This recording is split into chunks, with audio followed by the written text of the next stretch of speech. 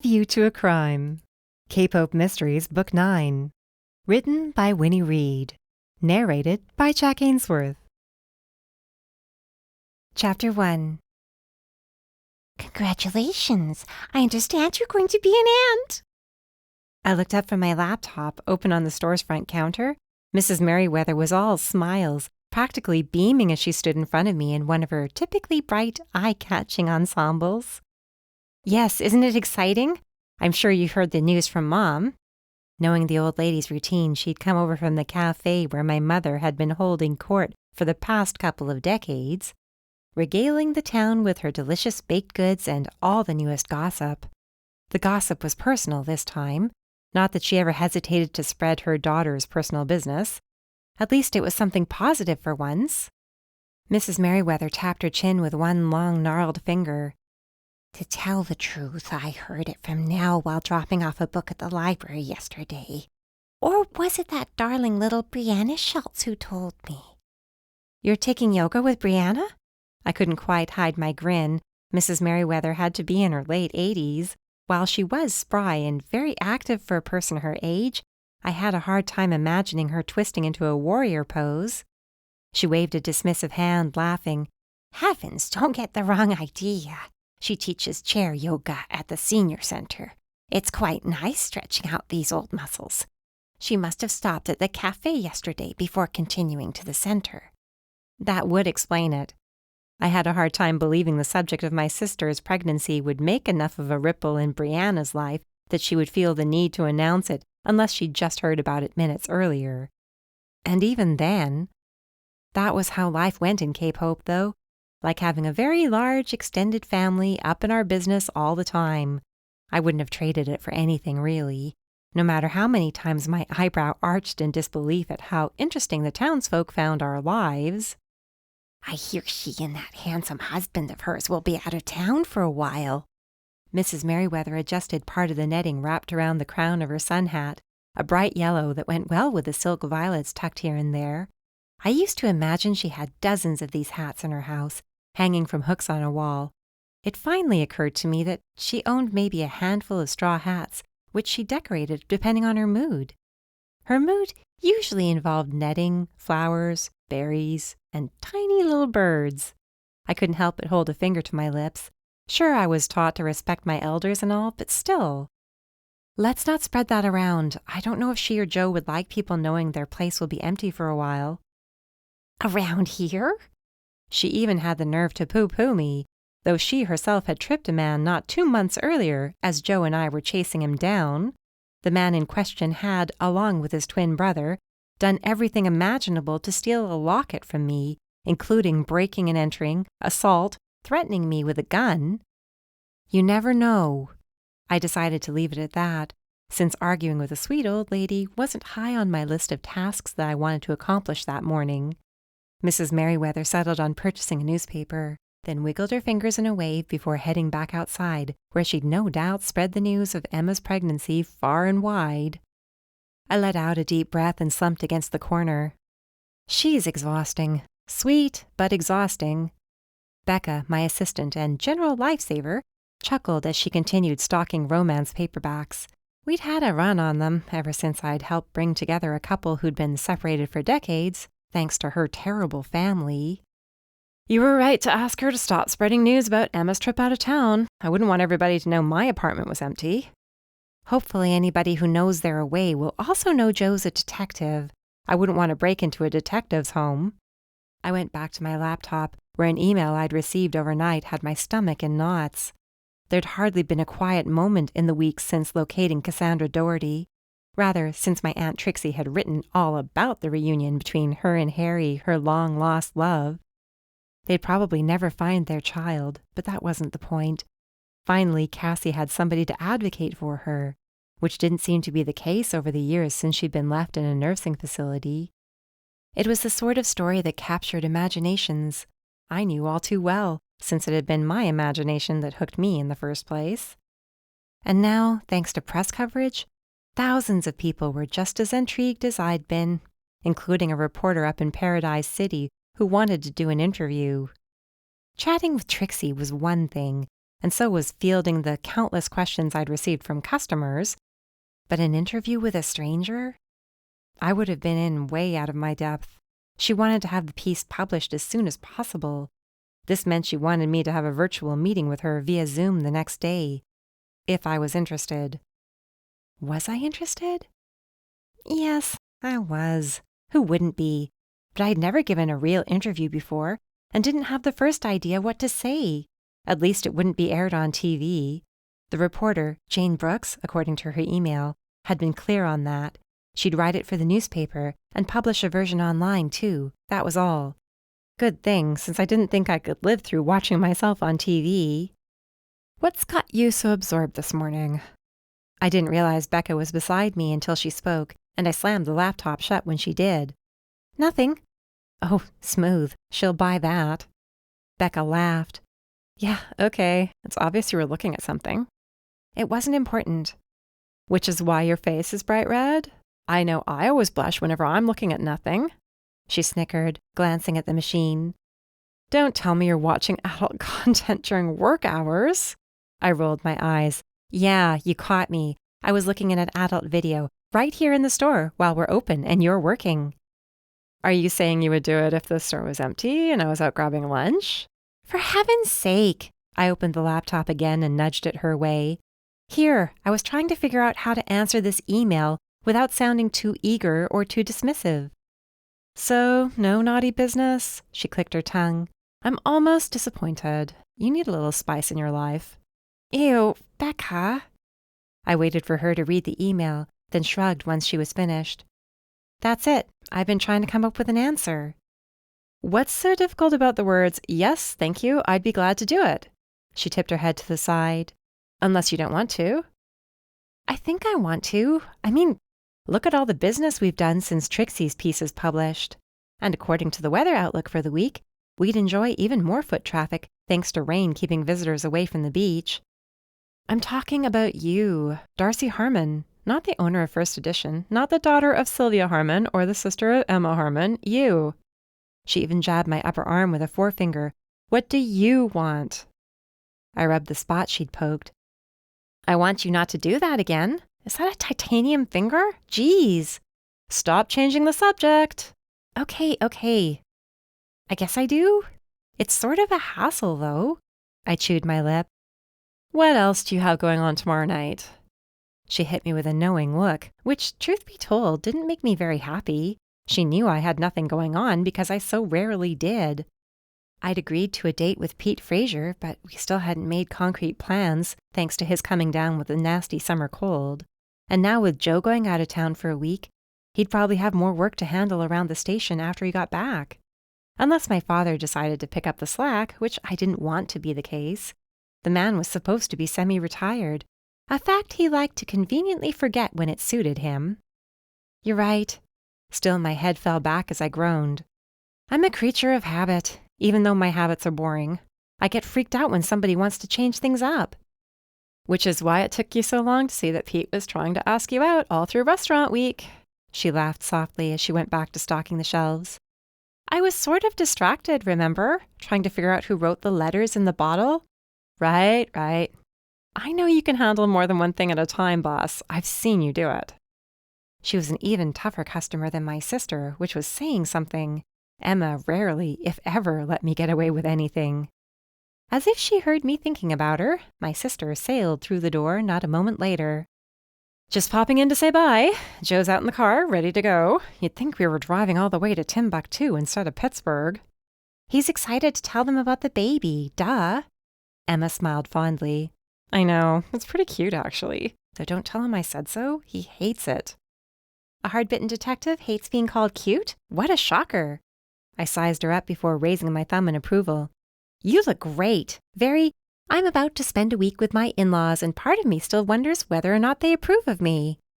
She gave me an absolutely filthy look. They approve of me, and I don't appreciate you trying to get into my head like that. Don't you know you're supposed to be nice to pregnant ladies? The woman had a point. I gave her a hug. Sorry, I'm only teasing. You know they love you. Well, her mother-in-law wasn't the most charming woman alive, but she wasn't entirely hateful. Her head bobbed up and down for an instant before her eyes welled up. But what if they hate that I'm having Joe's baby? What if they don't think I'll be a good enough mother? Hormones. I'd never been pregnant, but I knew the havoc they could wreak. Why would they ever think that? You'll be the best mom ever. You're creative, imaginative, and you're a great cook and have an enormous heart. I was trying to make her feel better, but all I did was make things worse. She sobbed openly, loudly. You're the best sister, and I love you so much. Becca brought over a box of tissues, but this situation required more than that. Here. I went to the counter and reached underneath for a pair of blueberry muffins, freshly baked by Mom that morning. Go clean yourself up in the employee restroom and you can take these with you. I figured you and Joe could use a little sustenance on the road. That wasn't exactly true. I'd filched them for myself, but I was too busy with work and trying to find the perfect response to Jane's email to actually eat them. No wonder my stomach was rumbling. There you go again, taking care of everybody without thinking about yourself. Becca shook her head once Emma was out of earshot. To the point of taking food from your own mouth. I'll live without the muffins, and I could always go next door to get more. I lifted a shoulder when my assistant wouldn't stop shaking her head. Unless you want to hear my sister weep for the next 20 minutes, at which point her husband would barge in here and remind her they're already running behind. You might be okay with that, but I'd rather avoid it. Sure enough, the door swung open not a moment later. Emma, come on. I want to beat the evening rush. I nodded toward the closed restroom door. She's freshening up. Crying? Yeah. It happens. A lot. But he grinned anyway. The price you pay, I guess. I would have reminded him of the much, much higher price my sister was paying, but she joined us a moment later. Dar snagged some muffins for the road. Isn't she the best? Yet something told me Joe wouldn't get more than a crumb. I'd already learned the folly of keeping Emma's favorite foods away from her when she stabbed the back of my hand with a plastic fork. And she wasn't pregnant then. She continued speaking while tucking the muffins into her purse. By the way, I already pumped Joe for info on Pete. Any dirty secrets, hidden girlfriends, past crimes? He's clean. I scowled at Joe, who only folded his arms. Hey, don't blame me. She's the one who made me look into him. So that's why you didn't even have to look anything up before rattling off his pertinent information? She scoffed as she folded her arms the way he did his. Or do you randomly memorize the backgrounds of all your coworkers just in case one of them decides to date your sister-in-law? Aw, Joe, I patted his shoulder. That's so sweet. He cleared his throat and looked gruff. Yeah, well, your father would string me up if I didn't perform due diligence. The man was not wrong. Be safe. Have fun. I hugged Emma one more time before ushering both of them out the door. It would be a little quiet without my sister hanging around, but she had a second family to think about, too. You didn't mention the interview, I noticed. Becca joined me at the window, watching the happy couple as they set off for the wilds of Pittsburgh. I know Emma would have wanted to hear about it. Which is why I didn't mention it. I waved one more time as the car pulled away. You know she'd dash next door and scream it out to anybody in earshot before leaving. I'd never hear the end of it. This is between you, me, and the reporter. Not to mention everybody who reads the article once it's published. I'll cross that bridge when I come to it. And I hoped I'd never come to it. Remember, I haven't accepted yet. You will, though, won't you? I didn't answer, knowing she'd think I was crazy for being on the fence. Chapter 2. You're crazy for being on the fence.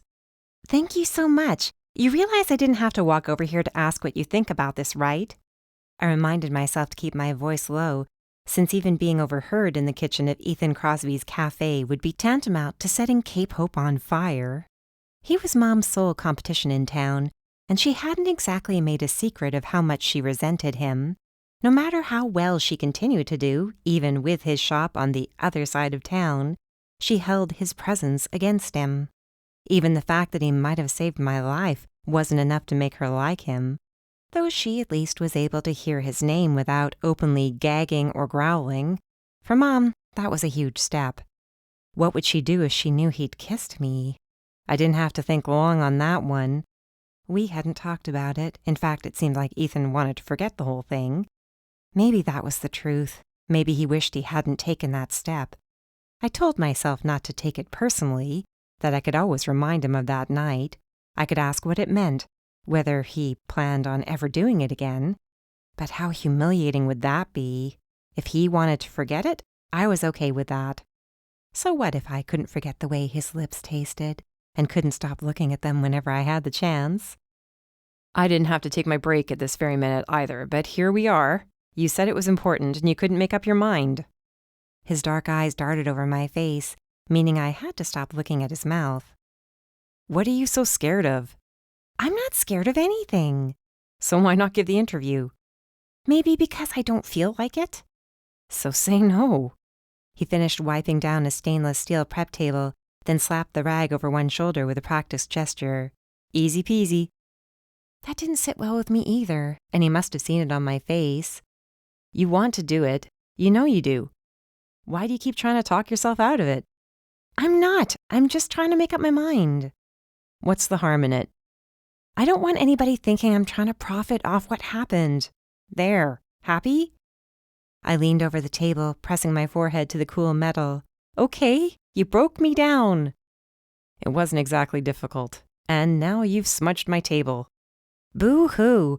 I rubbed my forehead back and forth. Now it's really smudged. Wow, that's a new one, even for a Harmon, rubbing your greasy forehead all over the place just to annoy me.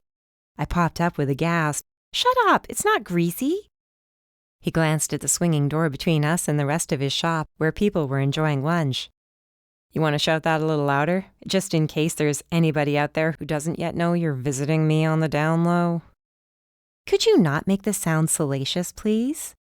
My point stands. He snickered, looking me up and down. It's too easy to get you worked up. You either need to learn to keep calm or start taking blood pressure meds. If the doctor hasn't prescribed them for me yet, knowing how my family stresses me out, I think I'm okay. I held out a hand and Ethan tossed the rag, which I used to wipe up my smudges. He folded his arms on the table, looking at me from under lowered brows. So we have the truth. You don't want people thinking you're benefiting from finding who wrote those letters in the bottle. My question is, who cares? I care. I know you do, and I'm saying you shouldn't. Which is a very easy thing for you to say. It's easy to do, too. Stop caring so darn much. I blinked. Waited. Nope. Just saying it doesn't make it so. You have to try. Oh, there's trying involved? Now, see, you didn't mention that part before. Darcy, come on, stop with whatever this is and listen to reason. Even if you benefit from helping somebody, so what? You deserve it. You went out of your way to help somebody, and unlike so many people in the world, you didn't do it for yourself. Do you know how unique that makes you? A tiny tingle ran up my spine. That's the sort of thing he'd said just before the kiss. It doesn't, though. It most certainly does. You give so much of yourself to everybody around you, even people you don't know and never would have met otherwise. You don't ask for anything in return. You're a special person. He scowled then, standing up straight and clearing his throat. Unique. It makes you unique. I cleared my throat too, which suddenly felt tight. Well, thanks. I never looked at it that way before. Of course you didn't. We don't usually see ourselves the way other people see us. Then he smirked. I do. I know some people think I'm a big bad wolf, like your mother and sister. They don't think you're so bad anymore. I mentioned you the other day, and Mom didn't even hold up a rolling pin and pretend she was going to bash me over the head with it. That's a huge step in the right direction. He raised an eyebrow. You mentioned me the other day? You would latch on to that part, right? Not the part where she doesn't hate you anymore. Why were you talking about me?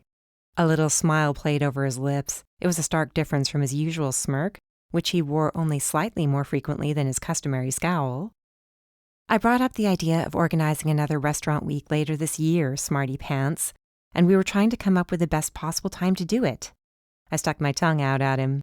So there, get over yourself. Little chance of that happening. A timer went off, making him turn toward the ovens. I watched him pull out one loaf pan after another and moaned softly at the scent of fresh bread. That was one area in which he had it all over Mom. She didn't bake her own sandwich bread, but then she didn't serve sandwiches either. How many loaves do you go through every week? 5 to 6 dozen. He narrowed his eyes. Doing reconnaissance? Oh, yes, this is all part of a spy mission. You wouldn't believe what people are offering for this inside information. I shook my head, backing toward the door. Now, to cash in on this remarkable discovery, I have to spread the word. I was in the alley with the door swinging shut, but I heard Ethan's final proclamation. Do the interview. He always had to have the last word. I think you should do the interview. Pete's voice was thick, thanks to mucus and whatnot, but his opinion rang out clearly enough. Yeah, you do? I do. I could tell he was chuckling, though it sort of sounded like choking, all things considered. Judging by the sound of him, I was sort of glad this conversation took place over the phone. He was a cutie pie, but nobody was all that cute while battling a summer cold. I didn't feel like picking it up either. He was a very nice guy, and I hadn't quite forgotten how sweet it was, watching him interact with little Georgie the night he'd helped me babysit. But that didn't mean I wanted to share his sickness. Yeah, I guess you're right. I don't know why there's all this resistance. You're a creature of habit. You like things to be a certain way, comfortable and familiar. Here's the thing. While he was a very sweet, very charming, and generally adorable man, nobody wanted to hear herself described as a creature of habit who liked things to be a certain way. I mean, maybe if we'd been in a relationship for 10 or 15 years, maybe then hearing myself described as a creature of habit wouldn't have made me recoil. Maybe then I wouldn't have looked in the mirror over my dresser, expecting to see wrinkles and liver spots. Did Mrs. Merriweather have any unused hats lying around? Darcy? Did I lose you? I sighed as quietly as possible. No, you didn't. Here I am thinking I'm getting better at putting myself out in the world, broadening my horizons and all that, but a simple online interview makes me pull my head inside my shell. It's not like snapping your fingers and everything magically changes. It takes work, sometimes every day, from one decision to another, until you get better at making the more courageous choice, you know? I sat on the corner of my bed, smiling now. You sound like you know what you're talking about. I'm a human being, so yeah, I know what I'm talking about. He sneezed a few times, so loudly I had to hold the phone away from my ear. His nose blowing was even louder, making me wince. That's a heck of a cold. Poor thing. I could bring over chicken noodle soup if you want. I make a very good chicken noodle soup. You're sweet to offer, but I wouldn't want to put you out.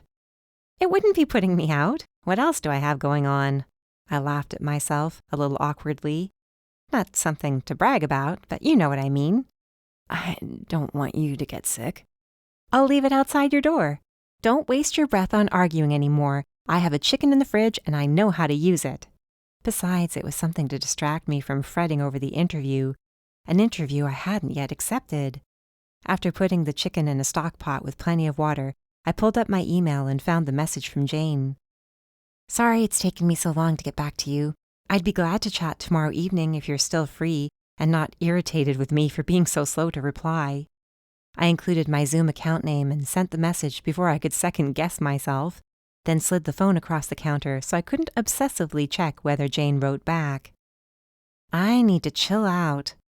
A glance at Lola told me she couldn't have cared less, all curled up in her doggy bed with a chew toy between her front paws.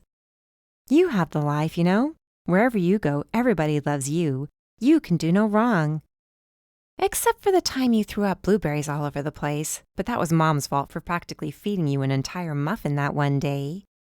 Emma's dog sighed softly, plopping her chin on her paws like she remembered and wished she didn't. Soon there were garlic cloves, peppercorns, and other various aromatics in the pot with the chicken. I simmered it for an hour before removing the meat from the carcass and leaving the bones and skin to continue adding their goodness to the stock. I might have checked my email once or twice, too. Nothing yet. Lola was unimpressed. Yeah, well, we'll see how you feel about it when you want chicken. You'll be my best friend, won't you? It didn't take long for that to happen either. Soon she danced around my ankles, prancing and wagging her tiny tail. Okay, I'm not a monster. I chopped up a little meat and dropped it in her food bowl before going back to the soup. There was something very comforting about the act of making soup, especially because I was making it for somebody besides myself. taking care of him, even in a small way. The way friends did, right? Ugh! I threw back my head and stared at the ceiling while Lola begged for more chicken. What was I doing? Thinking about Ethan's kiss 1 minute, making soup for Pete the next. He's not going to read too much into this, is he? I mean, I know he's into me, and I like him, but how much? We haven't even gone on a date yet. I don't know if there are any sparks, you know? Lola stared up at me. I know, you don't care. I tossed her a little scrap of chicken anyway. Friends do things like this for each other all the time, don't they? Pete wouldn't read too much into this, and if he did, well, I liked him. Worse things could happen. Darn it, I was overthinking everything. I was also anti-change, just the way Pete had pointed out. That made it sort of difficult to figure out whether I was resisting him or the notion of my bland, boring little life changing thanks to a relationship. Which is why I very carefully packed up a big container of soup, thick with veggies and noodles and tender chicken, then cheerfully put on Lola's harness and walked her over to Pete's. I had to act, not think. Overthinking never got me anywhere. It was a 10-minute walk to the cheerful little duplex where Pete lived and where I performed a slightly more grown-up version of the old ding-dong-ditch game. Instead of running away before Pete could reach the door, I waited on the sidewalk for him to answer. Seeing his face light up made me feel warm inside, making me wonder if I wasn't trying to talk myself out of something when I insisted to myself that we were only friends. Make sure you eat it hot, and maybe have some tea with honey and lemon. Do you have honey and lemon? I can get some. Thanks for this. It's been a long time since anybody cared enough to make soup for me. The best part was how happy he looked when he waved before closing the door. My heart felt very full as I led Lola away, back toward the Victorian I called home. That warm, fuzzy feeling lasted until my phone buzzed, tucked inside my pocket. It wasn't a call coming in, but an email. Sounds great. See you tomorrow night at 8 o'clock. Jane. No turning back now. Chapter 3. You look great. You always look great. Poppy tossed Lola's stuffed bunny across the room and giggled when the dog took off after it. Her paws skittered over the bare floor, but she managed to stay upright, unlike the one time she slid out of control and crashed into the fridge. Good thing she was so small and couldn't do any damage. Poppy turned to me from where she sat, cross-legged on the floor. No offense, but does it matter what you wear for your interview? She's not going to include any images in her article, is she? This Jane person? I don't think so. I sat on the sofa with a sigh, shrugging helplessly. I want to look good, that's all. I'm nervous. I've never been interviewed before. Sure you have. Trixie doesn't count. She's been interrogating me since I was old enough to wear a training bra. Poppy snorted. There is a difference between interrogation and interview. It's a fine, fine line, trust me. Imagine you're talking to a friend then. It doesn't have to be so serious. Tell her all about finding the bottle and how your neighbor, Poppy, helped you get the cork out of the neck so you could read them. Poppy, who, by the way, is an artist and hasn't sold a painting in weeks. I'll try to drop your name, don't worry. She thought I was kidding, but she was wrong. I'd figure out a way to get her mentioned. She did play an integral part in finding Cassie. Anyway, it doesn't have to be any more complicated than that. Be your normal, friendly self, and everything will go smoothly. She nodded to the dog, who'd just taken off after her toy again. You want me to take her across the hall, give you a little peace and quiet? No, she's good. I'm not worried about a distraction. Besides, Poppy tended to leave her paints and other supplies around when she was working. She called it getting lost in the flow when she'd lose track of time and place. All I needed was for Lola to get her pretty paws on an open tube of paint. Emma would kill me if guilt didn't do the job before she had the chance. When are you going out with Pete? Poppy reached across the coffee table to grab her wine glass. It had been her suggestion, opening a bottle to calm my nerves. We usually made it a point to hang out once a week or so anyway. This was as good a reason as any. I don't know yet. We'll see if my soup helped or harmed, then go from there. It didn't kill him, did it? I rolled my eyes. Not as far as I know. He texted me a bunch of times to thank me for it, Promise to make it up to me? Her eyebrows moved up and down. We all know what that means. We don't know any such thing, so get the idea out of both our heads right now. All she did was stare at me. What? Stop it. Don't make this into more than it is. More than it is? He wants to date you. He wants to smooch you. In case I didn't follow, she pursed her lips and made kissy noises. Stop! My face was hot with embarrassment, or was it the wine? Either way, it felt like the temperature in the room had gone way up. Don't you want that too? She stopped giggling and looked at me very seriously. Don't you like him? I do, I guess. I don't know. If I hadn't already spent a ton of time blow-drying my hair, which, truth be told, I usually didn't have the patience for, I would have thrown myself down on the sofa and buried my face in a pillow. It's weird. My whole life everybody's known my business, like a celebrity only without the money. It's never been easy for me to talk about stuff, personal stuff. Emma's really the only person I feel like I can open up to, but I'm working on it. I'm honored to be your guinea pig. She winked before checking the time, then hopped to her feet. You've only got a few minutes before you're supposed to be on that call. You'll be great. I bet you'll laugh at yourself for ever being so worried about it. That I doubted, but I didn't have time to argue. I didn't want to either. I wanted her to be right. My laptop was already open, and all that was left to do was log into my Zoom account. Wish me luck, Lola girl. She was too busy chewing her bunny to pay much attention.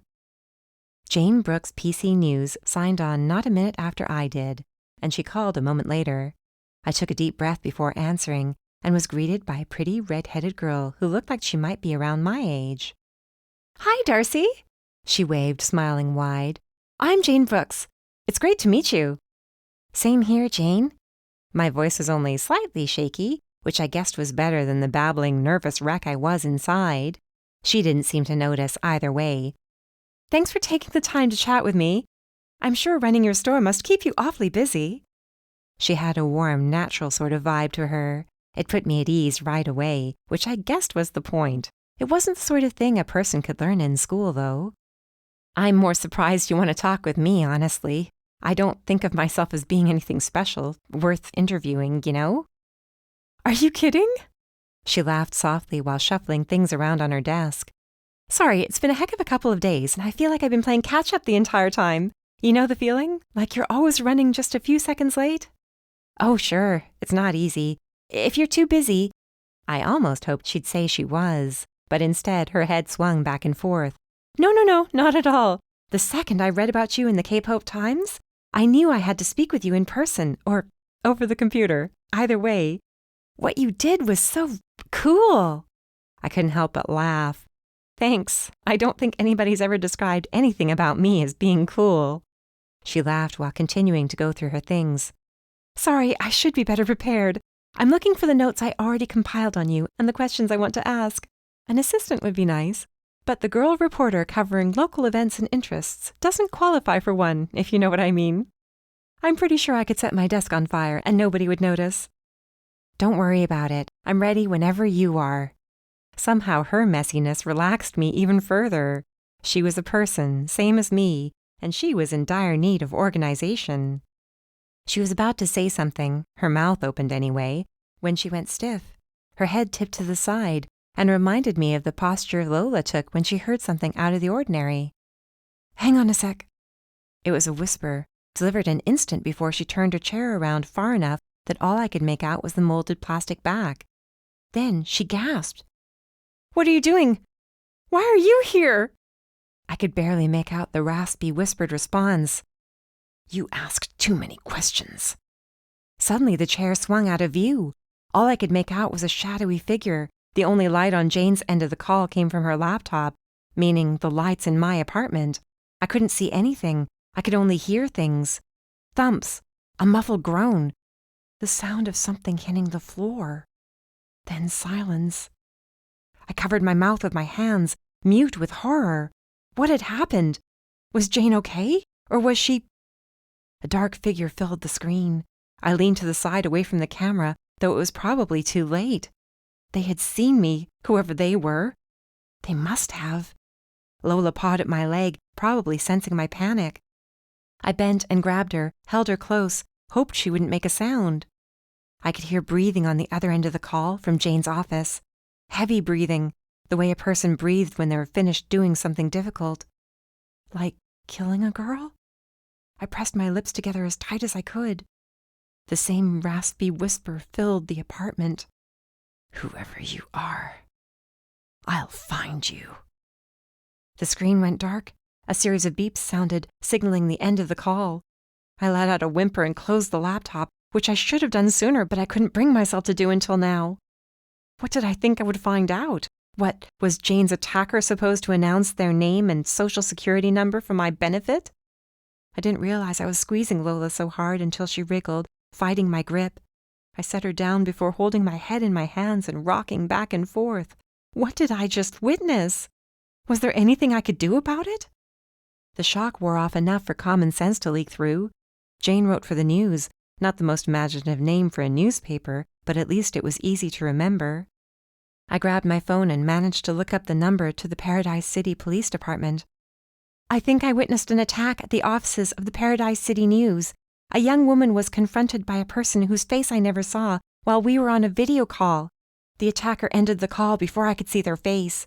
The girl needs help as soon as you can get it to her. Please, it's an emergency." I ended the call then, knowing they'd ask identifying questions if I gave them enough time. I couldn't risk that. "Please, go get her." I could only hope they would, that someone would take me seriously instead of assuming it was a prank phone call. What if Jane was dying? What if the attacker had continued hurting her after ending the call? I picked Lola up again and hugged her. A few tears dripped onto her fur, which inspired her to start licking my cheeks. At least one of us was happy. What was I supposed to do? Chapter 4. I opened the door and pulled Pete into my apartment before he'd even finished knocking, having been waiting there ever since I called him. Whoa, what's this all about?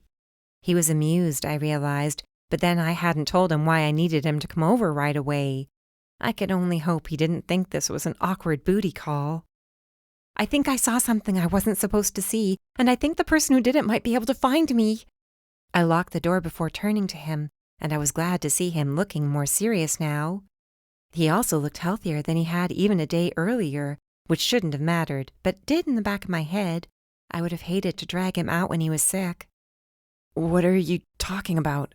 He reached down to pat Lola's head, since she was frantic about having a visitor. "You have to swear, and I mean swear for real, that you won't say anything about this to my father." He gave me a look I read easily. "I mean it, please. I don't want him getting worked up." "Sometimes I think you care more about him than you do about yourself. If you're in trouble, he could help." "I don't know that I'm in trouble, and please keep your voice down." I glanced toward the locked door, thinking about Poppy. Now he looked amused again. "What, is there a rule against having a man in your apartment after 9 in the evening?" "I don't want to involve her if it's possible to keep her out of it." I wrung my hands together. "Please, this is serious. I need you to promise this will stay between you and me." His mouth fell open. "Geez, Darcy. Yes, I promise. What happened?" He reached out, closing a hand over my shoulder before leading me to the sofa. I told him everything I knew. It took longer than it should have, but that was because I couldn't stop crying. Not big, gusty sobs, but the kind that made tears roll down my cheeks and choked me up anyway. Once I was finished, Pete sighed, staring pensively at the hands I'd folded in my lap. "What do you think? Am I overreacting?" I watched him closely, analyzing his every move, every muscle twitch. "Why does it sound like you hope I'll say yes, you are?" "Because I do hope you will." Our eyes met and my heart sank. It wouldn't be that easy, would it? "I'm sorry. It sounds like you witnessed something you weren't supposed to know about." "So you believe me?" He closed a hand over mine. "I believed you before you ever told me what happened, because it was bad enough that you called me and begged me to come over.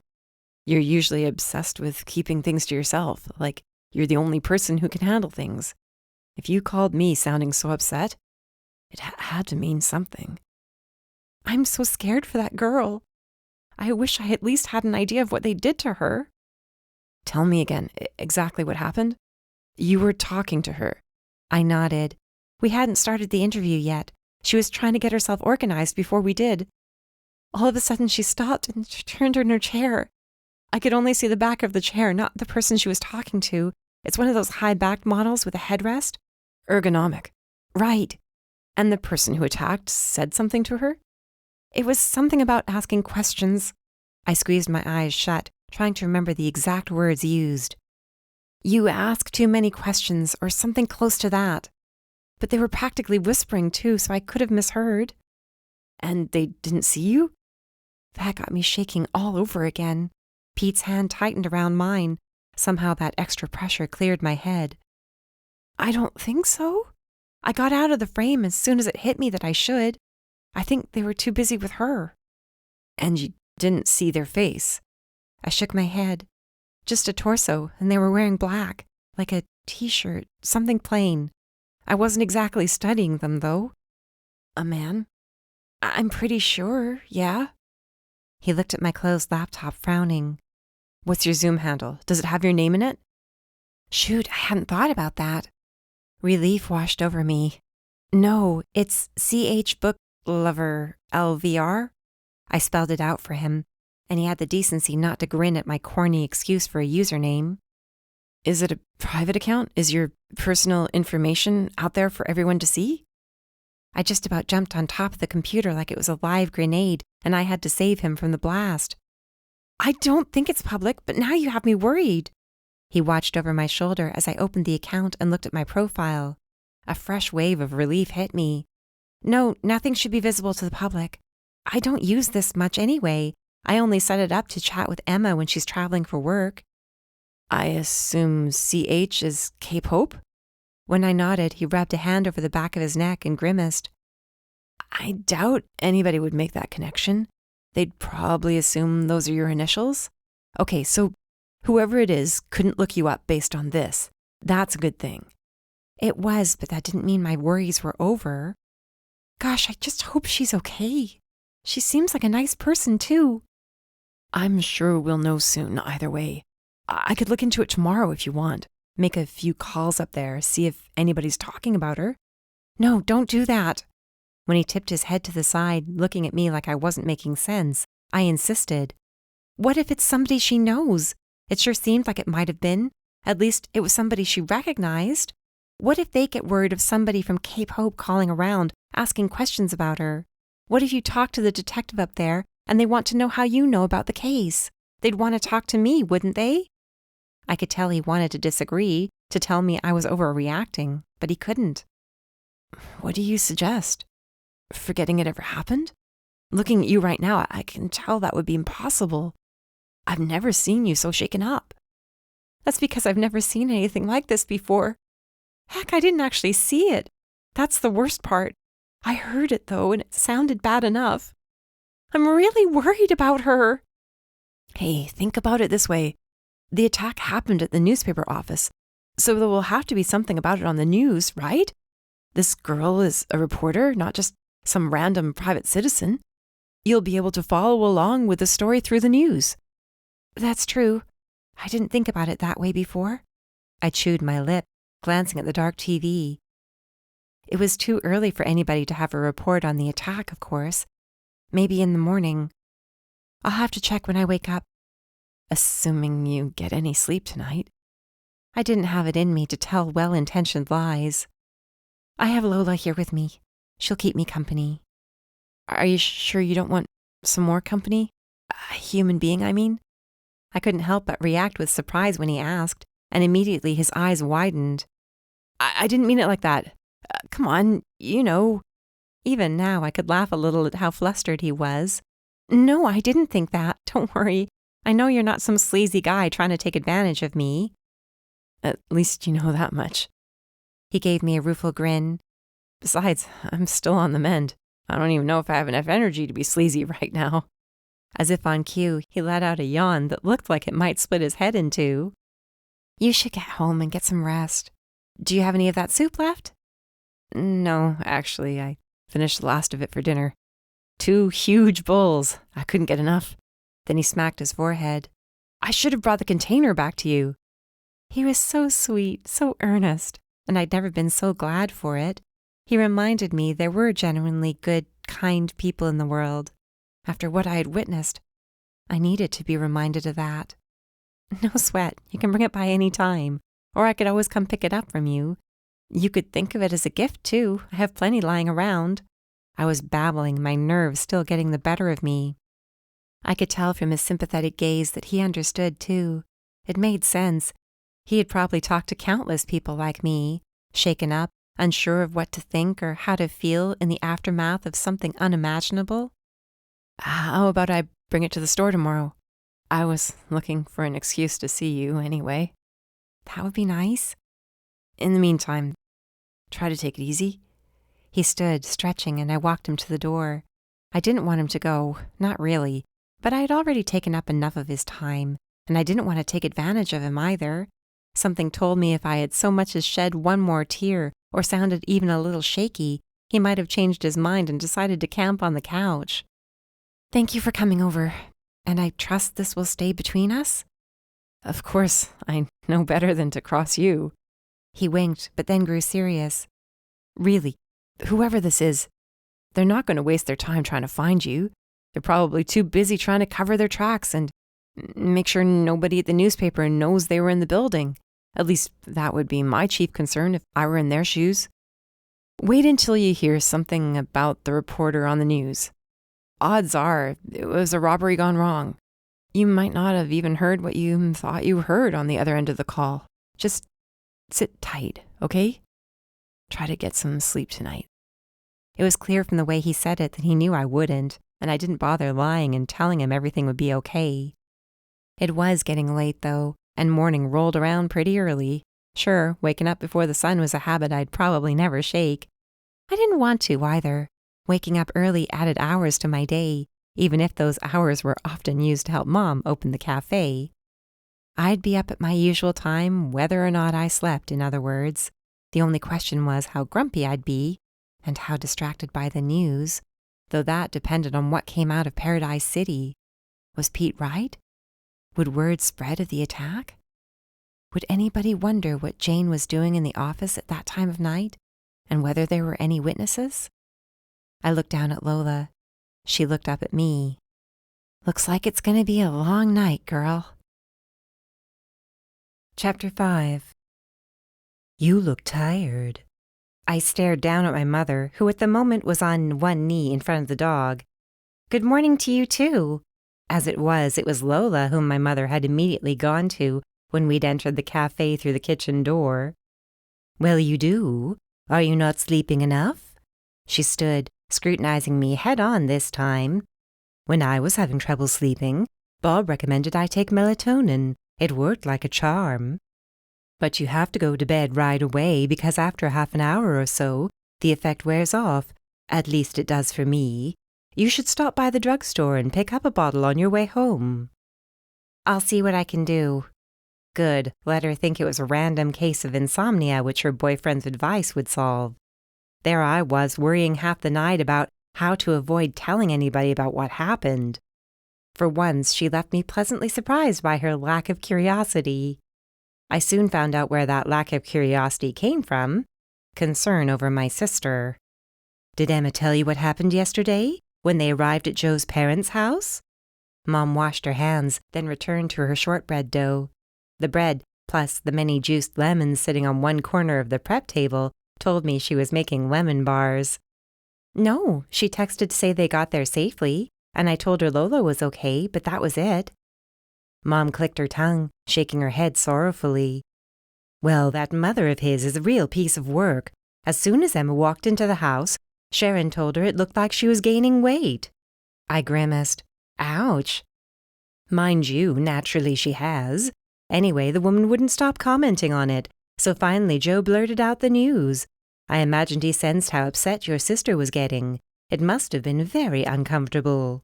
Mom shot me a look I knew too well. See, you two like to act like I'm the worst, and I admit there are times when I don't know when to leave well enough alone. But even I have enough tact to know you don't comment so heavily on a woman's appearance. That's true, I'll give you that much. Mom was gossipy, not tacky. I leaned against the table with a sigh. Poor Emma. Both announcements got messed up, didn't they? When she tried to make a big announcement to our family, nausea had done it for her. Mom growled as she worked the dough. It's a shame she didn't throw up all over that wretched woman's shoes. Even in my nearly delirious, sleep-deprived state, I couldn't help laughing at the mental image. Now I wish she had. I'll bet she wishes she had too. I'll have to text her later and check in. And you should stop working that dough so hard, unless you want the crust to turn out tough. I could tell she didn't appreciate the tip, but she saw how right I was. I tossed her a towel which she used to wipe butter from her fingers. The last message Emma sent me, Sharon was all but falling over herself with apologies. Sure, Emma's giving her a grandbaby. Sharon must feel pretty stupid now insulting her. Why are some people like that? I picked up a lemon and rolled it back and forth between my hands over the shining metal table. Mom turned away from her work. I glanced up and found her studying me. What? You sound like you're about to burst into tears, honey. I didn't think you'd take the story that hard. Pull yourself together, Darcy. I squared my shoulders. I'm tired, emotional, no big deal. And I'm still a big sister. I don't like it when anybody puts Emma down, even now when we're grown-ups. Only I can't pin Sharon down and threaten to dribble spit on her face unless she promises to stop. Mom's jaw dropped. You never did that. Didn't I? I snorted at the memory, one which I probably wouldn't have mentioned if I wasn't sleep-deprived. Kenny Landers, remember him? Her nose wrinkled. The sort of boy you just know is going to be trouble all his life. That's the kid. I could tell she was trying to keep a straight face, but it wasn't easy. You pinned him down? Sure did. He was maybe 11 or 12 and hadn't quite hit puberty yet, so I was still bigger than him. I pushed him down and pinned his arms and legs with mine. Then I threatened to dribble saliva on his face the way he did to all the kids who were smaller than him, including Emma. He didn't like it very much. He probably wouldn't have done anything so disgusting if she hadn't insisted on letting him antagonize her. I always warned her against giving bullies what they wanted, but she's always been too hot-headed and stubborn. So what, you wanted her to sit there and take it? She was supposed to let herself be bullied and intimidated? Too many people get away with whatever they want to do, all because nobody had the guts to stand up to them. My mother blinked, eyes wide. Darcy, are you sure there isn't something else going on with you? I've seen you when you've gone without sleep, but this...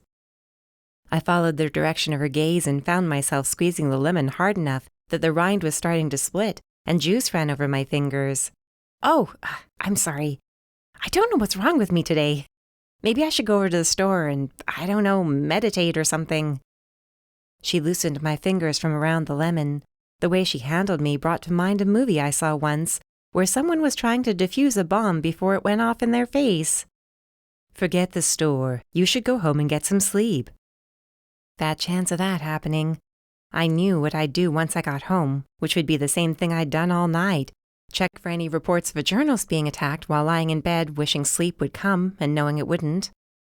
The way you would go home and get some sleep if you were overly tired? Don't turn things around on me, Missy. I'm still your mother. She sniffed, offended, though I knew she wasn't really. She was the one who'd raised Emma and me with a no-holds-barred work ethic. I wrapped her in a hug. If I didn't know better, I would think it made you sort of proud when either of us pushes through on days like this. How else am I supposed to act? Remember when you had that broken wrist, but you didn't miss a single day of work? That's different.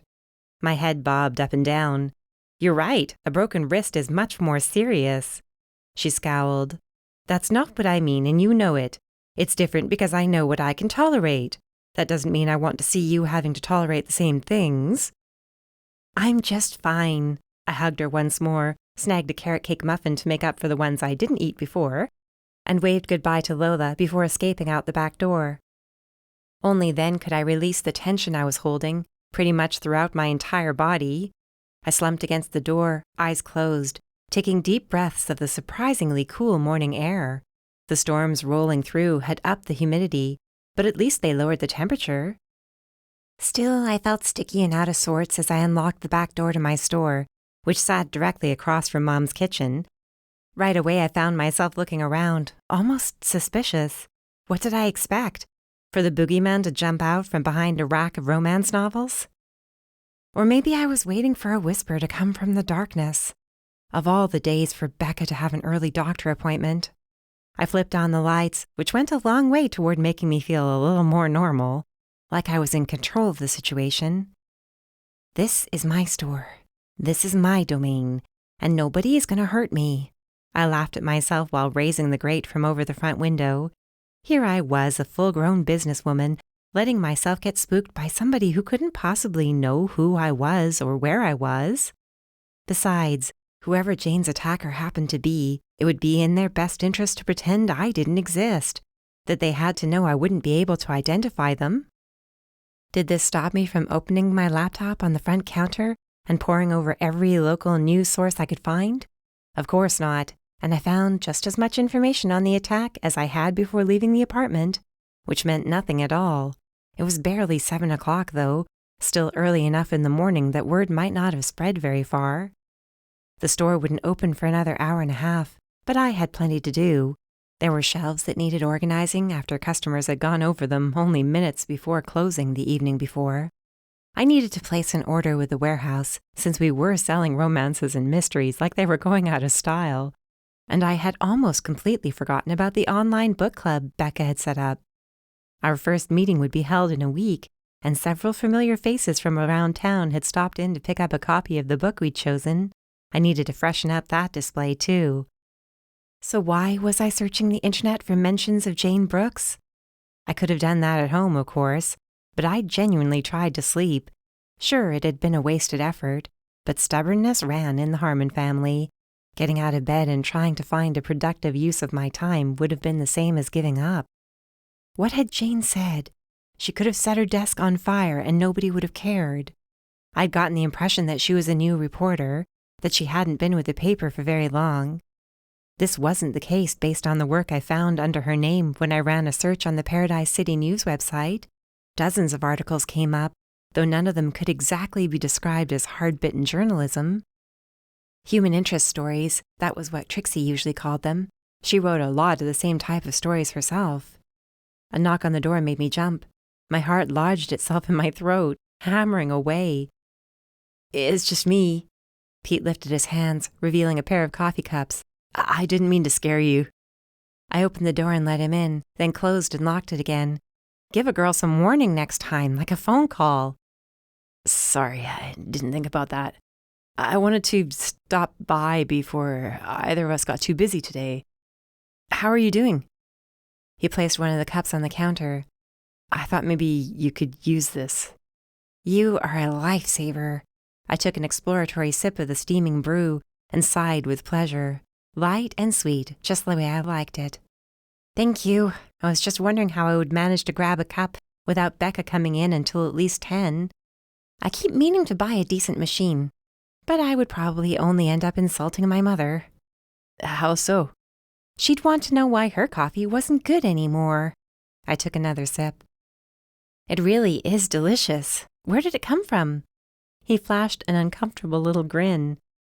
"I walked past Ethan's place on the way here. I figured you wouldn't mind my throwing business his way since you two are sort of friendly." The coffee threatened to sour in my stomach, and not because it came from Ethan. Why did I suddenly feel guilty? Pete and I hadn't even been on a date yet, and even if we had, there was nothing exclusive about us. It was one little kiss, that was all. And I hadn't even participated in it. Ethan took me by surprise, so much so that I'd spent countless minutes sitting there, wondering what the heck just happened long after the man had left. "He brews a good cup." I left it there, since I wouldn't have had the bandwidth to discuss it further, even if I'd gotten a decent night's sleep and wasn't afraid for a girl I didn't know. He eyed my laptop. "Find anything?" I shook my head, groaning as I spun the machine around so he could see the screen. "Not a thing. I was looking into her, the reporter." "How come?" "I don't know. It's something to do, I guess. When you hear somebody getting attacked, you kind of want to know more about them. At least I do." I tried to laugh it off, but now I felt sillier than ever, stalking this girl online, like that would give me any answers. "You know, you could try calling around to the different hospitals up there. See if she's being treated, if you're really this worried, I mean. I want to, but again, if there hasn't been a peep about the attack in the news. He nodded slowly. Sure, somebody might wonder how you knew to look for her. Exactly. I don't know why I feel like I need to take these precautions, honestly. I'm freaking myself out over nothing. Don't do that. There was none of the charming, nerdy earnestness about him. What I saw before me was a cop, a very serious one.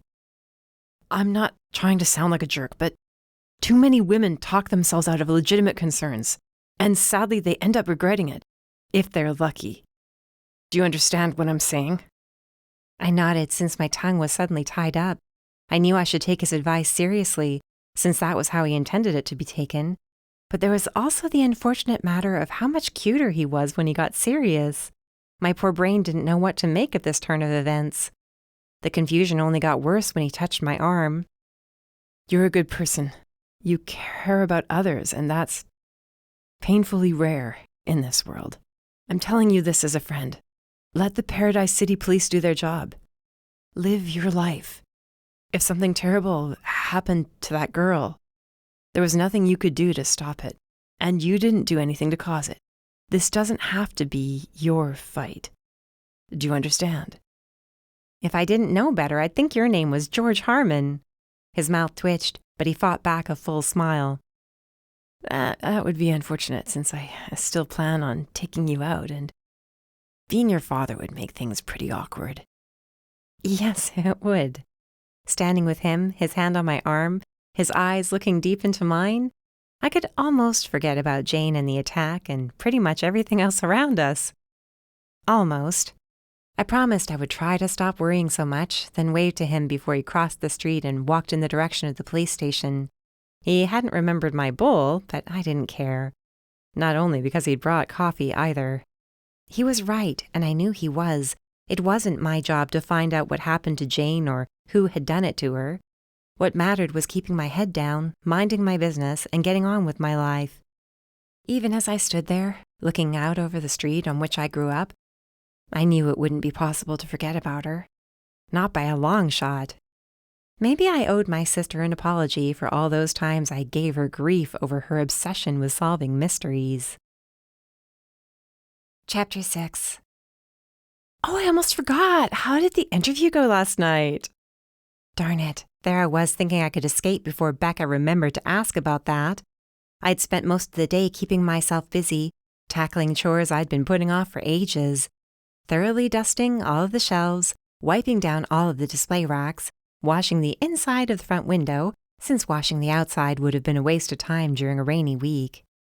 All of the things I usually put off in favor of the work I actually enjoyed. In other words, I had done everything I could to stay away from the internet, and from Becca, who fortunately had been busy with customers most of the day. Now it was just the two of us, and I was about to lock up before fetching Lola from next door. I didn't really have an excuse to avoid the question. Actually, she never showed. I shrugged in the face of Becca's disappointment and told myself it was okay to tell a little fib in a situation like this. She would understand if she knew the truth, wouldn't she? I was only trying to keep her out of it. That's a shame. I was really excited for you. That only made me feel worse. Here she was, genuinely dedicated to the store, working as a team member, putting her creativity and sweat into helping me grow my business. And I was lying to her. It's okay. Maybe she got caught up with something else and forgot. I sent her a message. We'll see if she gets back to me. Either way, we're doing well, aren't we? I forced a smile I didn't feel, tilting my head toward the cash register. That thing didn't stop running all day today. That's true. Well, we'll see what happens. I didn't have an umbrella, namely because I wasn't thinking clearly enough that morning to consider bringing one. The rain had paused for a couple of hours, and since there hadn't been any raindrops falling from the sky when I'd left the apartment, I hadn't thought about it. Too busy trying to function on barely a few minutes of sleep. Now it was drizzling steadily. I hope Lola doesn't mind getting a little wet. I can always wait around and we can share my umbrella on the way home. You're right on the way. She was too sweet, and sometimes I wondered what I'd done to deserve her. No, you go ahead. I'm sure Mom will want to keep me chatting, and I don't want to hold you up. I'll be fine. For all I know, she has a few umbrellas stashed under the counter, in the so-called lost and found, which was really a cardboard box under the front counter where odds and ends were left after customers forgot them. Lola came running at me when I opened the door, and I heard the light tinkling laugh belonging to my Aunt Trixie as I dropped to one knee to greet the dog. She isn't even Darcy's, but she's just as excited as she is when Emma comes in. I hope she doesn't get jealous when the baby comes. I hadn't thought about that. I wondered if Emma had. What do you think? I scratched Lola behind the ears and kissed the top of her head. Will you be jealous of the baby? You know Emma and Joe will still love you, right? You were certainly jealous when Emma came. Mom chuckled as she wiped down the front of the display case. Was I? You've never mentioned that before. Sure. Sometimes you would sit there and stare at me in the strangest way. It was downright creepy. I could tell you wanted me to put the baby down so I would give you attention, and I tried to explain she needed me more just then, but of course you were too little to understand. I grew out of it, right?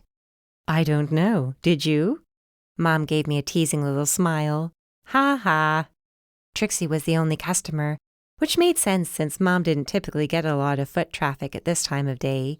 It was a little late for coffee and cake, but too early for anybody heading out for dessert. Not that her cafe was open at that time of night anyway.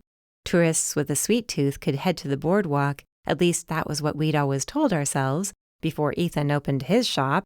Folks wandered in there at all hours. I'd seen it for myself while walking past. Since it was just the three of us, not counting the dog, I went behind the counter and poured myself an iced tea from the large metal dispenser. A little kick of caffeine would help me get through the rest of the evening. I had no plans to head home and go straight to sleep, no matter how weary I felt. Are you all right? You look worn out. Trixie lowered her sunglasses, which she insisted on wearing indoors, and peered at me in a very Trixie way. That was the only way I could think of to describe it, a way of behaving that belonged only to her. Just tired. I'm sure I'll feel better tomorrow. Meanwhile, I had to stop myself from gulping down the tea all at once. My face muscles were starting to ache from all the smiling I'd been doing throughout the day. Did I not smile enough in my regular life? Or did smiling when I wanted to do anything but take more effort? I'm sure all the extra business you've been getting has kept you on your toes. There was no missing the slightly self-satisfied tone in Trixie's voice, like she was solely responsible for the uptick in revenue I'd been enjoying over the past few weeks. I had no problem acknowledging her part in it either. Thanks to you, of course. She waved a hand, laughing softly. Please, I had nothing to do with it. No, but she never missed an opportunity to mention it either. Something in my chest ached, and I realized I missed my sister. If Emma were there, we would exchange a knowing look, then turn in opposite directions, or else risk laughing out loud. What would Emma do in this situation? Besides barreling straight ahead and probably getting herself into trouble, which I was very much trying to avoid. I leaned over the counter, propped up on my elbows, wondering how to approach this without being too obvious. Did you ever write something about somebody that made them really angry with you? Did you ever get negative pushback after one of your pieces was published? Trixie lifted a shoulder, clad in a zebra-striped tunic top. Sure, I don't know anybody in the business who hasn't. Really? It's that common? Everybody has an opinion, and even when you think that what you're writing about is nothing but positive and glowing and supportive, there's always a chance someone will come back at you with a complaint or something like that. Maybe they said something you chose not to print, and they want to know why, or the photo you chose to run wasn't the most flattering. Sometimes there are family members who want to know why they weren't consulted, even though they had nothing to do with the piece. But what about angry people? I mean furious. People who wished you'd never wrote about them at all. Are you trying to tell me something? Her mouth twitched at the corners. Do I have anything to be concerned about? No, of course not. Sheesh. What's this all about? Mom finished wiping down the last of the tables before turning to me. Is somebody giving you trouble now that you were in the paper? No, it's nothing like that. I turned back to Trixie, who was clearly waiting for clarification. I was reading a new book, one I was considering stocking at the store.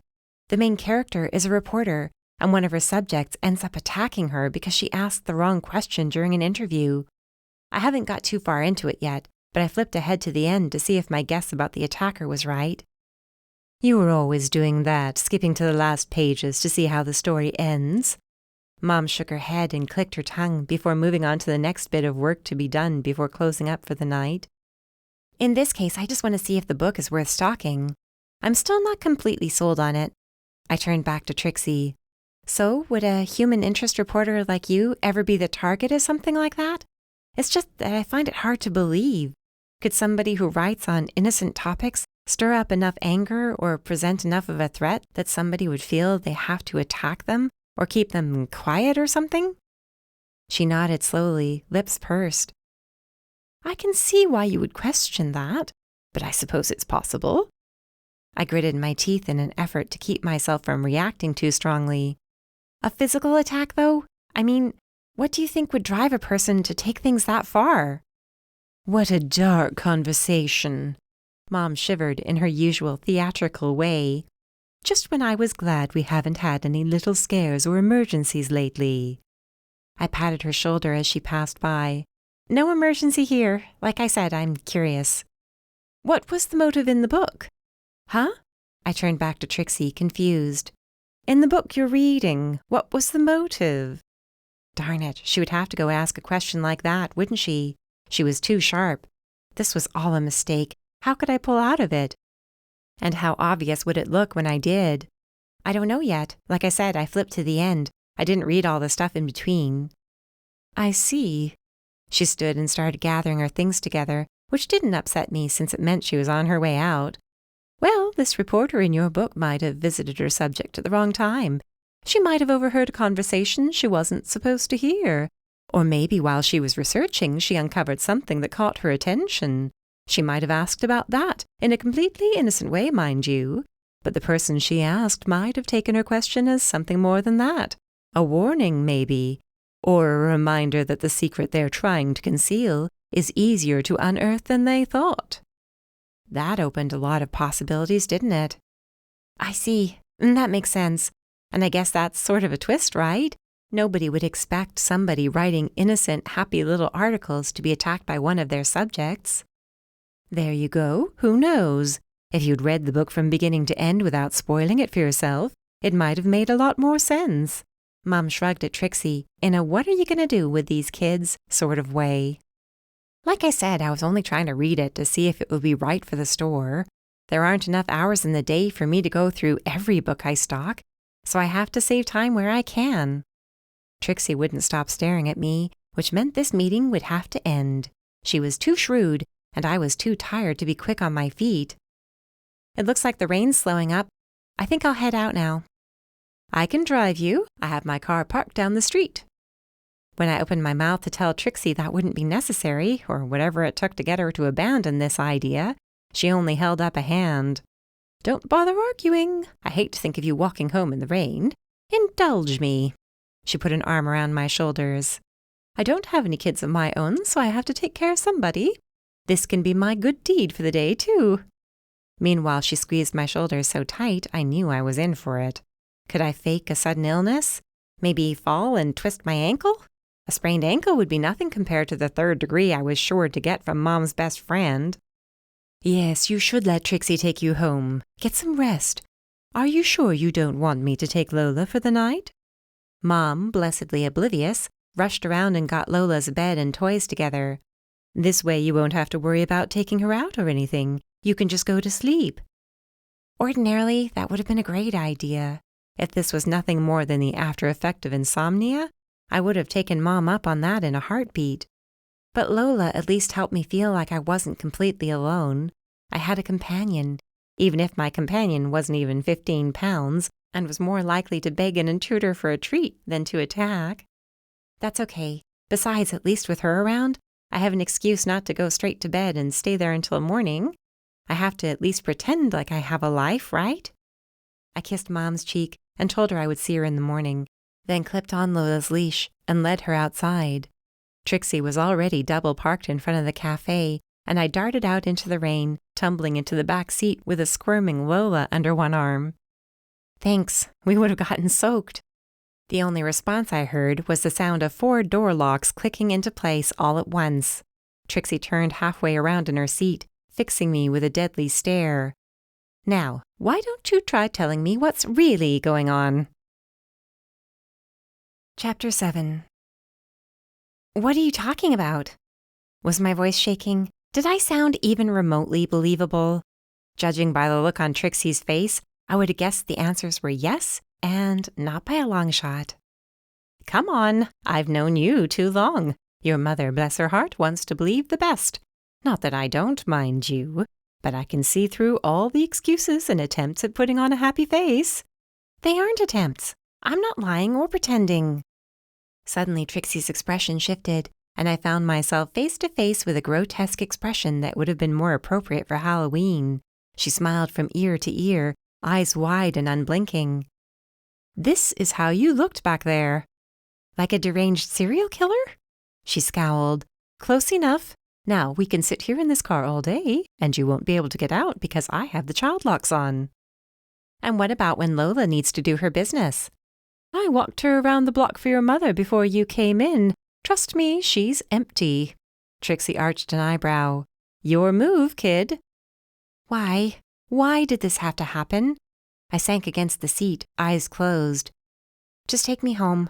We can talk about it, but I don't feel like doing it here in the car. I could go for something to eat, too. Fair enough. I could use some grub, too. The least you can do after I'm going through all this trouble is feed me. No one ever asked you to go to the trouble. You didn't have to. Obviously, somebody needs to step in and take care of you. I didn't even have it in me to be annoyed at the implication that I couldn't take care of myself. I could only sit there and let Lola lick my hands until I was pretty sure I didn't have any fingerprints left, while Trixie drove to my house. It sounds like somebody's having a party. Trixie's gaze lifted when we reached my landing, indicating the noise coming from the floor above us. Yeah, they have friends over a couple of times a week. Dinner parties, I think. I unlocked the door and ushered her in, followed by the dog. You never go? It's not exactly an open invitation. It's for their friends, not for me. Why don't you have dinner parties here? Who says I don't? When she tipped her head to the side, I rolled my eyes. So what? The store is my life, and I'm working on the other areas too. I am. Fine, fine. She held up her hands. I was only asking. No need to get upset. I wasn't. I practically bit my tongue then, since it was obvious I wasn't getting anywhere. I had gone around the block enough times with my mother to know some fights weren't worth pursuing. She sank onto the couch, where Lola happily joined her. So, what's for dinner? I was at a loss, standing in damp clothes in the center of my living room. You were serious about that? Her head bobbed up and down. I'm starving, and you need help. Anybody with eyes can see it. But I do my best thinking on a full stomach. A few minutes later, after ordering a pizza, because I truly didn't have it in me to cook a meal not just for me, but someone else, I sat down on the other side of the sofa and pulled my feet up under me. Okay, pizza's on its way, and you've managed to make me admit there's something going on. It's not my problem, so let's not get ahead of ourselves and freak out or anything. I'm not freaking out. I don't freak out. She looked appalled that I would even suggest such a thing. Sorry, right. I got you confused with Mom. I rolled my eyes. As I was saying, this isn't my problem, and I haven't done anything about it. Not sticking my nose in or anything like that. Don't get the wrong idea. All right, we're off to a promising start. She rubbed her hands together. You ought to know by now you can't keep anything from me for long. I might write about, how did you describe them, innocent topics? But I can sniff out a story with the best of them. I didn't mean to insult your work, trust me. I did win an award once, you know. I know. Did I ever? It had to be 15 years since she'd won, but I could still remember her bringing the little golden statuette into the cafe and showing it off to anybody who passed through.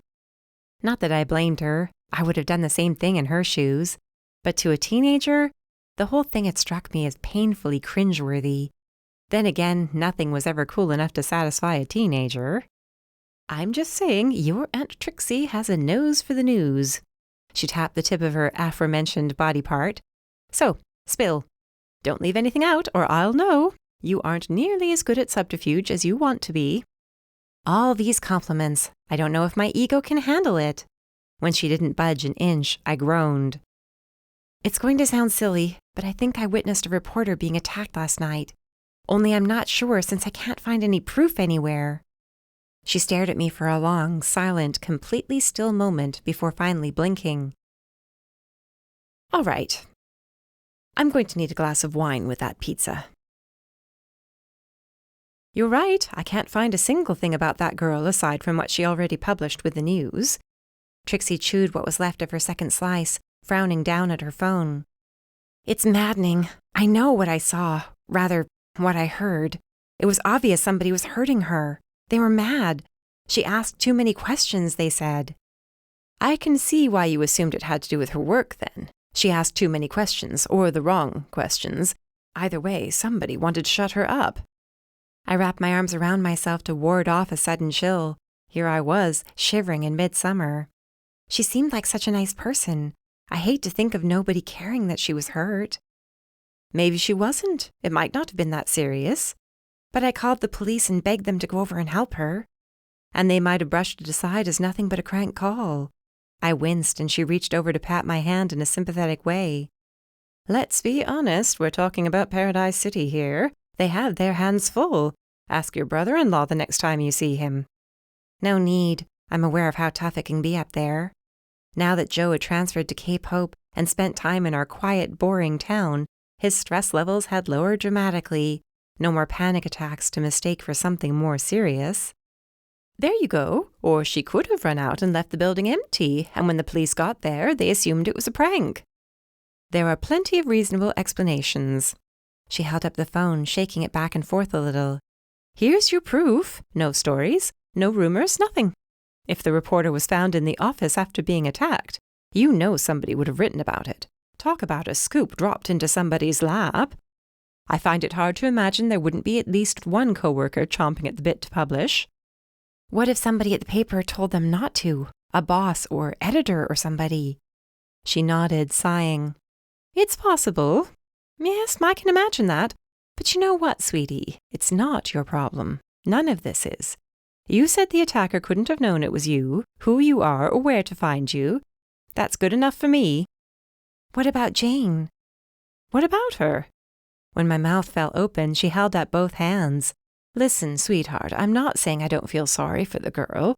I feel sorry for any girl who gets hurt. Boys, too, of course. My heart goes out to them. But I can't mourn for all of them either. I can't make them my mission, because then I might lose sight of my life. Of me. What was it? The slight tremor in her voice? Or was it the way her hands trembled as she reached for another slice? You didn't always write human interest stories, did you? I mean, I never thought about it much when I was a kid, but looking back... Her shoulders heaved in time with another heavier sigh. Here I was hoping you wouldn't ask about that. It's not that I have anything to hide, but I don't particularly enjoy going back to that time. It was when I won the award, actually. The reason I won. I spent 8 months uncovering a trafficking ring working up and down the coast. No way! I didn't know that. You were too young, of course. I know your mum tends to overshare, but some things even she knows better than to blab about. She sipped her wine, and it seemed to bolster her a little. This so-called employment agency knew kids came over here from Europe for the summer, so they could work on the boardwalks, at the motels, that sort of thing. The way European kids still do now. These creeps preyed on teenage girls, told them they'd make all this money working for the summer, painting this rosy picture of living on the beach in America and having the time of their lives. The agency would hook these girls up with jobs and do all the work to get them settled in. All they had to do was pay a fee. She took another sip, this one closer to a swig that emptied her glass. Let's just say they never made it to the beach, and they never made it back home either. To think they paid those heartless monsters so they could be sold to the highest bidder. I winced, horrified. I'm sorry, I'm not trying to drag up the past, especially if it's painful for you. We don't have to talk about it anymore. There isn't much to say, except that once you've learned enough sad stories, you have to decide if you're going to fall deeper down into that hole or not. There's nothing at the bottom but more sadness, more outrage. She balled up a fist and pressed it against her chest. Like having a powder keg inside of you, ready to go off at any second. The slightest provocation, something completely innocent, can result in an explosion. Not because of what's happening in the moment, but the weight of everything you're carrying around inside. A crying mother, a missing daughter, the helplessness of knowing there's nothing you can do to help either of them. Nothing anybody can do after a while. Once a person is truly lost or dead. It's a terrible thing. She wiped under her eyes, where tears had started to glisten. Some people can handle it, I guess. Some can only take so much. I fall into the latter category, hence my covering human interest and local developments these past 15 years or so. And nobody does it better. I leaned over the box between us and gave her an awkward but heartfelt hug. You're a dynamo. I am, aren't I? She was chuckling as she stood and went to the bathroom, where I could see her splashing her face. When she returned, her makeup was completely intact and she looked fresher than ever. The woman really was remarkable. So you think I should drop the whole thing? She nodded, stone-faced. Yes, drop it, for your own sake. I hate to see you looking like somebody dug you up, brushed you off, and forced you to go to work. Ouch. Did I look that bad? I patted my hair, self-conscious. You're tired, sweetheart. Needlessly so. She checked the time on her phone. It's almost 8 o'clock. I know you don't normally go to bed this early, but I could walk Lola for you while you get ready to hunker down for the night. I must have looked like death warmed over if she was offering this. That would be nice, thanks.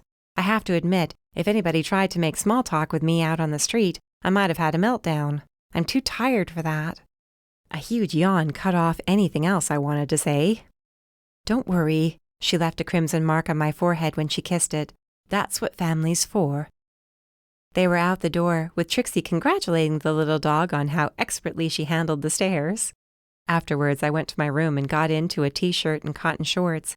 Yes, there was a kiss mark on my forehead, just like I knew there would be. I smiled to myself as I washed it off before washing the rest of my face. Everything would be fine. Hearing the situation from Trixie's point of view had cleared up so much of my self-doubt and guilt. Just because I expected the worst to happen didn't mean the worst had actually come to pass. Still, something was niggling away at the back of my mind. I didn't want Jane to think I didn't care about whatever happened. I didn't want her to think I had run off and abandoned her either, though there wasn't anything I could do to stop things. Maybe I could have screamed and let the attacker know I was watching, but then I had been too concerned with hiding. Who wouldn't be?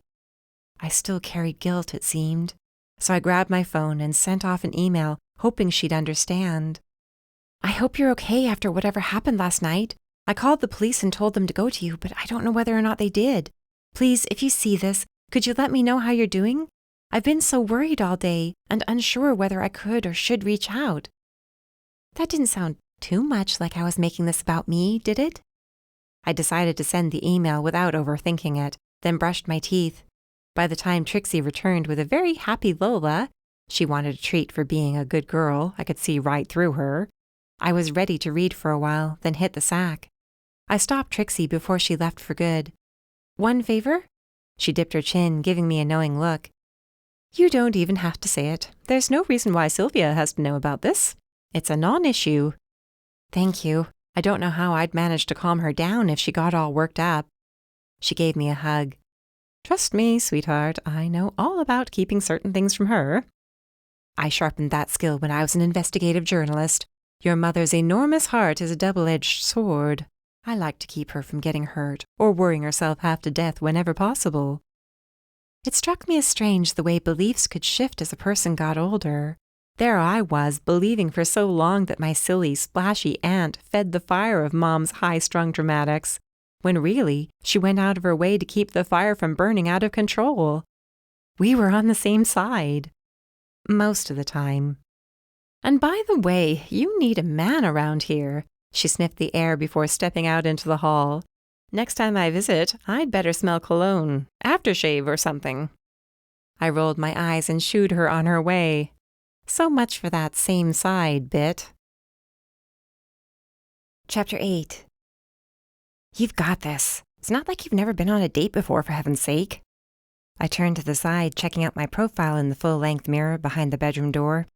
The sundress I'd finally decided on skimmed my thighs. It was bright, cheerful, cotton candy pink with tiny white dots. I was channeling my Aunt Nell, whose signature color had been pink for as long as I could remember. It looked good, though. I looked good.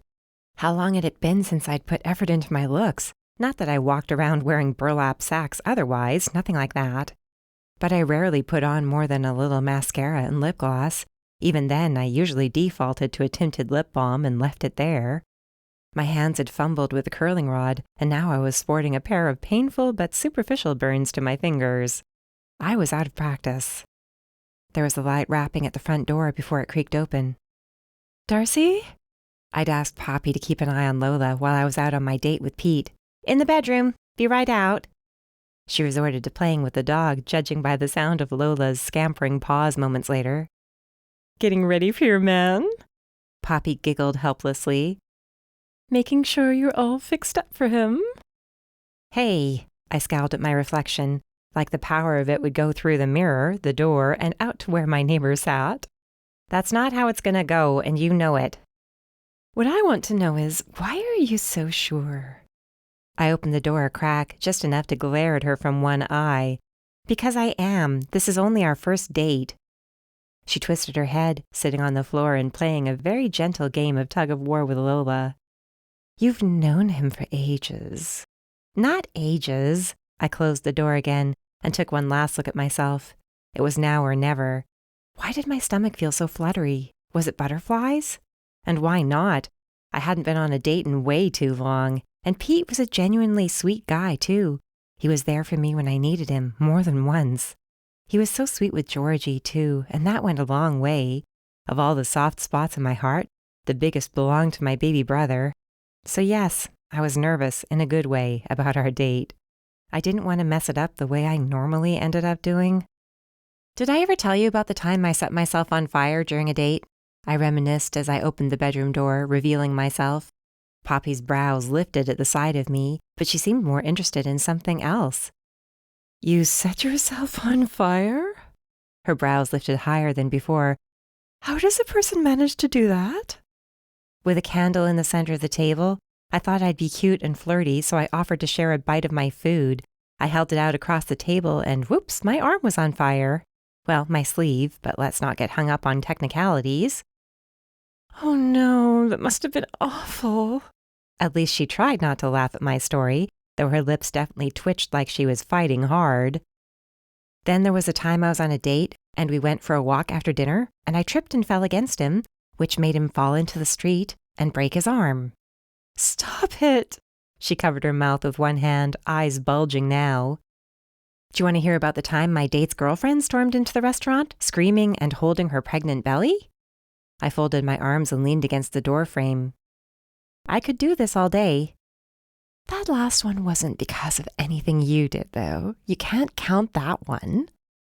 I'm not saying I'm a jinx, not completely, anyway, but my dating life has been jinxed, that's for sure. I don't go around bragging about it or anything. I'm not proud. "You should be proud of how hot you look, girl." She whistled, then twirled a finger in the air. "Come on, turn around. Give me the full view." I held out my arms and turned in a grudging circle. "Well?" "Stunning. I'm not just saying that either. You look fantastic. Where have you been hiding those legs?" She let out a wolf whistle, and we both giggled. "I don't wear dresses a lot. Sue me." I dropped my phone and a few other odds and ends into my purse. "Thanks for hanging out with her, by the way. I feel bad thinking of her sitting here all alone when it's not her home." "No sweat. We'll watch a movie, or maybe the Animal Channel." She held Lola's fluffy face between her hands. "What do you think? You want to watch shows about animals? It must be like humans watching shows about other humans." I left them to it and promised to be back before too late. Poppy only wiggled her eyebrows. "Don't hurry home on my account." I was still chuckling as I walked down the stairs, though cold fingers of anxiety still worked their way up my spine. I liked Pete. I didn't want to have one of my clumsy accidents and ruin a date we'd both been waiting for. And I especially didn't want to ruin our friendship if our romantic relationship never panned out, which I understood was what really worried me as I stepped onto the porch, looking up and down the block for any sign of him. As it turned out, I didn't have to look too hard. Hi. His greeting took me by surprise, coming from just beside me. He was waiting in one of the chairs on the porch. I jumped a little, laughing. Wow, you're punctual. I didn't want to keep you waiting. My grandma always told me never to leave a lady waiting. She wasn't the type of person whose advice you ignored. You know what I mean? He looked me up and down before rubbing a hand over the back of his neck. You look very beautiful. As usual, I couldn't help but be touched by his earnestness. Thank you. A blush warmed my cheeks. You look nice, too. He wore a button-down shirt and neatly pressed khakis. His face was freshly shaved, too, and he wore a different cologne than normal, something a little muskier, a little spicier. It suited him. I try to clean up when I can. He offered me his arm, bent at the elbow. Shall we? What did you have in mind? I took his arm and we descended the steps. I thought we'd start with dinner at Luigi's and then maybe head over to the boardwalk. I'll win you a stuffed animal, if you're in the mood for a very cliché experience, that is. We're supposed to have dry weather tonight. It sounds great to me. Nobody's tried to win me a stuffed animal in ages. That sounds like a crime to me, and I know crime. He deepened his voice and furrowed his brow. I'm a cop, you know. Now you sound like a certain detective we both know. I elbowed him, grinning. You're spending too much time together. I like him. He's a good man. Pete eyed me before opening the passenger door to his car. It was too humid to walk across town to Luigi's without both of us ending up sweaty and miserable by the time we got there. But he's not who I'm interested in. I'd rather get to know you better. If that's okay with you, that is. His voice was still as deep as before, but he wasn't joking anymore. The goosebumps rising on my arms weren't a bad thing, not by a long shot. That's okay with me. We laughed a lot over dinner, where for once Pete had the opportunity to tell me about his family. He already knew all about mine, after all. So Grandma practically raised me, what with Mom and Dad working so much. I'm lucky I was able to spend so much time with her. She taught me a lot. You are lucky. I never knew any of my grandparents very well. They all passed by the time I turned 7. I smiled across the table. What are your favorite memories with her? He popped a piece of steak into his mouth and chewed for a bit. Easy. During the summer, I'd be with her all day long. No money for daycare or camp, you know? Anyway, we would sometimes walk over to the deli on the corner. I'd get a hot dog with sauerkraut and spicy mustard. They'd start putting it together for me the second we walked through the door. Then we'd go back and hang out in the air conditioning and watch her stories. Soap operas. Did he sigh softly, or was I imagining things? It was so simple, looking back. I mean, a hot dog, chocolate milk, and soap operas in a nice cool house. But to me, I was living like a king. There weren't any kids in her neighborhood, so there wasn't much to do but hang out inside and read and watch TV. I didn't mind. I told him about growing up in the cafe, about hearing all of Dad's stories at the dinner table. Let's say it was an education, even when he tried to hide the worst details. It's not like I didn't hear all about everything that happened in town anyway. He nodded knowingly. Word travels fast. In the blink of an eye, whether you want it to or not. I learned about a lot of things I probably shouldn't have. Hey, we have that in common. He laughed as he lifted his beer. Only my lessons were served through daytime television. I was 6 years old asking Grandma what all these new words meant. Lover, mistress, blackmail. I almost choked on my salmon, and of course, I wondered in the back of my mind whether this was the way our date would fail spectacularly, with me getting the Heimlich maneuver in the middle of a bustling restaurant. But I managed to survive without that, thank goodness. Was there ever an evil twin involved? His eyes widened. Listen, you have no idea how worried I was that an evil twin I never knew about would come to town and trick everyone into thinking they were me. I had to cover my mouth to muffle my laughter. We were already getting glances from other diners, wondering what was so funny. By the time we left the restaurant, my sides hurt from laughing so much, but I didn't mind. Just like I didn't mind it when, once we reached the boardwalk, Pete took my hand.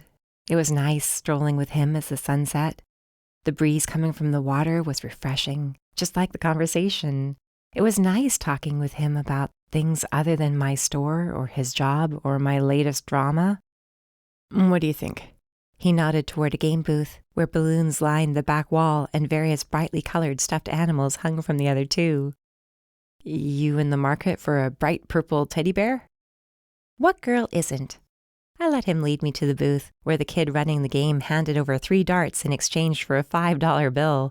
Games had gotten more expensive for sure. You're some sort of darts champion now too? I leaned against the waist-high counter, grinning as Pete took a step back and narrowed his eyes while studying the balloons. You'd be surprised how many nights I spent at the bar shooting darts. He glanced at me with a smirk. I worked my way through college. Don't tell me you hustled darts to make money. He lifted a shoulder, his concentration back on the balloons. See for yourself. Then, almost before I had time to think, he threw the darts in quick succession. 1, 2, 3, and every one of them popped a balloon. Even the kid behind the counter looked surprised. Nobody ever gets 3 at a time, and I almost never get a hit on the first try. I didn't know whether he was disappointed or what as he reached up to pluck one of the largest, most purple stuffed bears in the lot. I couldn't stop laughing helplessly once I had it in my arms. It was roughly the size of a 5-year-old, and I had to prop it on my hip as we walked. Maybe I should have waited until the end of the night. Pete offered to carry the bear for me, but I refused. It's my bear. I'll hold it. Besides, he was a sweetheart, but he didn't need to be carrying a stuffed animal for me. I wanted him to be able to keep at least some of his pride. We headed over to an ice cream stand and ordered a pair of chocolate-dipped cones next, which we enjoyed while sitting on a bench facing the ocean. It was pretty much perfect, right down to the bear sitting on my other side. And when Pete leaned over to kiss a bit of chocolate off the corner of my mouth, which may or may not have been there for all I knew, I turned toward him so he could catch more of my lips with his. Poppy pretended to swoon, throwing the back of her hand over her forehead. I'm dying. You're killing me. Oh, that's so sweet and romantic and adorable. It was. He'd only kissed my cheek when he left me on the porch, but that was okay too. I'd never gotten tingles from a kiss on the cheek before, but the way he'd let his lips linger against my skin had definitely achieved that. You look happy. She jerked her chin toward the giant bear sitting on a chair, and not because of that thing. You don't know. Maybe I was after the bear all along. Meanwhile, Lola wasn't a fan. She gave the chair a wide berth, eyeing the intruder as she did. They say dogs can't make faces, but I swear she does. Sorry, sweetie. It can't hurt you. I don't know. She might be crushed if that thing fell on her. Poppy got up and said goodbye to Lola. I'm feeling very inspired thanks to your romance. I'd better capitalize on it and get some work done. It's not a romance yet, so pump the brakes, girl. That didn't mean I could stop smiling even after she was gone. It did feel like a romance, like something good was starting to develop. I could barely stop smiling long enough to brush my teeth and wash the makeup off my face. What do you think, girl? You think you'll ask me out again? Lola was too busy doling out the stink eye to the bear, not that she could reply anyway. I giggled to myself as I put on my pajamas. I should have left it there.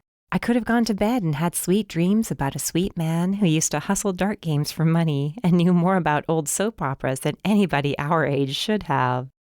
Whose kiss was gentle, tender, but held the promise of something more beneath the surface. Pete Fraser was a much more intriguing guy than he let on. For some reason, I decided to check my email one last time before going to bed. A bad habit I needed to break myself of. There were only a few new messages, 2 of which were spam. One of which was from Jane Brooks. I gasped and jammed my finger against the screen, eager to see what she had to say. I hadn't expected a reply to the email I'd sent her. The fact that she was able to respond told me she was better off than I'd imagined. Silly me. Thanks for the email, Darcy Harmon. Now I know it was you on the other end of that call with our mutual friend. I look forward to meeting you in person very, very soon. Chapter 9. I knocked on Pete's door until my knuckles hurt. Then I knocked some more. That was only because when I'd pressed the bell, I hadn't heard any sound coming from inside. Maybe it was broken. The light over the door burned bright, but that didn't keep me from looking over my shoulder. Like the person who'd written that email might be right behind me. They could have looked up my address, could have been in town all night for all I knew. while I'd been laughing and smooching and eating ice cream? What was I thinking, assuming Trixie was right and everything was going to be okay? The door opened, and I was able to breathe easier when Pete appeared behind the storm door. "You ready for our second date already? I'm trying to be a gentleman, but you're making it." His eyes narrowed. "What's wrong? You look like something terrible happened." I answered him by thrusting my phone at him, the email pulled up for him to read. My other hand gripped Lola's leash tight enough that it felt like the strap would cut into my palm. The dog sensed my anxiety and lingered close to my ankles, occasionally licking whatever patch of skin she could reach, like she wanted to comfort me, or like she enjoyed the taste of my ankles, either way. Pete muttered a curse that probably would have been right at home in the bars he used to frequent. He opened the door wider. "Come in." There was no humor in his voice anymore. I followed him up the stairs to his second-floor apartment, which took up that entire level of the house. If I hadn't been scared out of my wits, I might have expressed an appreciation for the space, for the comfortable furniture, and the array of vinyl albums that lined up in a row beneath a turntable. All I was capable of doing was sinking into the nearest chair and urging myself not to fall completely apart. It was so stupid. I shouldn't have done it. I never imagined— "One step at a time." He pressed a glass into my hand and even went so far as to curl my fingers around it, making sure I had it in my grip. I looked down and must have shown my surprise, since Pete nudged my hand. "Whiskey. It'll brace you." I downed it in one gulp, since I'd never much enjoyed sipping whiskey. It burned its way down my throat and spread that warmth through my chest. He took the glass and set it down on the coffee table, then crouched in front of me. "Okay, you emailed that girl, and this was the reply you received." I nodded. My chest might have felt warmer than before, but that did nothing for the panic rising in it.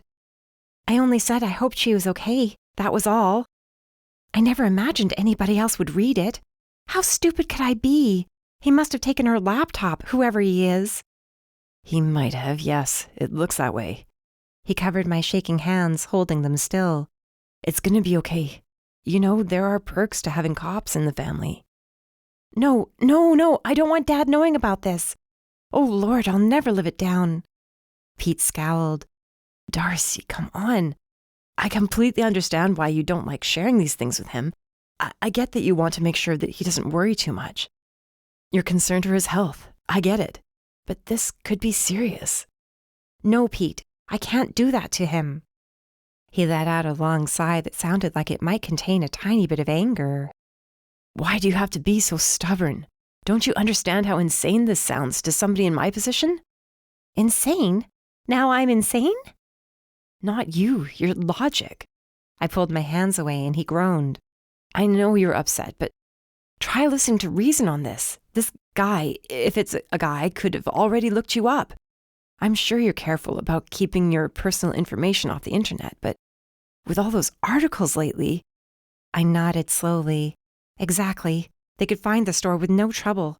And here I was enjoying the extra business. This has me wondering if I should close down for a few days." "You can't do that." "Oh, now you don't want me to take precautions? You should make up your mind." He stood, resting his hands on his hips. "Why did you come here? To pick a fight? Because I would rather not. I'm trying to help you, and I imagine that's what you came here for. Why bother if you won't let me?" I ran my hands through my hair, groaning. "I'm sorry, I'm not trying to pick a fight. I'm scared is all. I have no idea what to do now, but I would rather keep it from Dad if it's all the same to you." "Why? Do you know how furious he'll be when he finds out you kept this from him? That could be worse than his reaction to this." He motioned to my phone sitting on the arm of the chair. "I know it's easy to forget, but the man has experience. So do I. So does Joe. And I know he'd agree with me if he was here." Nothing like feeling outnumbered. "I would rather figure this out on my own and not upset Dad or Emma." I met his steely gaze. "I don't want her worrying about this either." "You can't do everything by yourself all the time. What gave you the idea you could or had to?" I sat back in the chair with a sigh. "You told me about your childhood, spending summers with your grandmom. Do you know what mine was like? I spent most of it in the cafe. I watched my mother handle everything on her own. She'd take on summer help, like a kid on an internship who was studying business, or a culinary school student. That was it. Sprains, a broken wrist, it didn't matter. She handled it and never complained. I threw my hands into the air. Do I know that's not the healthiest way to handle things? Yes, but it's always easier to look in on someone else's decisions and judge, right? She had her reasons. I have my reasons. That's how it is. Impossible. You're impossible. And you've been spending too much time with my dad, since you're sounding more and more like him all the time. I stood, tucked my phone in my pocket, and took hold of the leash again. Sorry I bothered you. I'm going home. Don't do that. Why not? I should have known what I'd get before I even left. You shouldn't be alone right now. He tried to block my way, but I nudged past him. I wasn't in the mood for his fatherly attitude, and it was probably better not for us to be in the same place at that point. In the small part of my brain still capable of rational thought, I knew better than to risk that. I didn't want to say anything I couldn't take back. I'll be fine. Thank you for your concern. I picked Lola up rather than waiting for her to navigate her way down the steep steps, then set her down again once we were outside. My legs were shaking, and I wanted nothing more than to cry my eyes out. And I had managed to alienate the only person I trusted right now. The first person who'd come to mind once I could think clearly, once the initial horror had passed after reading that threatening email. Way to go, Darcy. I considered turning around and apologizing before begging for help, but pride got in the way. Pride and a very real concern for my family. Pete didn't understand how I felt, obviously. The last thing I wanted was to scare Dad or Mom or Emma. The one thing that helped me breathe easier was knowing my personal address was nowhere on the internet, one of the results of having a cop for a parent. If I Googled my name, which I'd done in the past, there was nothing to show of my former addresses. I knew my way around that sort of thing, just like Emma did. We'd grown up watching Dad take pains with his personal information. Cape Hope was generally a quiet little town in the off-season, but once rowdy, drunken tourists took over during the summer, all bets were off. He didn't want some random out-of-towner to be able to look up his home address after he'd locked them up overnight for fighting or some other shenanigans. So even if the attacker had driven down from Paradise City to look for me, they wouldn't know where to start beyond the store. I could walk without being afraid, the way I normally could in my hometown. It had turned into a beautiful night. The rain was supposed to start up again in the morning, but for now there was a nice breeze blowing through the streets. It was late enough that most of the businesses in town were long since closed for the night, giving me a little peace as I walked Lola back to my apartment. I didn't realize until it was too late to turn back that I'd taken the route that would lead me past Ethan's shop. The dining room was dark, the door locked, but I could see a light burning through the window in the kitchen door. It wasn't hard to imagine him back there, working hard well after everybody else had left for the night. For a second, I considered walking down the alley and knocking at the back door. Maybe he'd have an idea that would help. Bad idea. He'd only give me a repeat of what I'd heard from Pete, and I wasn't in the mood for that. Not that I normally was, but tonight was especially difficult. Besides, it had only been hours since my date with Pete. Somehow it would have felt wrong to sneak into Ethan's kitchen when I'd just been out with another man. That kiss still hung over me, making me second-guess everything between us. It was smarter to stay away, which left me alone again. You think I'd be used to it by now? Lola replied by relieving herself near a tree. I had to do something. That much was obvious. This jerk, whoever he was, thought it would be easy to intimidate me, to make me feel small and scared. And he'd succeeded up to this point, sad to say. I wasn't proud of how deep he'd already wormed his way into my head, how terrified that email had left me. Even when I knew darn well it wouldn't be easy for whoever it was to walk through my front door. It might have all been an attempt to keep my mouth shut. Though it might have been smarter for them to leave me alone entirely, I was on the verge of moving on with my life and hadn't even thought about Jane all evening. In a few days I might not have thought about her at all. Another thing I wasn't very proud of, but that didn't mean it wasn't true. Every step I took hardened me a little further. Every time my feet hit the pavement, I grew a little more determined, a little more defiant. Who did they think they were? It wasn't bad enough they'd hurt a girl. Now they had to menace me too? By the time I reached the apartment complex, where Poppy's lights still glowed behind her windows and the porch looked so warm and welcoming. I was downright steely. They might have thought they wanted to find me, that faceless creep, but now I wanted to find them more. We'd see who got there first. Chapter 10. You're sure you can handle things this afternoon? I took one more look around the store, afraid I might be forgetting something, though there wasn't anything to forget. Becca certainly knew her way around. Still, it was Friday, and that was usually one of our busiest days. It could have been guilt that had me second-guessing my decision to take the afternoon off. She waved a hand, snickering. Please, I could run this place with my eyes closed, just like you could. Yes, but I'd been here since the beginning. I'd been the first one to open the doors. She had picked up the ball and continued running with it, to the point where there were times when it felt like she was way ahead of me. I paused before leaving when something occurred to me. Hey, there might be somebody coming in, asking about me. I don't know for sure, but they could. I wanted to let you know. Not Officer Pete, right? She giggled. No, I'd recognize him from the lovesick look he's always wearing. I'll pretend I didn't hear that. Pete was the last person I needed to think about just then. I'd have to apologize to him eventually, but this was not the time. I was still a little ticked at him for taking that paternal tone, not to mention the hands on the hips. He might as well have been talking to a child.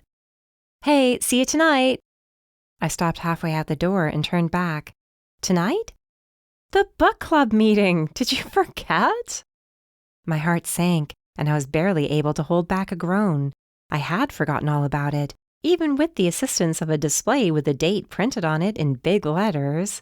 I saw that dang display 100 times a day. It must have faded into the background. Or I was way too distracted to remember. That was more likely. Right, I'll be home in plenty of time for that. Thanks for reminding me. We made plans to log on and make sure everything was working smoothly before 8, when the meeting was supposed to start. Only Becca would schedule a book meeting on a Friday night when most people had other things to do, though the interest in it was more than enough of a reason to think we'd stumbled onto a great idea. Rather, she'd stumbled and I'd followed behind, a little vague but willing to give it a shot. There was a list of locations on my phone, complete with addresses and the numbers of people Jane had referenced in her articles. None of them seemed awfully threatening or important on the surface. A restaurant had reopened after a fire, thanks to neighborhood fundraisers. Another that had been in business for a century had recently celebrated with a huge block party. It didn't seem likely that I'd find anything much there, but I wanted to get a look in case any shady characters happened to be around. There were animal shelters on the list, mostly pieces written with the intention of encouraging readers to stop in and adopt a pet. I doubted there was much of a threat there, unless Jane had somehow uncovered an underground animal fighting ring or something to the effect. I decided to check those out too. Maybe I'd find something that seemed out of place. What am I doing? There was nobody else in the car to answer, of course, as I drove up the parkway. If only Jane had written about failing casinos or abandoned waterfront property. I could work with a lead like that. But an animal shelter? A beloved family restaurant? Not exactly threatening. I was making up reasons to visit these places. I was wasting time. But I was already in the car, too, and halfway to Paradise City. I'd never stop asking myself questions if I didn't at least check things out. Dad would be furious if he knew I was doing this.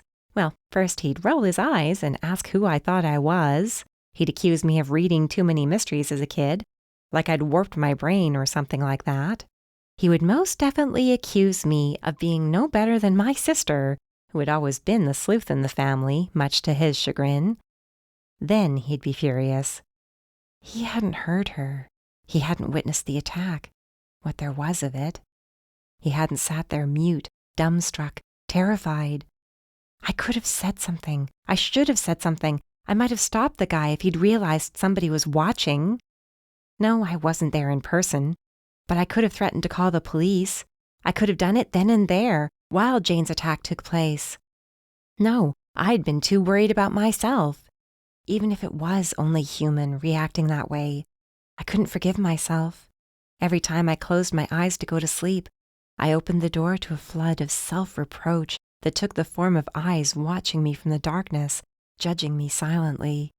Somehow that silence was worse than anything I could imagine. I had to do something, even if it was way too late to help her. I had to at least try to see to it that the person who attacked her would pay for what they'd done. And if I managed to find out what Jane uncovered that led to the attack, so much the better.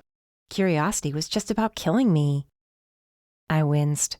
Poor choice of words. I stopped by the animal shelter first and ended up wishing I hadn't, not because it was miserable or because anybody treated me badly. I wanted to take every single dog home with me. My heart just about exploded at the sight and sound of them, all playing and frisky and wanting attention with their little tails wagging like crazy. This was a mistake. The girl who'd welcomed me in shot me a curious look. Nothing. I'm actually here because I read about your shelter in the paper a couple weeks back. She smiled wide, revealing shiny braces. Jane's article? I was here the day she came in. Oh, she was so nice. We had a couple of puppies here, and they climbed all over her. They got adopted pretty soon after the article went live. Oh, really? That's great.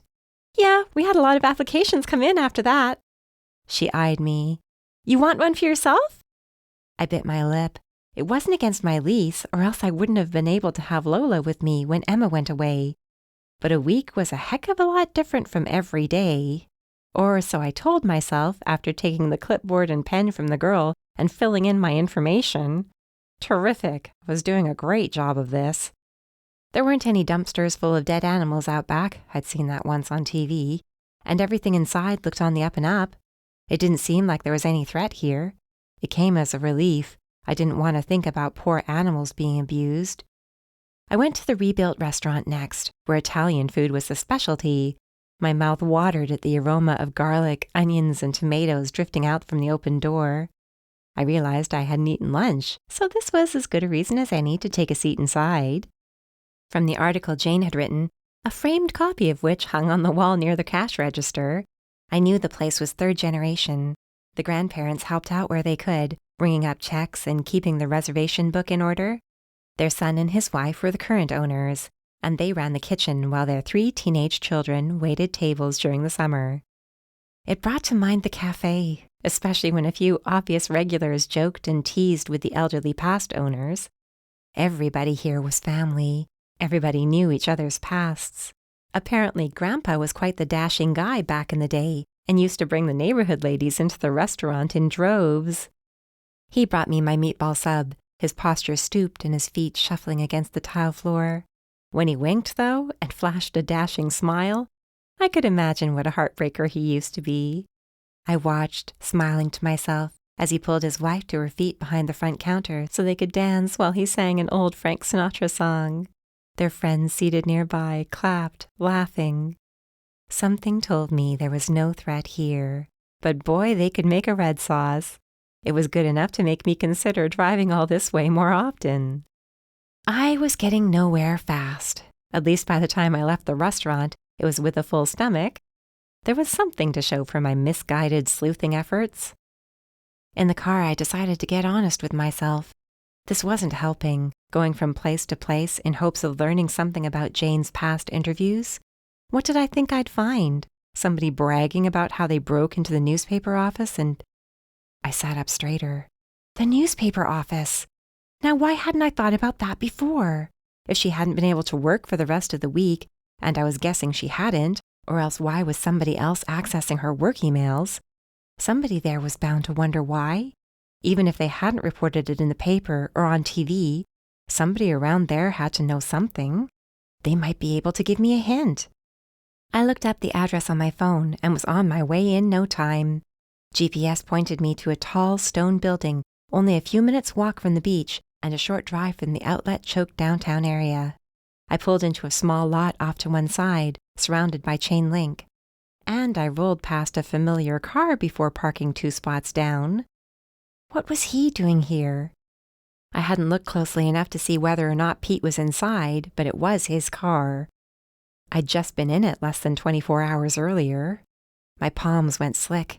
He was the last person I wanted to see, not because I didn't like him anymore. Seeing him face to face and having to apologize for being a complete brat wasn't something I was looking forward to. I wasn't even mad at him anymore. Seeing his car, knowing he was here, washed away what was left of any anger in the blink of an eye. I couldn't sit in the car forever, that much was for sure. I got out, tried to pretend like I wasn't looking for him, and failed. He was standing next to his Corolla by then, leaning against it with his arms folded, waiting for me.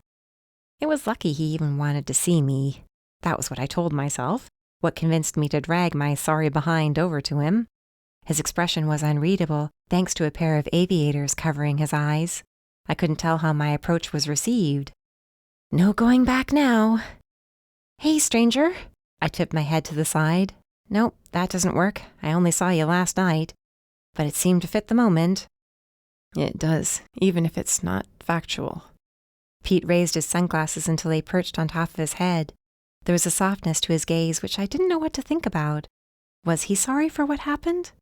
I decided to swallow my pride, even if it felt big enough to choke on. I'm sorry for last night. I went to you for help and then had the nerve to get mad at you when you offered it.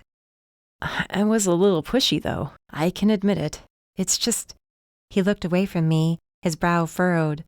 I don't know, when I see somebody I care about looking and sounding the way you did, I can't sit back and let nature take its course. I have to try something. If that comes off as being pushy or like I don't trust you to make your own decisions, I'm sorry. That's not what I meant to do. I know, and I wasn't mad at you, not really. The fight wasn't about the fight, if that makes any sense. It was about feeling like somebody thinks they know better than I do. When you stood over me like that, I might as well have been 10 years old and on the verge of getting grounded. That's what I was upset about, not you. I get it. He offered a brief smile. So why are you here? Have you been following me around? He chuckled, shaking his head. No, I went back through some of Jane's more recent articles and figured I'd have a look around. Maybe ask questions of the last people she interviewed. You're kidding me. You did the same thing I did. Well, great minds supposedly think alike, don't they? He looked toward the newspaper office again. I thought I'd start here, ask whether she's been around. I'd pretend to be a friend or something like that. I looked over my shoulder, eyeing the building. We'll go together. You can listen, observe, while I ask questions. I've read hundreds of mysteries and thrillers, but I don't have the real-world experience you have when it comes to questioning people. Good point. And people tend to be more relaxed when it's a woman asking the questions. Is that true? He lifted a shoulder. Psychology. It makes sense, I guess. On impulse, I stood on tiptoe to kiss his cheek. He smelled as good as I remembered, though it had been less than a day since the last time we were this close, and it only made sense that he'd smell the same. Thank you for everything. You're welcome. He was wearing his shy smile by the time I stepped back. His expression hardened a little before we set off for the large glass doors leading inside the offices of the News. Let's see what we can find out about Jane Brooks. Chapter 11. The lobby of the building brought to mind so many old-timey movies, probably because the Art Deco interior hadn't changed a bit. I was glad of that, just as the preservation of so many historical buildings in Cape Hope did my heart good. Just another example of my old soul. At least that was how my mom always used to describe me. Pete seemed less interested in the lobby itself than the people in it. He nodded toward the reception desk, and we started in that direction. It was a monstrosity, more like a 3-sided box covered in intricate plasterwork that supported a marble countertop. Beside it was the actual desk and the smiling middle-aged woman sitting at it. How can I help you? My mouth opened. Nothing came out. Shoot, we should have put a concrete story together before coming in. Pete took my arm. My girlfriend here is friends with Jane Brooks, one of the reporters working for your paper. Jane's been MIA the past few days, and we've been concerned about her. We thought maybe we could find her at work. His hand tightened around mine ever so slightly, and I didn't know if he was trying to tell me he had it under control or if he wanted me to hold my tongue and let him handle things. He did seem to be better at this than I was, so I chose to nod and left it at that. I could play the overwrought, concerned friend, too choked up to know what to say. The woman, Crystal, according to her name tag, winced a little before she could stop herself. Jane's MIA across the board. She hasn't shown her face in here since Tuesday. This is the 3rd day in a row she's been a no-call, no-show. She inclined her head toward the switchboard-style phone sitting on her desk. I've been trying her every few hours, but I don't get an answer. Did somebody ask you to check up on her? Somebody here at the paper, I mean? She nodded. Her editor, Pierce McGraw? I guess his assistant's too busy or something, but I don't mind. Most people don't dial direct numbers anymore, I suppose. My switchboard doesn't ring much. She sounded sad about it, like she took this personally. Is he upset with her? I chewed my lip like a concerned friend would. I'd hate to see her lose her job. I mean, we have a policy here. She lifted a shoulder, turning toward me. If you don't show up and you aren't scheduled an off-site assignment 3 days in a row, and there's no phone call or email explaining the situation, that's it. As far as I know, this isn't like her, but then again, I only see her when she comes in and when she leaves.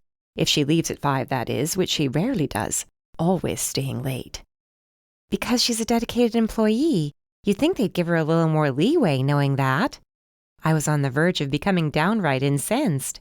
Only Pete's slowly tightening grip on my arm kept me from falling over the edge into straight-up righteous anger. Rules are rules, she shrugged, then jumped a little when her phone rang. I was almost happy for her. We turned away from the desk. There doesn't seem to be a lot of concern over her. Pete's jaw tightened. You'd think a situation like this would raise a red flag. I know I'd be curious over an employee's disappearance, and not just because they hadn't called or given me an explanation. I keep going back to a comment she made just before we were interrupted.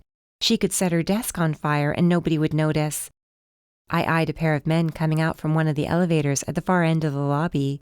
From the sounds of it, they were discussing local sports. I didn't have to watch the teams to know what sports talk sounded like. The world kept turning, even while a girl was missing. I couldn't make it add up in my head. If our attacker had to pick anybody to go after, she was the one. The girl nobody would care much about if she never showed up again. When I winced at Pete's assessment, he grimaced. Sorry, that came off a lot more callous than I meant it. I understand. Remember, I heard a lot of that sort of talk growing up. Only then, the people Dad had spoken of were nothing more than faceless names. I hadn't known them. Not that I knew Jane, but I'd spoken to her. I'd seen her smile. I'd heard the surprise and fear in her voice. The glass doors opened, and a man wearing a polo shirt and dress slacks stepped into the lobby. He checked the time on his phone, then tapped the screen a few times as he approached. His eyes lifted when he drew closer to the desk, where Crystal had just hung up the phone. Have you tried Jane again? Crystal's head bobbed up and down, and suddenly I knew whose presence we were now in. Excuse me? It came out before I could stop myself. Are you Mr. McGraw, Jane's editor? Knowing his name lent an added sense of credibility, and I could have kissed Crystal for sharing that little tidbit. He turned to me, sized me and Pete up in a single glance. The corners of his mouth tipped downward. I am, or was before she decided to take a break without letting anybody know. She hasn't let us know either, which is why we're here. Pete's voice held the slightest edge, like he'd done his share of sizing up and hadn't been too impressed. She's nowhere we can find her, and we're worried. Pierce frowned. That's not like Jane, but then I knew that already. She's conscientious. I have to give her that much. Have you told the police about her disappearance? He scoffed. Disappearance? No, I haven't. But then, I'm not a friend or a member of the family. Granted, she doesn't have any family that I'm aware of. My heart sank lower than ever. Given her not having family meant there wasn't a frightened mom or dad worrying themselves sick over her, but it also meant a lesser chance of people searching. Clearly, we were holding him up. He continued toward the doors, muttering at us over his shoulder. When you talk to her, tell her she'll need to return her passkey and laptop. He didn't wait for us to respond. I didn't realize I was shaking with rage and disappointment until Pete put an arm around me. He was so solid and still compared to me just then. Come on, let's go outside. You could use some air, I think. There were a lot of things I could have used. A world in which people possessed empathy would have been a nice start. I let him lead me outside into the humid air, which surprisingly was a welcome change from the cool lobby. Ah, who does that guy think he is? I shrugged away from Pete, fists clenched, feet practically stomping the stairs as we descended. Like all he cares about is being inconvenienced, not about a girl who's missing. We still don't know that for sure. Though Pete didn't sound thoroughly convinced when he said it. She might be... What? Taking a much-needed vacation she never told anybody about? I kicked a trash can and immediately regretted it, hopping up and down on my other foot. Way to go. Break your toe while you're at it. There was exasperation in Pete's voice as he led me to a bench near the curb. You can't let yourself get too worked up over this. Can't I? I flexed my toes and was glad I'd chosen sneakers instead of sandals on this particular day. Then again, I might not have kicked a stinking trash can had I worn open-toed shoes. He sat beside me. When you're investigating, you can't let emotion take too large a role.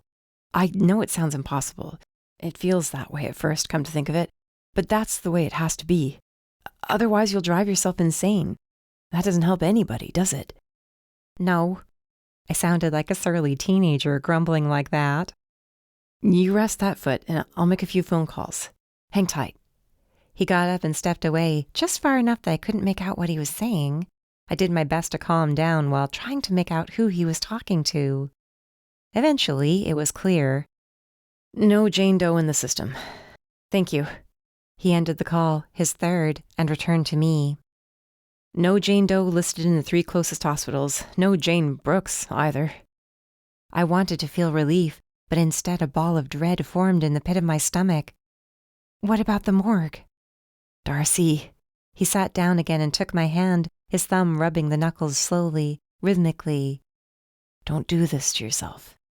She could be dead, though. You realize that? He exhaled. I do. What if this attacker killed her? He might not have meant to, but it's possible. Or he could have left her someplace and then she died. There's so much we don't know. I know one thing. He stood, turning toward the building we'd just left. There are cameras on every entrance, meaning there'd be footage of someone carrying a body out of the building. I can have a friend of mine up here look into it. You did call 911. It's worth following up. He must have noticed my horror. His expression shifted to one of sympathy. Don't sweat it. I won't mention your name. I'll think of a story to give him. Either way, he can request to look at the footage. He pursed his lips, nodding slowly like the plan was coming together in his head. The fact that 2 supposed friends of Jane's came in to ask about her should be enough to explain away any questions that come up as to why the police are interested. All I could do was shake my head in wonder. I have to admit it, I don't know what I'd do here without you. It's part of the job. I'm a job now? I grinned when he got flustered. I'm kidding, I know what you meant. Pete helped me off the bench, though I didn't really need help. My foot was fine. What's the old saying? The only thing hurt was my pride? He chuckled as we walked to our cars. Now you sound like Grandma. Stop it with the flattery, or I might not be able to control myself. He tipped his head back and laughed, which was nice. It was a normal thing to do when so much going on around me felt anything but. You know what I meant. Boy, you're in a feisty mood today. I guess situations like this do that to me. And pop went my balloon. I deflated a little, leaning against the car. Gotta love a dead end. It isn't a dead end. I'll stop by the station up here before heading home and see what my friend can do. He owes me one. How do you know cops from up here? I thought Joe was our only transfer. We're a half-hour apart, so there are times when they might need a favor from us. Somebody on their radar decides to take a drive southbound on the parkway, if you get my meaning. I've helped Joe pick up a couple of shady characters, and now he owes us. He flashed a grin. Or rather, me. I'm sure Joe will understand. As far as I was concerned, Joe never needed to understand. I spared Pete my song and dance, though, since something told me he'd be tired of hearing it. I was starting to get tired of hearing myself, to be honest. I settled for something better. Thank you. Really. You know how to make a girl regret bad behavior, that's for sure. I wanted to shrivel up every time I remembered how I'd treated him when all he'd been trying to do was help. Don't worry about it. I've seen much worse than that. He winked, then opened the car door for me. You go on home.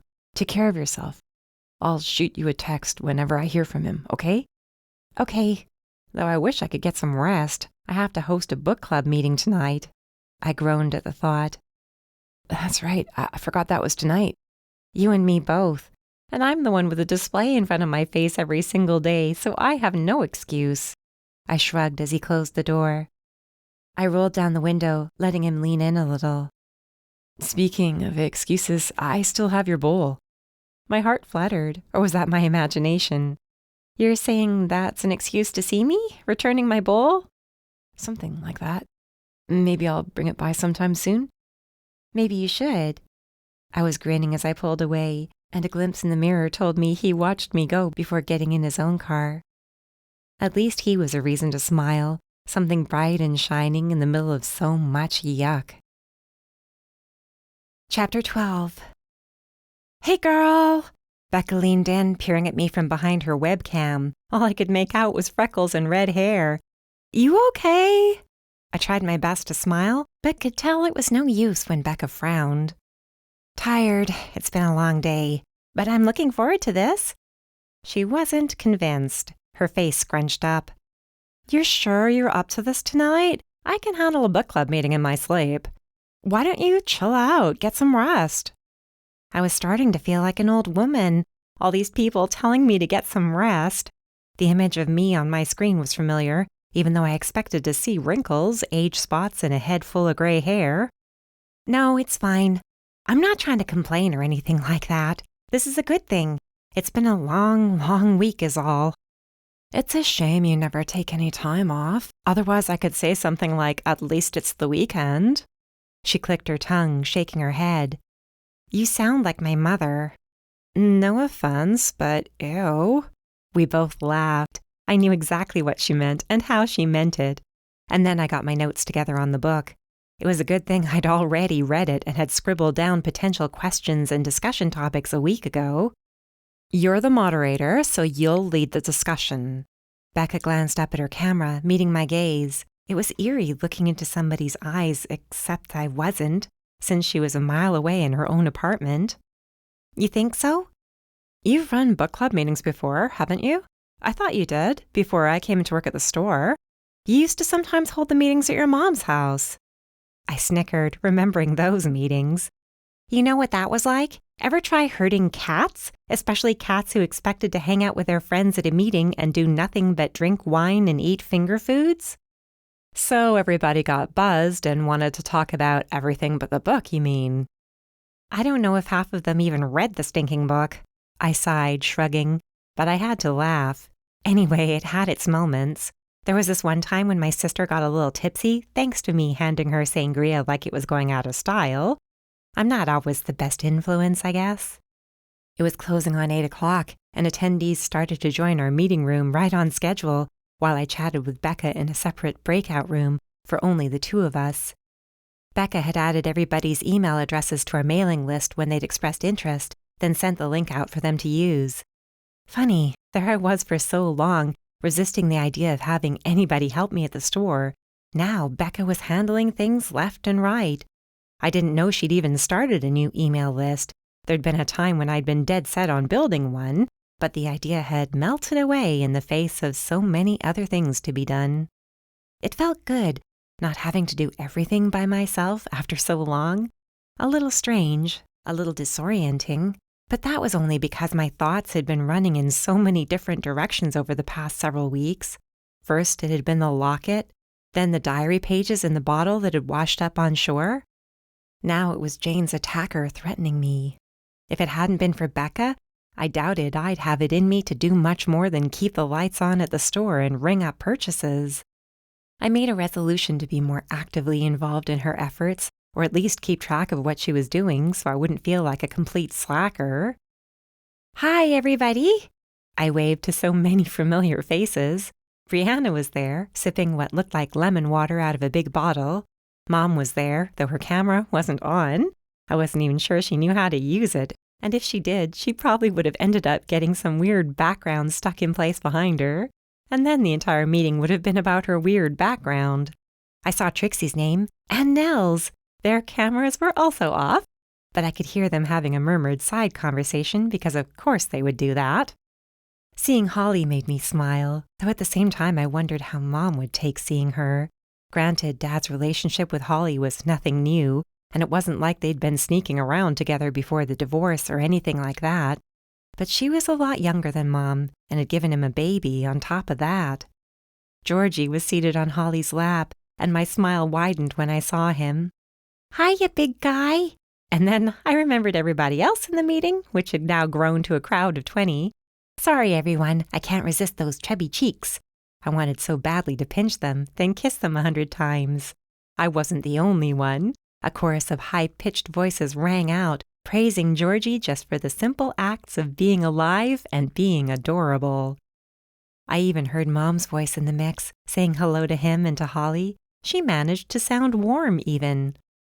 Wonders never ceased. Then again, she was still in baby heaven over Emma, so there was no room for bitterness.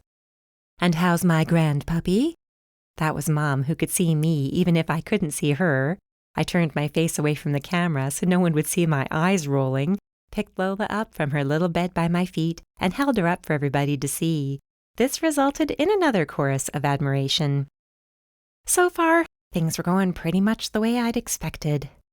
Becca was the one who steered us away from showing off babies and animals. So did everybody have the chance to read the book? I'm so glad this is part of a planned series. The author's so good at planting little twists here and there that you never see coming. At least I didn't. What about you? Did you see anything coming in advance? I could have kissed her. Note to self, give Becca a raise. The ladies chatted about the book's various twists and turns, gasping and praising the book's plot and characters. It was a thriller about a woman on the run from her wealthy, powerful employer after she'd accidentally witnessed a murder after hours. Sheer coincidence, the plot being somewhat reminiscent of my current situation. I tried to ignore that as we talked about it. I could hardly believe how on topic everybody was. I even found myself surprised by some of the insightful comments. Becca sent me a message. "This is going great." "Thanks to you," I added several smiley faces. "You're the best." When I turned my attention back to our online meeting room, my eyes happened to drift over to the list of participants. There were no surprises, at least at first. I recognized most of the names, and a sense of pride washed over me. These were my customers, my friends. They were doing this because they wanted to show their support and have a good time. All but one, anyway. Ice flooded my veins and then froze them solid when the name Jane Brooks PC News caught my attention. It hit me like a punch in the stomach, stealing my breath. He was there, in my meeting. Whoever he was watching and listening. My chest was too tight to draw air. My friends and family chatted happily, while Becca, my trusted assistant and friend, made sure things didn't get too far off course, while I may as well have been on another planet. Their conversation faded, like I was now in the next room and could only hear mumbled speaking. My heart pounded too hard for me to hear anything else. I couldn't even speak, not with my tongue frozen as solid as the rest of me. Don't let them see. That thought flashed across my consciousness, louder and stronger than the panic. Not only could I not let Mom see, I couldn't let him see. I didn't want him to know what his presence did to me. He must have turned off both the camera and the microphone, but he could still see and hear me. He could still watch and observe my reaction. He could still enjoy his little cat and mouse game. I texted Becca. "Did Jane Brooks come into the store and sign up for the email list?" It took her a moment to get back to me. I waited, tapping my fingers while taking slow, measured breaths and struggling for all I was worth to maintain a neutral expression. Finally, a message came through. "I have no idea. She never introduced herself to me if she did. Who's Jane Brooks?" Had I not mentioned her name? I couldn't remember. Then again, I might have, but Becca could have forgotten. She had no reason to remember. Nobody was stalking her. Becca sent another message. "We had a few unfamiliar people come into the store this week and sign up for the list. I remember a couple of them coming in this afternoon. I sent out the link to the meeting from the store before closing up." So whoever he was, he might have come in when I wasn't there. He might have been looking for me. "Where's Darcy?" Since I hadn't said anything in a while, my image had gotten pushed way down under everybody who was actually chatting. Leave it to Mom to point this out. I had to keep it together. I just had to. No way was I about to give this creep the satisfaction of seeing me sweat. "I'm here," I forced a smile. "Sorry to deprive you of my face." There had to be something I could do. Georgie was there, and Holly, Mom, my aunties. I didn't want this guy to know who they were or what they meant to me. I had to get him out of the meeting before anybody slipped up without knowing they were doing it. Another message to Becca. "I'm not feeling so good. I had lunch at a new place today, and I don't think the food's reacting well now." Was it the most charming excuse? No, but it was all I could come up with. "Do you think you can handle this without me? I'm sorry for putting you in this position." She got back to me right away this time, after asking another question to get everybody talking. "Sure thing, take care of yourself." My hands were shaking almost violently, but I managed to send one last message. "Don't announce to anybody that I've left. Not yet. Give it a few minutes, okay? I'll explain why tomorrow." Then I set up another breakout room, and I invited Jane Brooks' PC News to join. If they were in the room with me, they couldn't hear anything happening in the main book club room, and vice versa. I would remove them from the room permanently after that. I could have done that right away. I knew it. I could have kicked them out without saying a word or letting them know I was onto them. Somehow, it would have felt like running and hiding. Something in me wouldn't let that happen. I wouldn't let this sicko have the upper hand, even in his own twisted mind. He accepted the request to join me in the breakout room, which relieved me and terrified me all at once. This time the camera and the microphone were both on, though there was still little more than darkness on his side of things. I could barely make out what looked like shelving on the wall in front of the camera, and that was it. "I know you're there. Why don't you show yourself, you coward?" Wow, who did I think I was all of a sudden? Dirty Harry, or rather Harriet? Next, I'd tell him to go ahead and make my day. There was a dry chuckle on the other end. It was sinister, even more so because I couldn't see the face of the person making the sound. "Aren't you courageous?" "I can't say the same for you. First you attack an unarmed woman when she's all alone and there's nobody to help her. Now you're doing this. What do you want from me? Why won't you leave me alone?" "You are a loose end. I don't like loose ends." A chill ran down my spine, but I gritted my teeth and pushed through. "Then why don't you just come for me? If you know enough about me to find my book club meeting, you must know how to do your research. You must know where to find me." "I have my ways." Another chuckle. Now that I'd heard enough of this raspy whispering, which I knew was an attempt to hide his real voice, I was 100% sure this was a man. There had always been a chance the attacker was female, and even when I thought of him as a man, I'd tried hard to keep an open mind.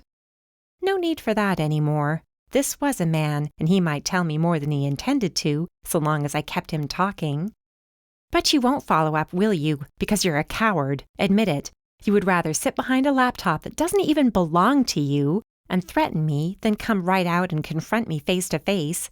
You don't have the guts." The image jerked like he jostled the laptop. Suddenly, something else filled the screen. A dark figure, most of his face covered by a bandana.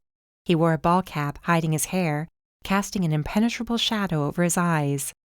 "You, of all people, should know better than to test me."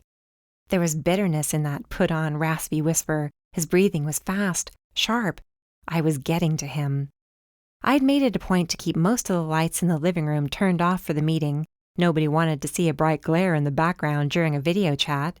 The problem was, the only light in this guy's room was coming from the screen, meaning that the lack of lighting in my apartment made it harder to see him. If I brightened things up, I might be able to see more of him, his surroundings, and I might be able to get a picture from my phone, so long as I kept the camera out of sight. The closest lamp was just to my left, on the end table beside the sofa. I had to move quickly before he knew what I was doing. With the phone in my right hand, camera app ready to go, I reached out and flipped the lamp on. Before he had the chance to react, I snapped a few photos.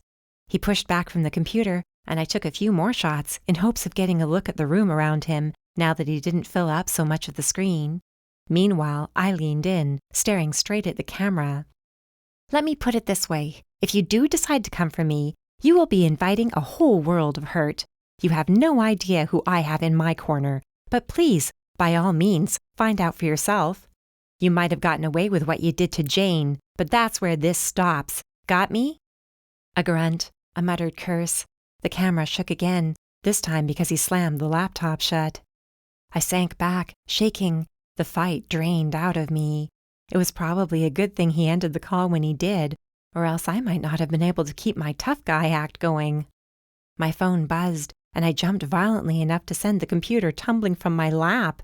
Lola jumped out of the way, startled, and I apologized to her as I bent to pick the machine up off the floor. It was in one piece, working fine. A lucky break. It was only Ethan who'd texted. His timing was impeccable, as always. "I want to talk to you." That was all it said, but then he was never one for using more words than necessary to get his point across. "I'm sorry, Ethan." I set the phone aside, shaking my head. "I don't think I have it in me to deal with you right now."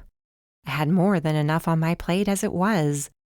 I grabbed a bright yellow sticky note and slapped it over the camera at the top of my monitor. I felt safer that way somehow. Chapter 13. "You poor sweetheart, how is your tummy feeling?" I was prepared for this. I knew Mom would pester Becca about why I jumped off the meeting when I did, hence my having given Becca a reason for it in the first place. If Mom hadn't gotten a sufficient answer, she would have turned her curiosity onto me. I was in no position to handle my mother after smack-talking a stalker. I held up a hand and waved it back and forth. So. I don't think it was the food, though. I think maybe I was just nervous about the first book club meeting. Mom clicked her tongue as she went about mixing brownie batter. The aroma of chocolate hung in the air and made my stomach growl. If I wasn't supposed to be nursing an upset digestive system, I would have grabbed something to munch on. "You had nothing to be nervous about. Everyone had a great time." "I'm glad they did. It was really nice.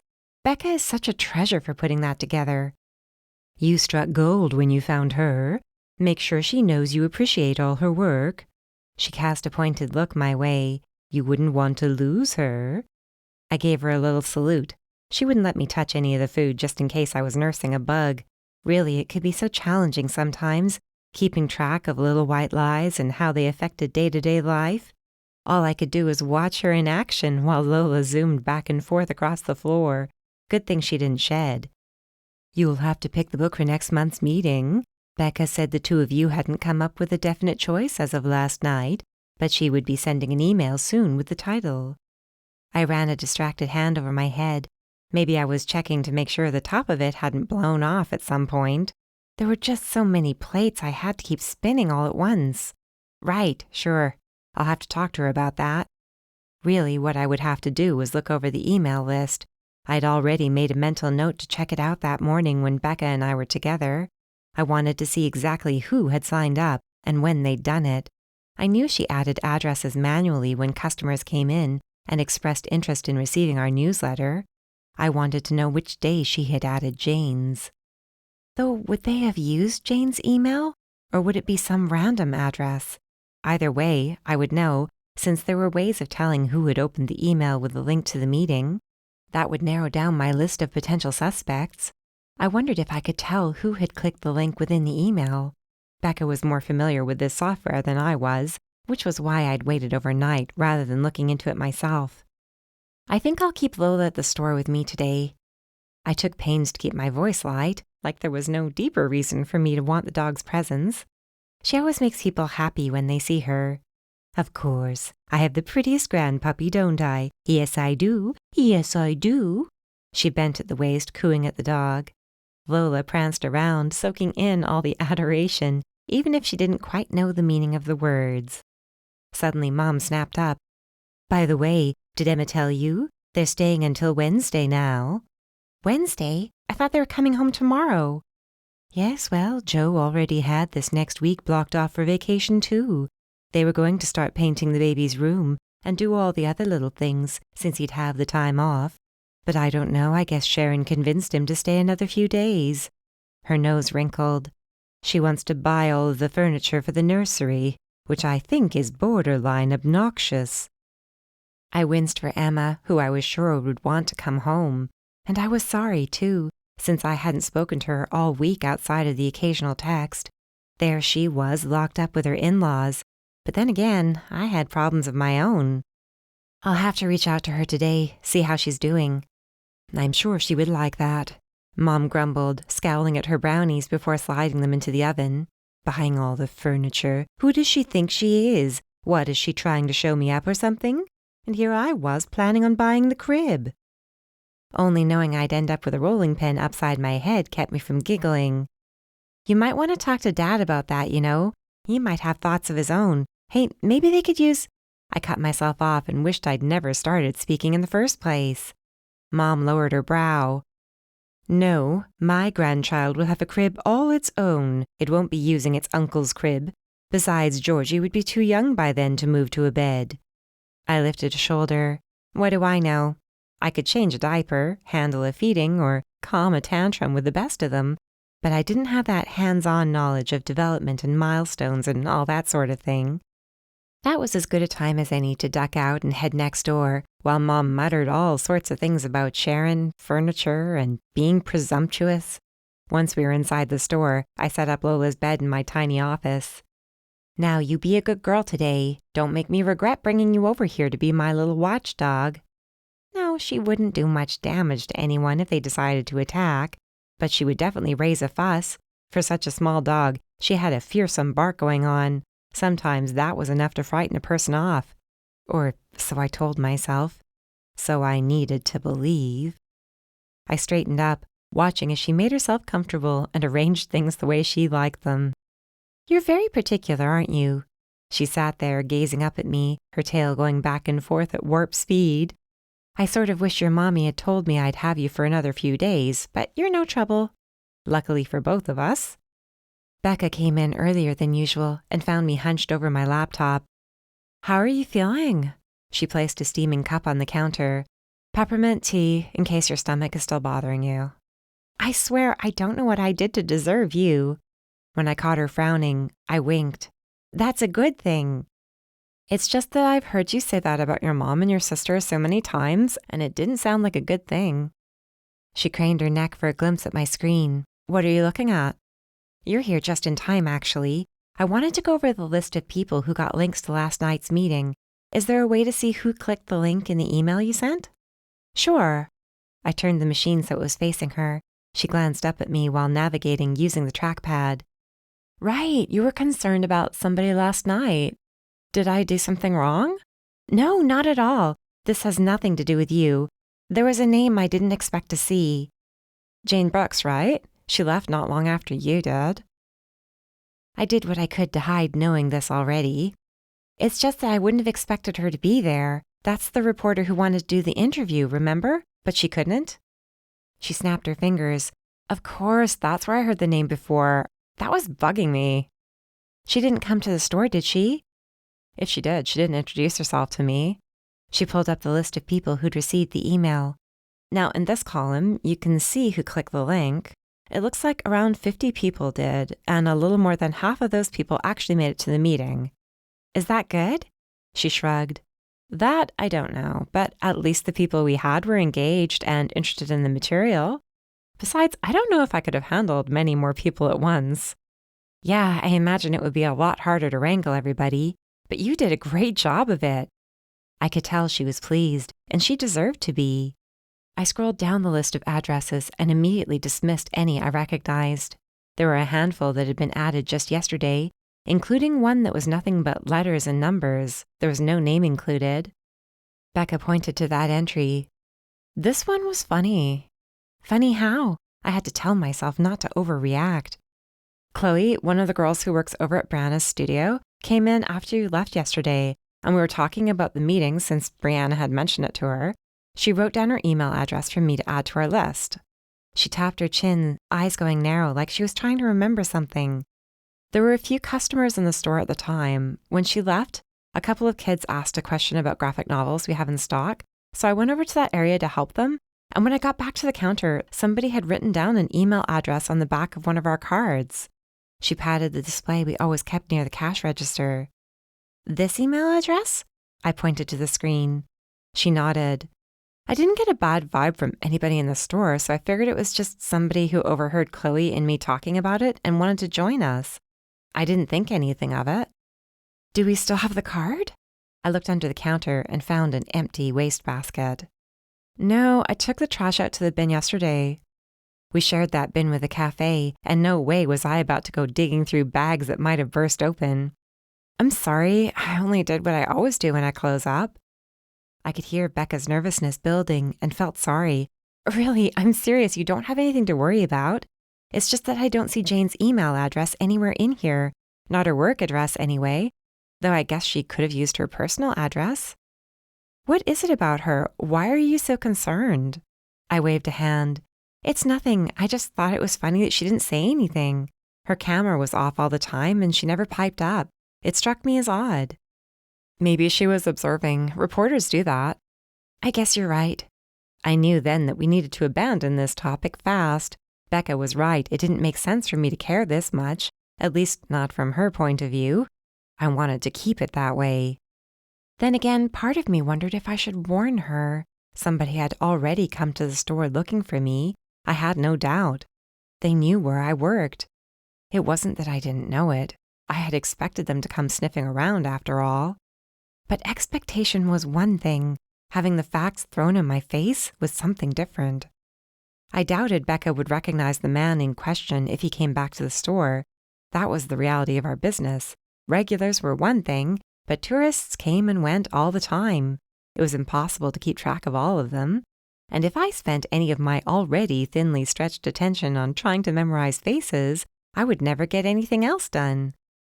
Maybe it was time to start thinking about security cameras. If anybody had told me there would come a day when I would think security cameras were necessary in a quiet town like mine, I would have laughed it off. Sadly, facts were facts, and Cape Hope wasn't as idyllic as it appeared. It was fully dark by the time I took Lola for her last walk of the evening. I hadn't managed to get in touch with Emma yet, but I knew better than to worry. If there was ever a place she was safe, it was with Joe and his family. If anything, after nearly a week with them, she was probably itching for something exciting to happen. It was clear as we rounded the corner that Lola meant business. She found a likely tree and squatted without fuss, then kicked at the dirt the way she always did afterwards. Good girl.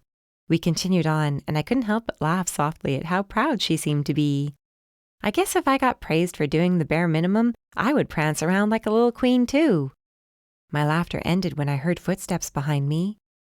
People took walks at night all the time. I told myself this even as my pulse picked up speed. My heart pounded, almost deafening me to the sound of footfalls on the sidewalk. My eyes darted back and forth as I sized up my surroundings.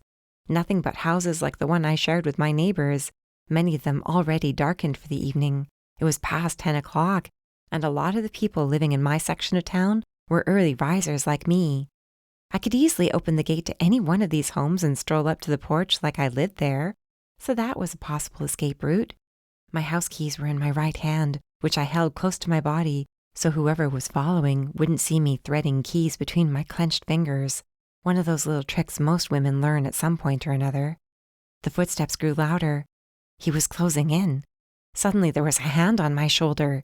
I reacted before I had time to think. My arm snapped up and back, elbow pointed out, and I made contact with something. I spun on my heel, ready to jab the guy's eyes out with my keys. Only to find Ethan Crosby standing there, one hand over his nose. Chapter 14. What's your elbow made of? I stifled a laugh for the sake of his pride. It's one of the strongest points on the body, actually the strongest if you're trying to defend yourself with a quick move. A good smashing of the instep's another method, but I acted before I could think about that. Ethan hardly looked interested in my self-defense lesson. Let me guess, Dad taught you that one? No, he didn't. I dabbed away a little blood that had crusted above Ethan's lip. It's just the sort of thing girls learn, if they're lucky anyway. Lucky? He raised an eyebrow.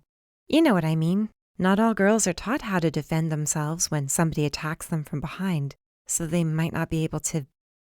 His thick dark brows knitted together over his nose, currently covered by a bag of frozen veggies from my freezer. Attacked? I didn't attack you. No, but you came up behind me and put a hand on me. I realized that for a man, that might not be considered threatening behavior, but I'm not a man. We women have to be more careful about these things. Then why were you walking the dog at 10 o'clock at night? I had half a mind to hit him again, on purpose this time. Why should I not be allowed to walk a dog who needs to do her business? Or should I let her pee on my throw rug, just in case some psycho decides he has the right to hurt me? Okay, you've made your point, and I'm sorry for startling you. He touched tentative fingers to his nose, which even to my untrained eye looked a little more swollen than usual. You have no idea how sorry I am. I shouldn't have so much as snickered at his rueful tone of voice, but I couldn't help myself. That'll teach you about coming up behind a girl without saying a word. Yeah. It's just that I was walking and noticed you halfway down the block. I only wanted to catch you. He lowered his brow. What's with ignoring me? That knocked me off balance. How could I be ignoring you if I didn't know you were behind me? He scowled. I'm not talking about tonight. I'm talking about the message I sent you last night that you disregarded. The sad part was, I had to comb my memory. Then I smacked my forehead and turned away from where I'd left Ethan standing by the kitchen counter. Right, I'm sorry. That wasn't on purpose. You caught me at maybe the worst possible time. Honestly, I'm not making this up. I found my phone and pulled up his message. You wanted to talk to me? For a second, he didn't say anything. He settled for staring at me, almost like he wasn't sure I was telling the truth. Finally, he spoke, his words coming out slowly, like he had to force them out one at a time. Yes, I did. I still do. Does that surprise you? Well, it doesn't surprise me per se, though usually a person explains why they want to talk to somebody instead of being all cryptic about it. I hope it wasn't an emergency. Good thing it wasn't. He rolled his eyes, then shifted the ice pack around a little. Well, are you going to tell me why it was so important we talk right away? Is it something to do with the store? You know, there is more to life than work. I snorted at his imperious tone. Look who's talking. You are the one basically burning the midnight oil, working in the kitchen throughout all hours when your store is closed. And how do you know about that? Darn it, for some reason I always ended up saying a little more than I should. Lucky guess. No, he didn't need to know about me walking past his store for no particular reason. He didn't need to know that my feet had carried me there without my meaning them to, at least not consciously. Do you mind if I take a look at this in the mirror? He walked past me, taking it upon himself to enter my bathroom. I was never so glad to have tidied it up recently, though honestly, if he wanted to barge in like that, maybe he deserved to see hand-washed panties hanging over the shower curtain rod. I walked outside the door, watching and trying to hold back yet another grin as he examined himself. Maybe we should take you to the emergency room. His gaze was no less withering in the mirror than it would have been if he'd turned to me. Very funny. You could have broken it, you know. You could have killed me, come to think of it. It doesn't take all that much force to drive the bone right up into a person's brain. I grimaced, shivering. Thanks for that. But honestly, don't you think you're being a little dramatic? Says the woman with a lethal elbow and key claws that almost ripped into my face. This was getting us nowhere. You never did tell me why you wanted to talk last night. What's going on? He continued his self-examination, though part of me wondered if that wasn't his way of avoiding the topic. It seems to me like you've been ducking me lately. You've made yourself scarce. A man can't help but wonder if it's because of something he did. Of all the times for him to bring up something like that, my brain was already working slowly enough thanks to the overload of questions, fears, and information. No wonder it took me a second to catch up with his train of thought. I could have reacted better, but what was I supposed to do? To say he took me by surprise would be a massive understatement, which was why I covered my mouth with one hand and stared at him with wide eyes, hoping against hope to muffle my surprised giggles. That's what you think this is about? You think I'm avoiding you? Wow. He turned away from the mirror, looking me up and down with obvious disapproval. Or was it disappointment? Either way, he wasn't happy. Make a joke out of it. I wasn't trying to. I'm sorry. If you knew what I'd been through these past several days, you would understand better. He looked skeptical. Try me. It's extremely complicated. When is it not with you? Fair enough. Yes, I'd been wanting to tell him about this, hadn't I? Besides, it was the best and truest excuse I could come up with for having been so quick to attack out there on the street. I wanted him to understand how scared I was. So I told him everything. The attack, the email, the fact that whoever it was had shown up at the book club meeting, our little conversation afterward. By the time I was finished, we were sitting on the sofa with Lola between us like my little personal guard dog. Ethan blew out a long sigh, lips pursed. No wonder you tried to break my nose. Man, how do you manage to get yourself into these situations? I honestly don't know. Trixie even had me believing I should let it go. When I couldn't find anything about the attack and I couldn't get in touch with Jane, I was going to move on. I really was, until I got that email.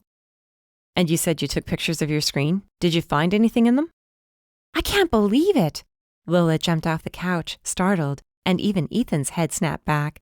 Sorry, but I completely forgot to even look at them. Your text came in literally within moments of the call ending, which is I think what made me forget I even took them. I've always had great timing.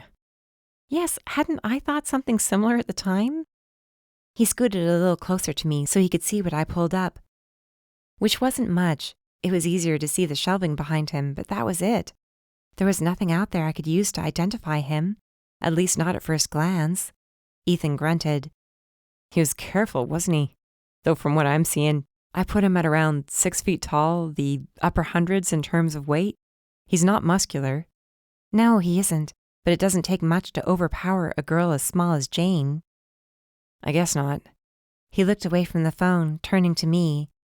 I guess I don't have to ask whether you told your father about this. Why do I have to tell him? Because he's a detective? Semi-retired from what you've told me, but still. This is serious, Darcy. This man is stalking you now. You have reason to believe he came into your store looking for you. Casing the place, at least. There's got to be a line drawn between your concern for others and concern for yourself. Instinct, or was it habit, had me wanting to argue with him, to tell him he was wrong, that I could handle this on my own. All I could do was lift my shoulders and let them fall. I know, but honestly, this is nothing but threats. No, let me finish. I stopped him before he could argue with me, which it was clear he was about to do. I know a little something about these things. I've overheard more than I was supposed to, let's put it that way. This man, whoever he is, hasn't actually done anything to me. They would have nothing to charge him on. He's using Jane's email address and her Zoom account. Doesn't it stand to reason that he stole her laptop? He could just as easily say he found it in the garbage. That's still no reason to not at least pursue something against him. Don't ask me how you'd find him. I'm not a cop. There has to be a way, doesn't there? I refuse to believe there's nothing to be done. Now that you mention it, an officer up in Paradise City is looking into the 911 call I placed. He's supposed to have requested the security footage from the building, in fact. Did I deliberately leave out the part where it was Pete orchestrating this for me? Maybe I did. Ethan was already smarting over our whole situation, whatever our situation was. The entire thing was confusing enough when I wasn't constantly distracted by outside forces. I didn't have the emotional energy to sort things out right then. Oh, that's good at least. You would think they would want to look a little deeper into a 911 call. There are too many crank calls, I think, or people calling for stupid reasons, like their neighbor is playing music too loud. I rolled my eyes, and he snickered knowingly. I'm sure they have to use their own discretion when it comes to how deep they can look into certain things. If they got to the building and everything looked okay, that was that. Not that I'm defending them, if that's what happened. Maybe the police should see the pictures you took. Maybe they'll see something you're missing. I withheld comment on that one since I couldn't imagine what even the most highly experienced detective would see that I hadn't already seen. I just want this over with, and I want to know what happened to Jane. I want somebody to care. That was it, the root of the problem of all my emotion, all my frustration. The fact that nobody seemed to care about a girl who'd disappeared, stepped right out of her life and her job. It didn't seem to matter. Nobody cared. When he spoke, his voice was softer than before. It brought to mind that night, right here in my apartment, when he had knocked my world off its axis by kissing me. Nobody cares as deeply as you do, and that's a shame. I wish there was a way to change that. I sniffled, fighting back tears. Me too. We sat there for a while, shoulder to shoulder, looking at each other. That was all we did. We breathed the same air, not saying a word. Somehow that was enough. It was enough to know he saw me, understood what I was going through. Suddenly he winced. Sorry, not trying to make you feel bad, but my nose. I realized with a pang of guilt that it was starting to turn purplish. Keep up with the ice. It will help. And I am sorry. I stood up when he did, following him to the door. I might have to come up with a way for you to pay me back. In spite of his obvious discomfort, there was a rare twinkle in his eye as he turned on the landing outside. Oh, really? What did you have in mind? I dipped my chin, looking up at him. Don't tell me you're going to put me to work in your kitchen. He snapped his fingers, clicking his tongue. Darn it, you read my mind. He was chuckling as he jogged down the stairs, cascading along the side of my house, my private entrance. At least he didn't hate me for hurting him, or for laughing when I really shouldn't have. How was I supposed to know he took the kiss so seriously when he'd never said another word about it? Here I was, assuming he regretted it, while the whole time he was worried that I took it the wrong way. The man needed help with his communication skills. Wind chimes tinkled somewhere nearby as a breeze blew through, and even though it was warm and humid, I shivered, rubbing my arms before closing the door and locking it tight. Just because Ethan Crosby hadn't been an attacker didn't mean there weren't bad people around. Chapter 15. I decided to do a little social media scrolling after Ethan's departure. It would have been pointless trying to get to sleep after our encounter. My nerves were still jangling. Even though he hadn't been a threat, I couldn't let go of the sickening panic that had washed over and through me when those footfalls rang out. I barked out a laugh when I noticed the many, many ads for baby clothes and furniture in my feed. Nope, nobody's listening in on our conversations and using them to sell us things, not even a little. A glance at Lola told me she was as disgusted by the whole thing as I was. She buried her face under her paws. When had I searched for anything baby-related? Not once so far. Still, the sight of little pink dresses and blue suits, though trite and cliché, made me smile. I'd been meaning to do a little shopping for the baby, figuring it would be easier on my bank account and my heart if a whole ton of money didn't vanish at once. A few things here and there would be smarter. It was like she heard me. My sister's name popped up on the screen. She was trying to call me. I hadn't signed out of my Zoom account, it seemed. I answered and pulled Lola up next to me so Emma could see. Hi! Wave hi! I held up Lola's paw like she was waving. Emma's reaction wasn't what I expected. She frowned, head tipping to the side. Where have you been? You're logged onto your account, but you never answer my calls. She squinted, leaning closer to the camera. How come all I see is a yellow something? Where are you? I winced, the sticky note. Right, sorry. I pulled it away, revealing myself and the little dog to the camera. Better? I've seen worse, I guess. She winked, grinning. Then her face transformed into something joyful. There's my girl. You don't know how much I miss you, sweetheart. She misses you, too. Was that true? How would I even know? So do I. That was the truth. I miss you, too. How've you been? Like I said, I've been trying to get a hold of you all week. What's up? I've been busy. Not a lie, not even a little bit. And you know I don't do a lot of video chatting anyway. But you're logged into your account, aren't you? I let my head fall back, groaning. Why do you always do this? What am I doing? I looked at the screen again and found her wearing the expression I expected. Wide-eyed, innocent. She even had the nerve to leave her mouth hanging open, like she couldn't quite understand. Don't do that. Don't play the innocent game. Mom invented and perfected it over the years of using it against us. I'm curious. You're insatiable. Is there not enough to keep you occupied in Pittsburgh? I expected her to laugh, or at least to roll her eyes. Instead, she pulled her laptop closer until she was practically sitting on top of it. I could almost see the pores of her chin. Sharon and Ted went to have drinks at a friend's house, but they'll be back any time. It's like they're afraid to leave me alone in case I break. Joe had to talk them into leaving, even for an hour, anything to give me a little bit of peace. Where's Joe? I sent him to the all-night store for ice cream. I'd cut somebody for a pint of mocha chip right now. So why are you whispering if you're alone? I don't know. She ran a hand over her face, groaning. I feel like a zoo exhibit. Maybe it's making me paranoid. I can't wait to get home. Who thought spending 10 days here would be a great idea? Your husband. I laughed gently, sympathetic. Hey, look at it this way. You get to see your entire family every day if you want to. And it's not like Joe hasn't had plenty to deal with from Mom, with her gossip and everything. Half the town assumed you two were together ages before you were. That's true, but he wasn't trapped in a house with her for days on end. And Mom never felt like she had to make up for criticizing the mother of her gestating grandchild for gaining weight. Also true. I'm sorry she's making things uncomfortable for you. Only a couple more days. That's what I keep telling myself. Her eyes narrowed. So, fess up. What's really going on with you? And don't hand me any funny business about being busy, since you're always working, but you never look as worn out as you do right now. Careful with the compliments or they might go to my head.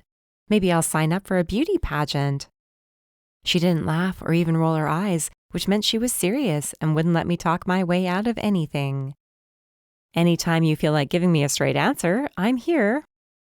I was about to fess up, to pour my heart out, when a ringing noise came from the app, from Jane's account.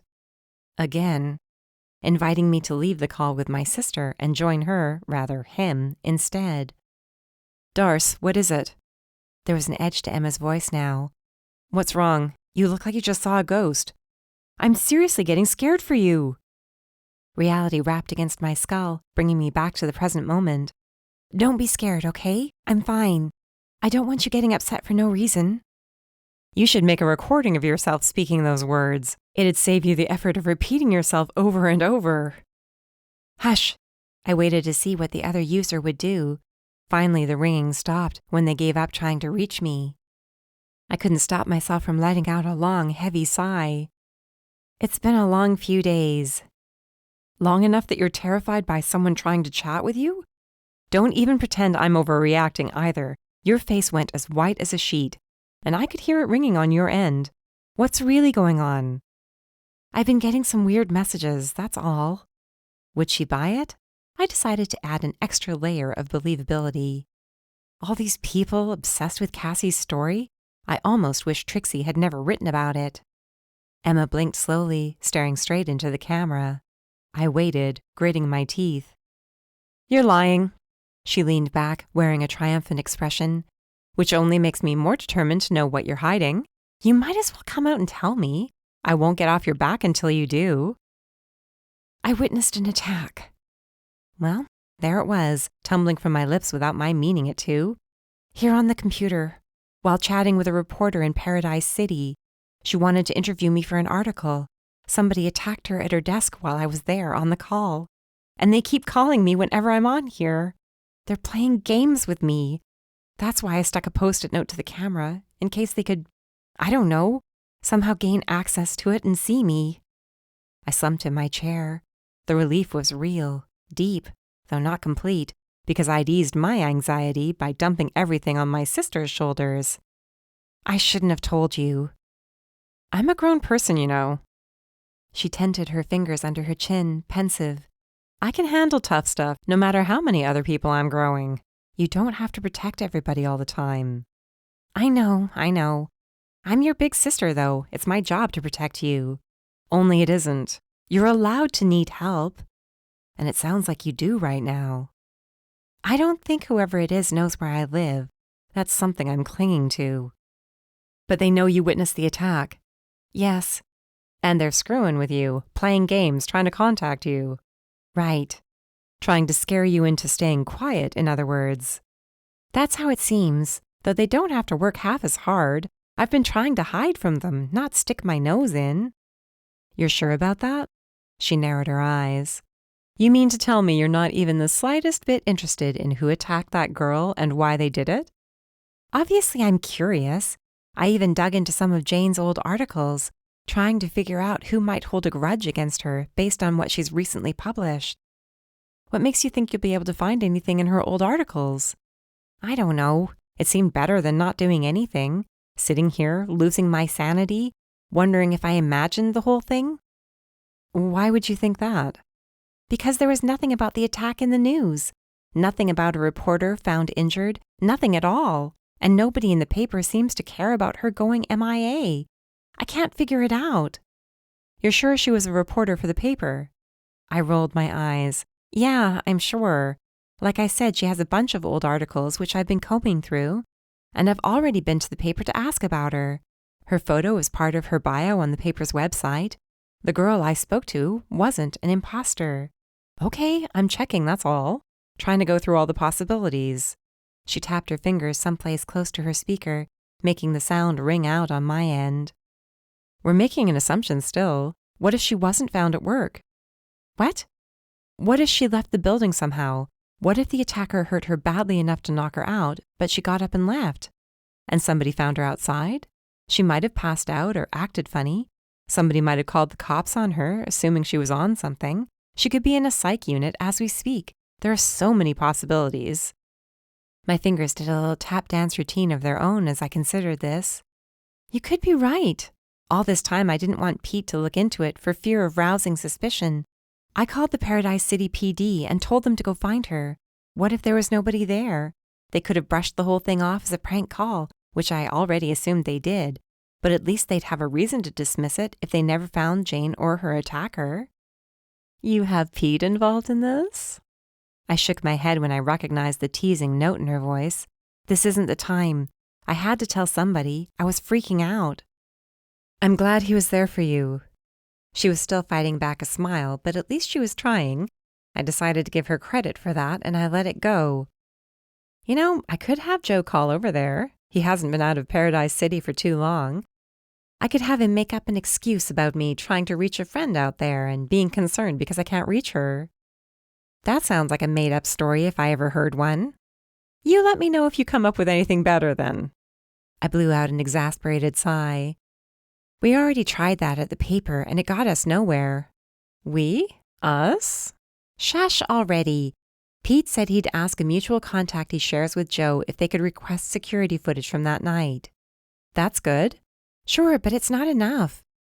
Don't blame yourself. You made the call to the cops to tip them off. You did everything you could. Don't forget either, we're speculating. These are theories. They don't have to be true. There could be some other explanation. Such as? I counted off on my fingers. I can't reach her. Somebody else is using her laptop. The newspaper doesn't know where she is. The switchboard operator made it sound like Jane doesn't work there anymore, that she was a no-call, no-show all week. Granted, nobody around there gave much thought to what she did. That's how she made it sound anyway. There's been nothing about her attack in the news. Another idea hit me. What if she's hiding too, just like I am? That makes sense too. I don't think I'd want to return to the scene of the crime if I were her. It had to be traumatic as anything. She might not want people to know what happened. But why? It was a rhetorical question, of course. I didn't expect Emma to come up with an answer. Instead, she asked another question. Did she say anything to her attacker? She asked what they were doing there, and they said she asked too many questions. Her eyes bulged. No wonder she's scared to go back. It has something to do with her work. Obviously, I knew that already. Why do you think I've been going through her work to find anything that might have rubbed somebody the wrong way? Sure, but you're missing the bigger point. She might be perfectly fine and alive, but hiding from the guy who attacked her, making sure he doesn't know where to find her. I had the feeling she was only saying this to make me feel better, so I wouldn't blame myself. I appreciated it, but it didn't make me feel much better. I pinched the bridge of my nose between my thumb and forefinger. We're running around in circles and not getting anywhere. All this is doing is stressing you out more than you already are this week. She was about to tell me off. There were few things in life I was more familiar with than the look on my sister's face when she was on the verge of giving me a piece of her mind, until Joe's voice rang out elsewhere in the house. I brought mocha chip and chocolate peanut butter in case you changed your mind and wanted that instead. It made me smile, knowing how thoughtful he was toward her, how much he cared. He's going to be a great dad, you know. You think? Being married to you is great practice, I guess. You need a lot of looking after. I should have known you'd find a way to tease me. She leaned in close again, and this time I got a wonderful view of the inside of her nose. Be careful, okay? Don't go sniffing around by yourself. Ask Pete for help if you can. I hate that I'm not there. I'll be okay. Ask Joe if he can make that phone call and get back to me when he does. I was about to sign off, but gave it a second thought. I love you. I love you too, she sounded surprised. Where'd that come from? I couldn't help but think about Jane's attack, alone in a darkened office with nobody to help. You never know whether you'll get another chance to say it. Chapter 16. Anyway, it seems like everybody loved the book. I just wonder if reading another thriller will be too much of a good thing. Becca tapped a pen against her notepad, face screwed up in thought. Unless we decide to make thrillers our preferred genre, you know, that might be fun. Or every month could be a new theme? I was barely there, still thinking about my conversation with Emma.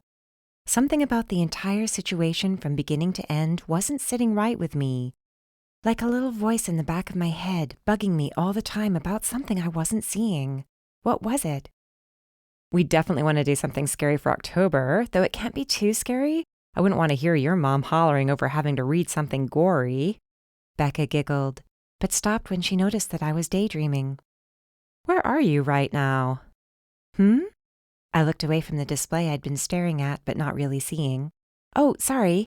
I'm spacing out all over the place this morning. Instead of looking insulted, Becca lifted a brow. Oh? Officer Pete keeping you up late at night? No, it doesn't have to do with him. I should tell her. I have to tell her. She deserved to know about the possibility of someone coming in looking for me again. Keeping the store open, having her come in without a clue as to what was happening, now struck me as cruelty. She was a grown woman and deserved to make decisions for herself based on the facts. The problem was, every time I decided once and for all to open up, something lodged itself in my throat. Guilt, most likely.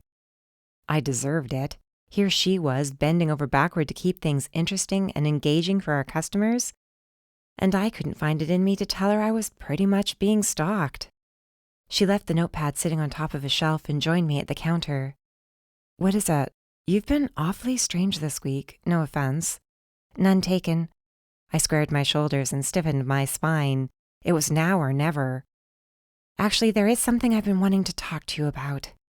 No sooner did I take a deep breath than the front door swung open hard enough to make the bell jingle violently. We both jumped, and for a second I thought, this is it. This is how it was always going to go, with this maniac bursting in here to silence me for good.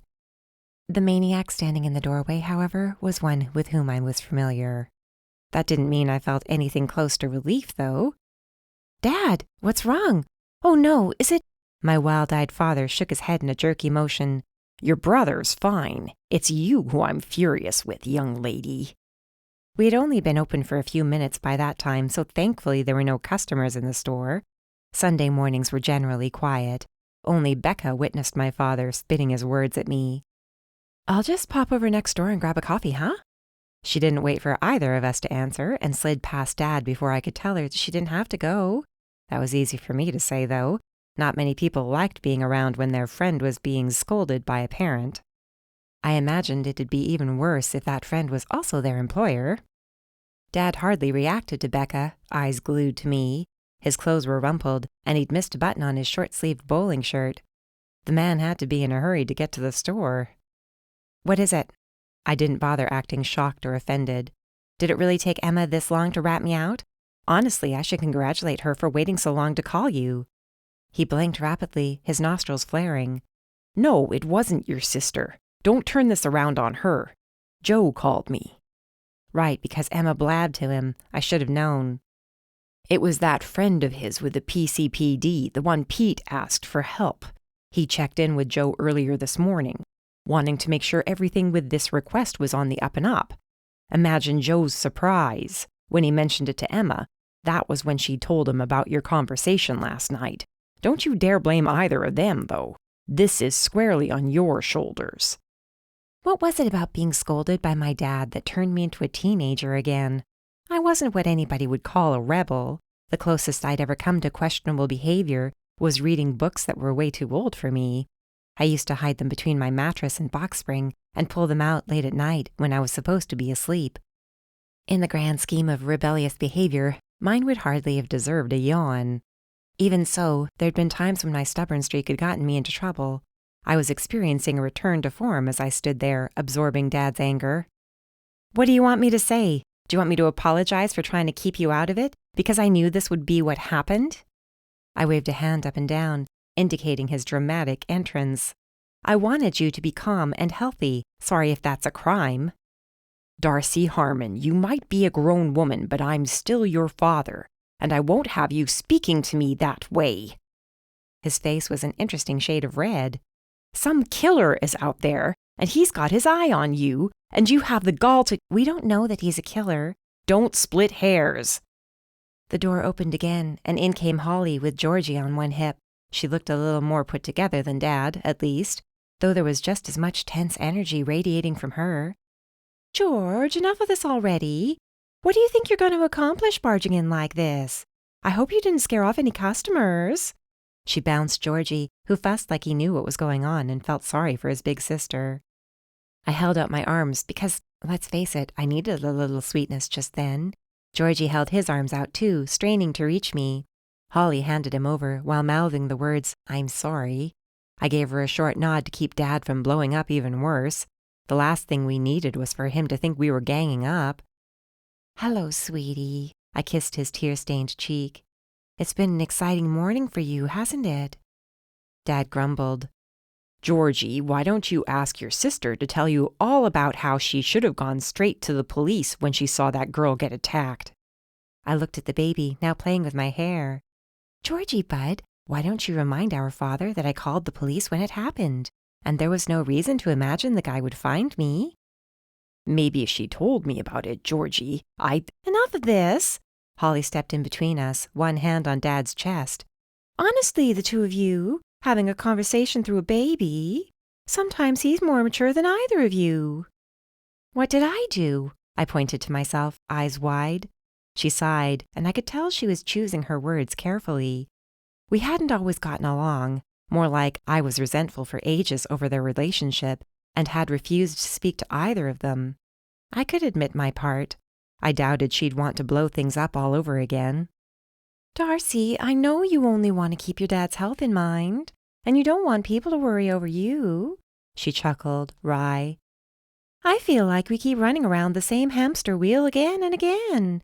You don't have to bear all this strain on your own. When are you going to come around and understand that?" Dad had the nerve to look smug, but that didn't last long. She turned on him next. "And you, making a scene like this, storming down to the store on a Sunday morning when you should be home, eating breakfast and playing with your son. Darcy's a grown woman with a life of her own. I know you want to protect her, but has it never occurred to you that she shies away from opening up because she knows you'll react this way?" "Like a concerned father?" "Like an overbearing one." Holly clicked her tongue. "It's too much. I know she'll always be your little girl, but she might not want to be thought of in that way. She is capable and resourceful." She glanced my way. "Stubborn and pig-headed, too, but we know where that comes from." The door opened a third time, and in walked Mom. Her timing couldn't have been more perfect. I hugged Georgie tight, pressing my face to his shoulder to hide my grin. "Becca told me there was some excitement going on over here, and she wasn't sure if she should come back." Mom looked around. "What in the world is this all about?" It was a huge step, the fact that she even wanted to be in the same room as Dad and his girlfriend. I noticed the way her eyes drifted to the baby, who smiled from ear to ear like the little charmer he was. There was a twinkle in her eye, but she wasn't easily distracted. "Well, somebody tell me." "Go ahead." Dad jerked his chin at me. "Tell your mother." Wow, it's like I've stepped back in time. I looked from one of them to the other. "Mom, here's the truth. A girl was attacked while we were on a Zoom chat. She was interviewing me for the Paradise City News. I didn't see the attacker, but he knows I was watching and is now playing games with me. I called the police at the time, but I guess they didn't do anything about it since he's still out there." "And?" Dad wasn't satisfied. "And what?" I hated having so many eyes on me. It was enough to make my skin crawl. "I don't know what you want me to say. He was in the book club meeting on Friday. That was why I left. I guess he took the girl's, Jane's, laptop when he was finished with her.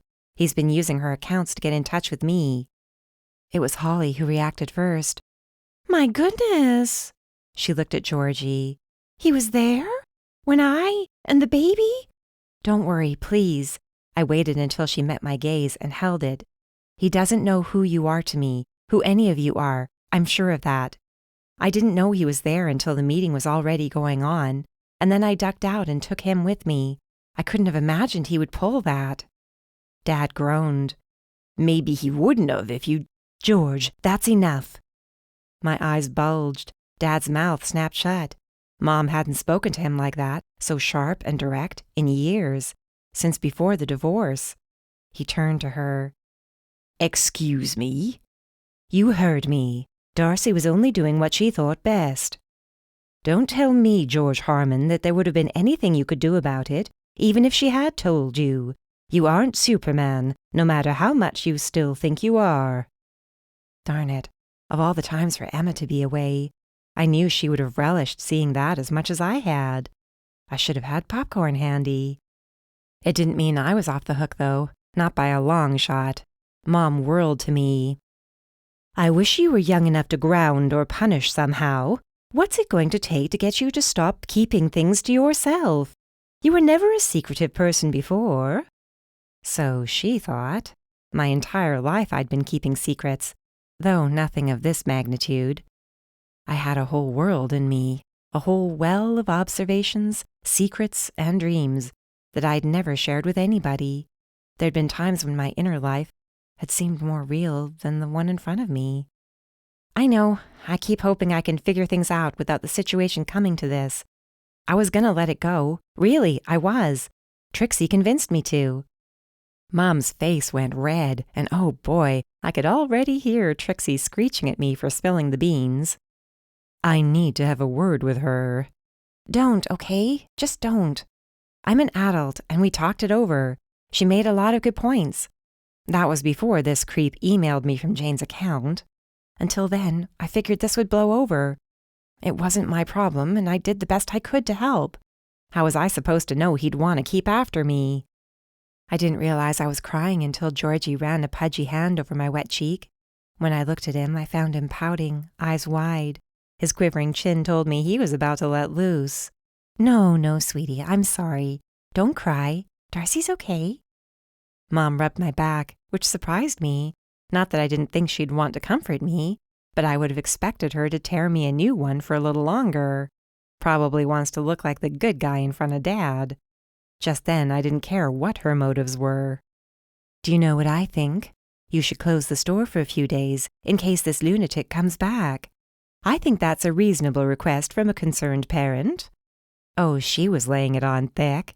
"It's the right thing to do, too. You're responsible for that nice girl who's still hiding in my shop to avoid witnessing this." "I know, you're right. I'm going to close for a couple of days, starting today." Now that I'd decided, it was a weight lifted off my shoulders. I looked at Dad.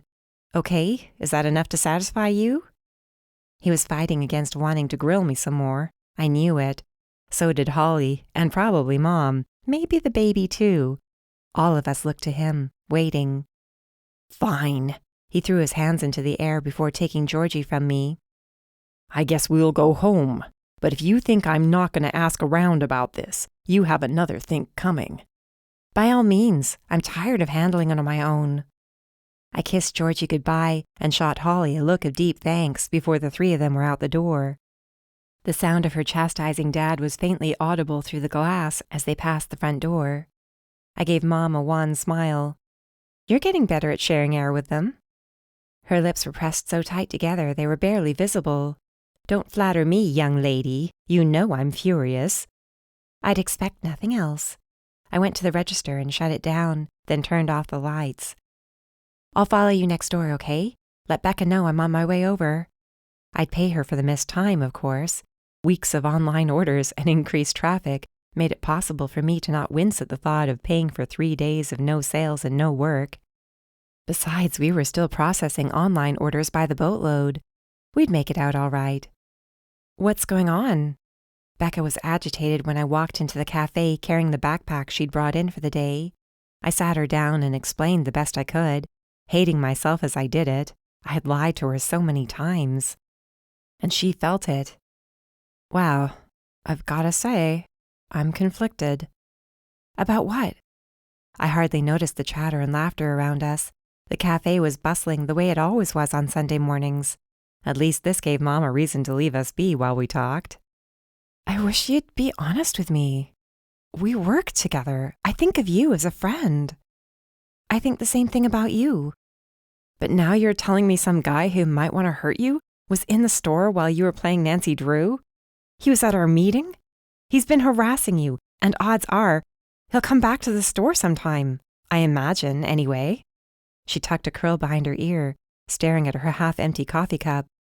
What would it have taken for you to tell me if your dad hadn't come in? I was about to tell you when he did. She looked away.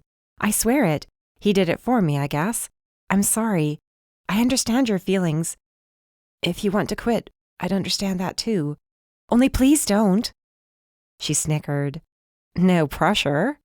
I wanted to cry all over again. I accept that. Did you at least get a look at the guy when you were talking with him?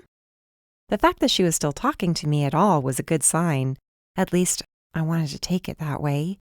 I pulled out my phone and showed her the photos. That's the best I could get before he ran away like a coward. Mom just so happened to stroll slowly past in a very obvious way. She then stopped when she saw what Becca was studying, leaning in to take a closer look herself. Hey, can you zoom in on the picture? I want to see that shelf better. What are you looking at?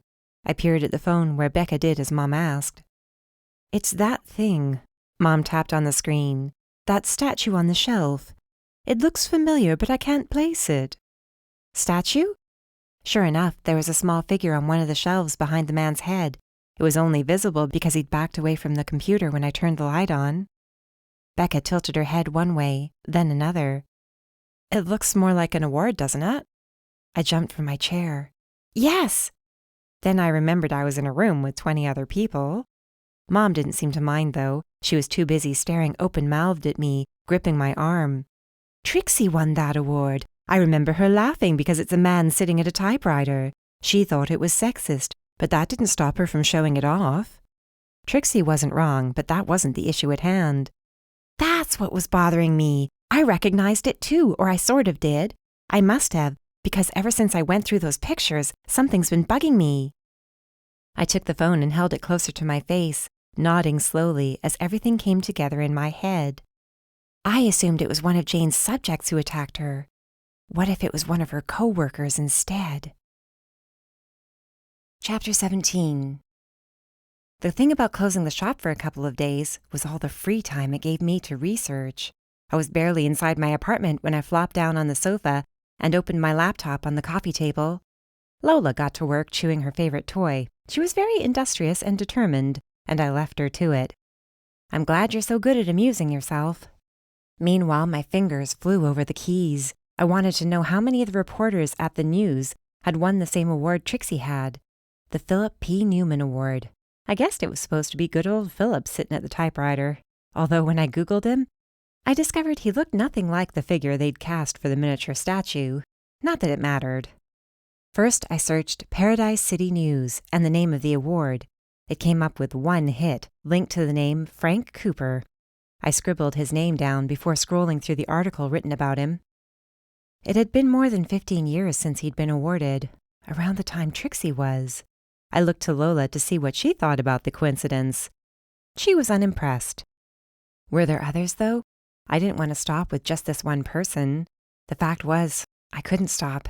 Now that I had a lead, a promising one at that, I had to keep searching. There was a gentle knock on my door, so soft I would never have noticed if Lola hadn't scrambled around in response. Darcy? Is everything okay? I got up and went to the door, unlocking and opening it, but quickly returning to the sofa. Come on in. Sorry, you caught me in the middle of research. I glanced up and took in the sight of Poppy's paint-spattered overalls. She must have been hard at work when I came in. I figured I would check since I don't usually hear you over here in the daytime. I thought maybe you were sick or there was a problem. You ready for this one? I gave her the brief rundown, hitting the major points before wrapping up. Now I'm trying to figure out how many reporters that work for the Paradise City News have won that award. I feel like we finally have something to work with. She sat down next to me, mouth hanging open. I swear I don't know how you get into these situations. You sound like Ethan. He was sitting right where you are when he said that exact same thing to me last night. When she gasped, I turned away from the laptop to find her staring at me like I'd just confessed to a crime spree. That was who was here last night? I thought it was Pete. I almost accidentally broke Ethan's nose last night. Long story. Let's just say he won't be approaching women from behind out on the street anytime soon. Then a flash of guilt compelled me to apologize. I hope we didn't disturb your work. You didn't. I heard a male voice, that's all. She sounded disappointed, like she was hoping Pete had spent the night or something. I didn't have the patience for that conversation, so I went back to searching. Why don't you go to the paper's website and search for the name of the award? It's probably in the reporter bios. I could have kissed her. Thank you for coming by when you did. Maybe it's lack of sleep or too much worrying, but I wouldn't have come up with that. Maybe there was something to this concept of asking other people for help. I smirked at myself while doing what she described. Frank Cooper was one of 3 results, along with 2 other names, DJ White and Michael Fitzwilliams. There you have it. You know anybody else who won that award would put it in their bio. It's sort of a big deal. You know, for a girl who paints for a living, you have a wide range of knowledge. What can I say? I'm more than a brilliant, gifted artist. She winked, popping up from the sofa. My parents have a friend who owns a newspaper. Right, her parents were wealthy. They would have friends like that. I let her go back to her work, and I went back to mine. These were the 3 people I had to look at. DJ didn't have a photo with his bio, choosing instead to use a photo of a dog I assumed was his. Cute dog, even if the choice didn't strike me as particularly professional. If this fancy award was so important, maybe the people who won it got a little more leeway. I was about to start diving into their respective work when my phone rang. It was Pete, and I couldn't have answered any faster. You'll never believe what we figured out today. I didn't get the response I was looking for. Tell me you had better luck than I have. I closed my eyes, bracing myself. What is it? Apparently, the security cameras at the news building are so old and outdated, they only work half the time, and even then the feed they produce is grainy, jerky. They didn't pick up much last Tuesday night, hardly anything at all. No sign of anyone coming in or leaving after normal working hours. You've got to be kidding me. How can they get away with that? Think of it this way. It's not like we're talking about a store or a museum. I guess they figure it doesn't make much of a difference. Employees are supposed to take their laptops home with them at the end of the day so that nothing like that is left behind. I had never worked in an office, so I had no experience to go by. It seemed like a reasonable rule. Pete was still talking, almost like he needed to make sense of it for himself.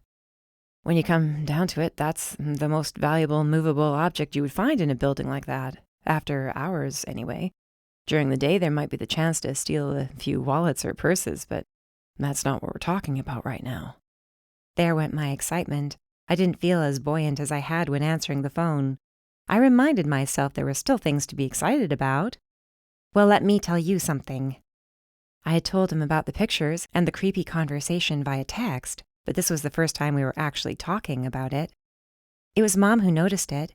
Trixie won that award years ago. We're not looking for an outside person. This was done by somebody she worked with, or at least a fellow journalist. True, it could be somebody from outside the paper. Then again, when I think back on that night, it seems like she recognized the person. She might have friends working for other publications or whatever, but what are the odds of somebody unfamiliar with the building being able to get in and out with no trouble? Son of a gun. I never thought about that either. Man, I might be losing my edge. It struck me as funny in a cute way, since I hardly thought of Pete as having an edge in the first place.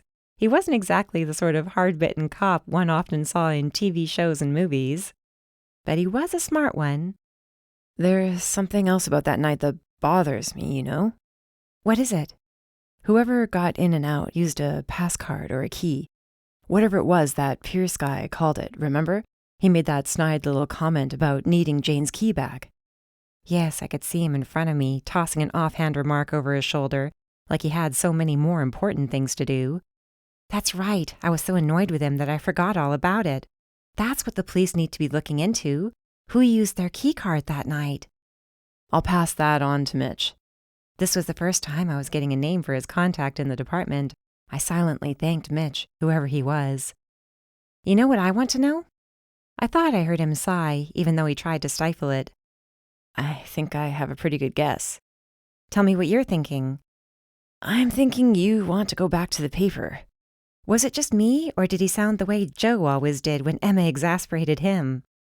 If you really are concerned about having lost your edge, you can always go into mind reading. When he didn't find this funny, I pressed on. Think of it this way. If one of the three reacts oddly, like they didn't expect to see me, we'll know we found our guy. He sounded a lot like Dad when he grumbled. I wish you didn't make so much sense. This is nice, but I don't need a chaperone. Ethan only shook his head. After everything you handed me last night, you think I would be okay with you taking a late-night stroll with nobody but this tiny dog to defend you? As if she understood, Lola looked back at him over her shoulder as we headed down the sidewalk. No offense, he snickered. Here I am talking to a dog. Maybe I am overworked. I thought that was a given by now. He didn't need to know about the full one-sided conversations I'd fallen into the habit of conducting with Lola. At least she'd be back home with Emma and Joe soon. What would I do then? Talk to the enormous stuffed bear still sitting in my living room? I'd already told Ethan everything we discovered earlier that day, when he'd called and asked if I wanted company on my evening walk with Lola. He was all caught up as we rounded the corner, leaving my apartment building behind for the time being. What if he wanted to come up afterward? Was that what he really desired? I could only imagine what Poppy would think of that one if she heard him for a second night in a row. Was I paranoid or just jaded, assuming he had an ulterior motive? Whatever his motive, at least he took my situation seriously. It sounds to me like you need to go down to the newspaper and talk to some people. I wouldn't go alone, though. What if this guy is working there and you start questioning him and he loses it?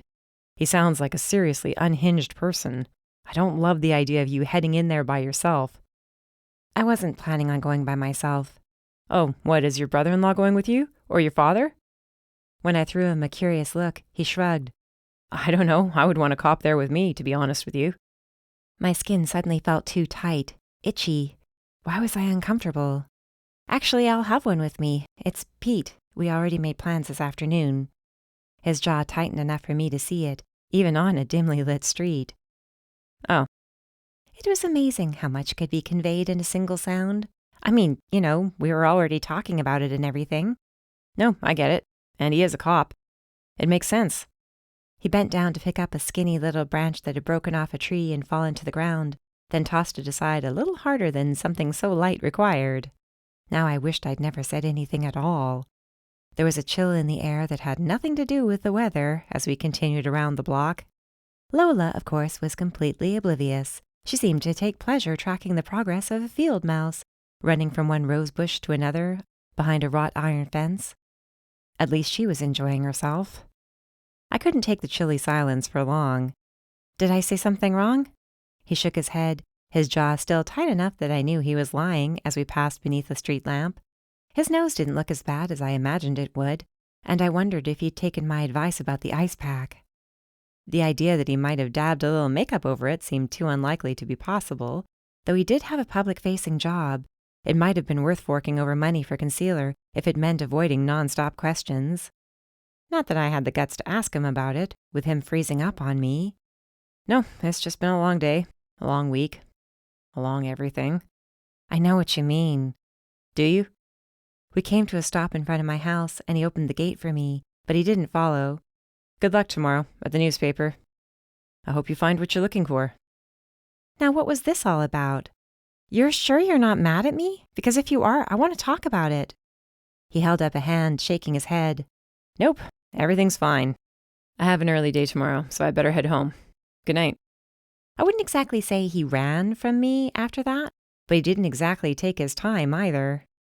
There was being alone and feeling alone. I understood that with perfect clarity as I stood there watching him walk away.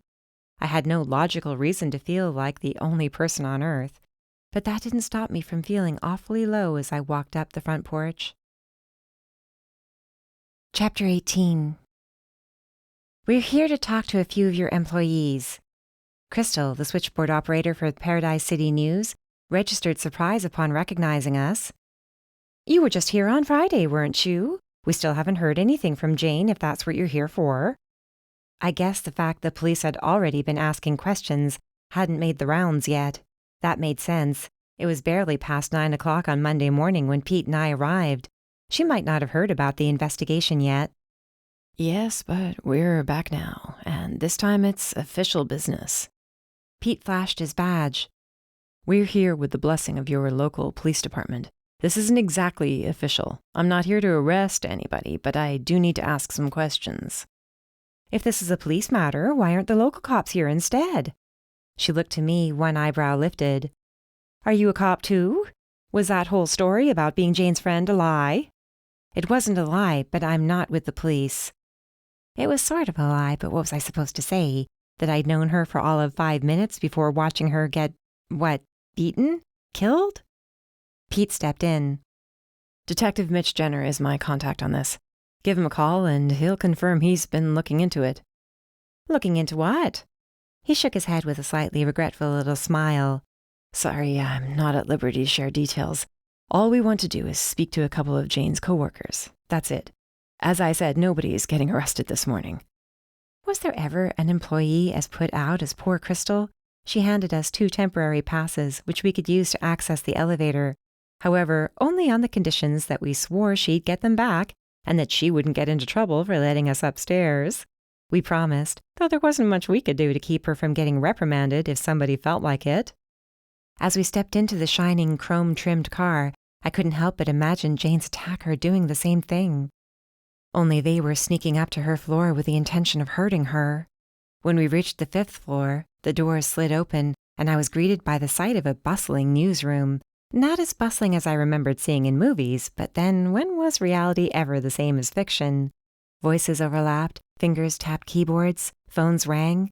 The odor built up over decades of food, bodies, and probably cigarette smoke from back when it was okay to do that in public buildings, hung in the air. The first person we saw was a kid who couldn't have been older than 16, carrying a bag of sandwiches. What are you doing here? Only employees on this floor. I tried to ignore the irresistible aroma of bacon and regretted not having eaten anything more substantial than a piece of toast before leaving that morning.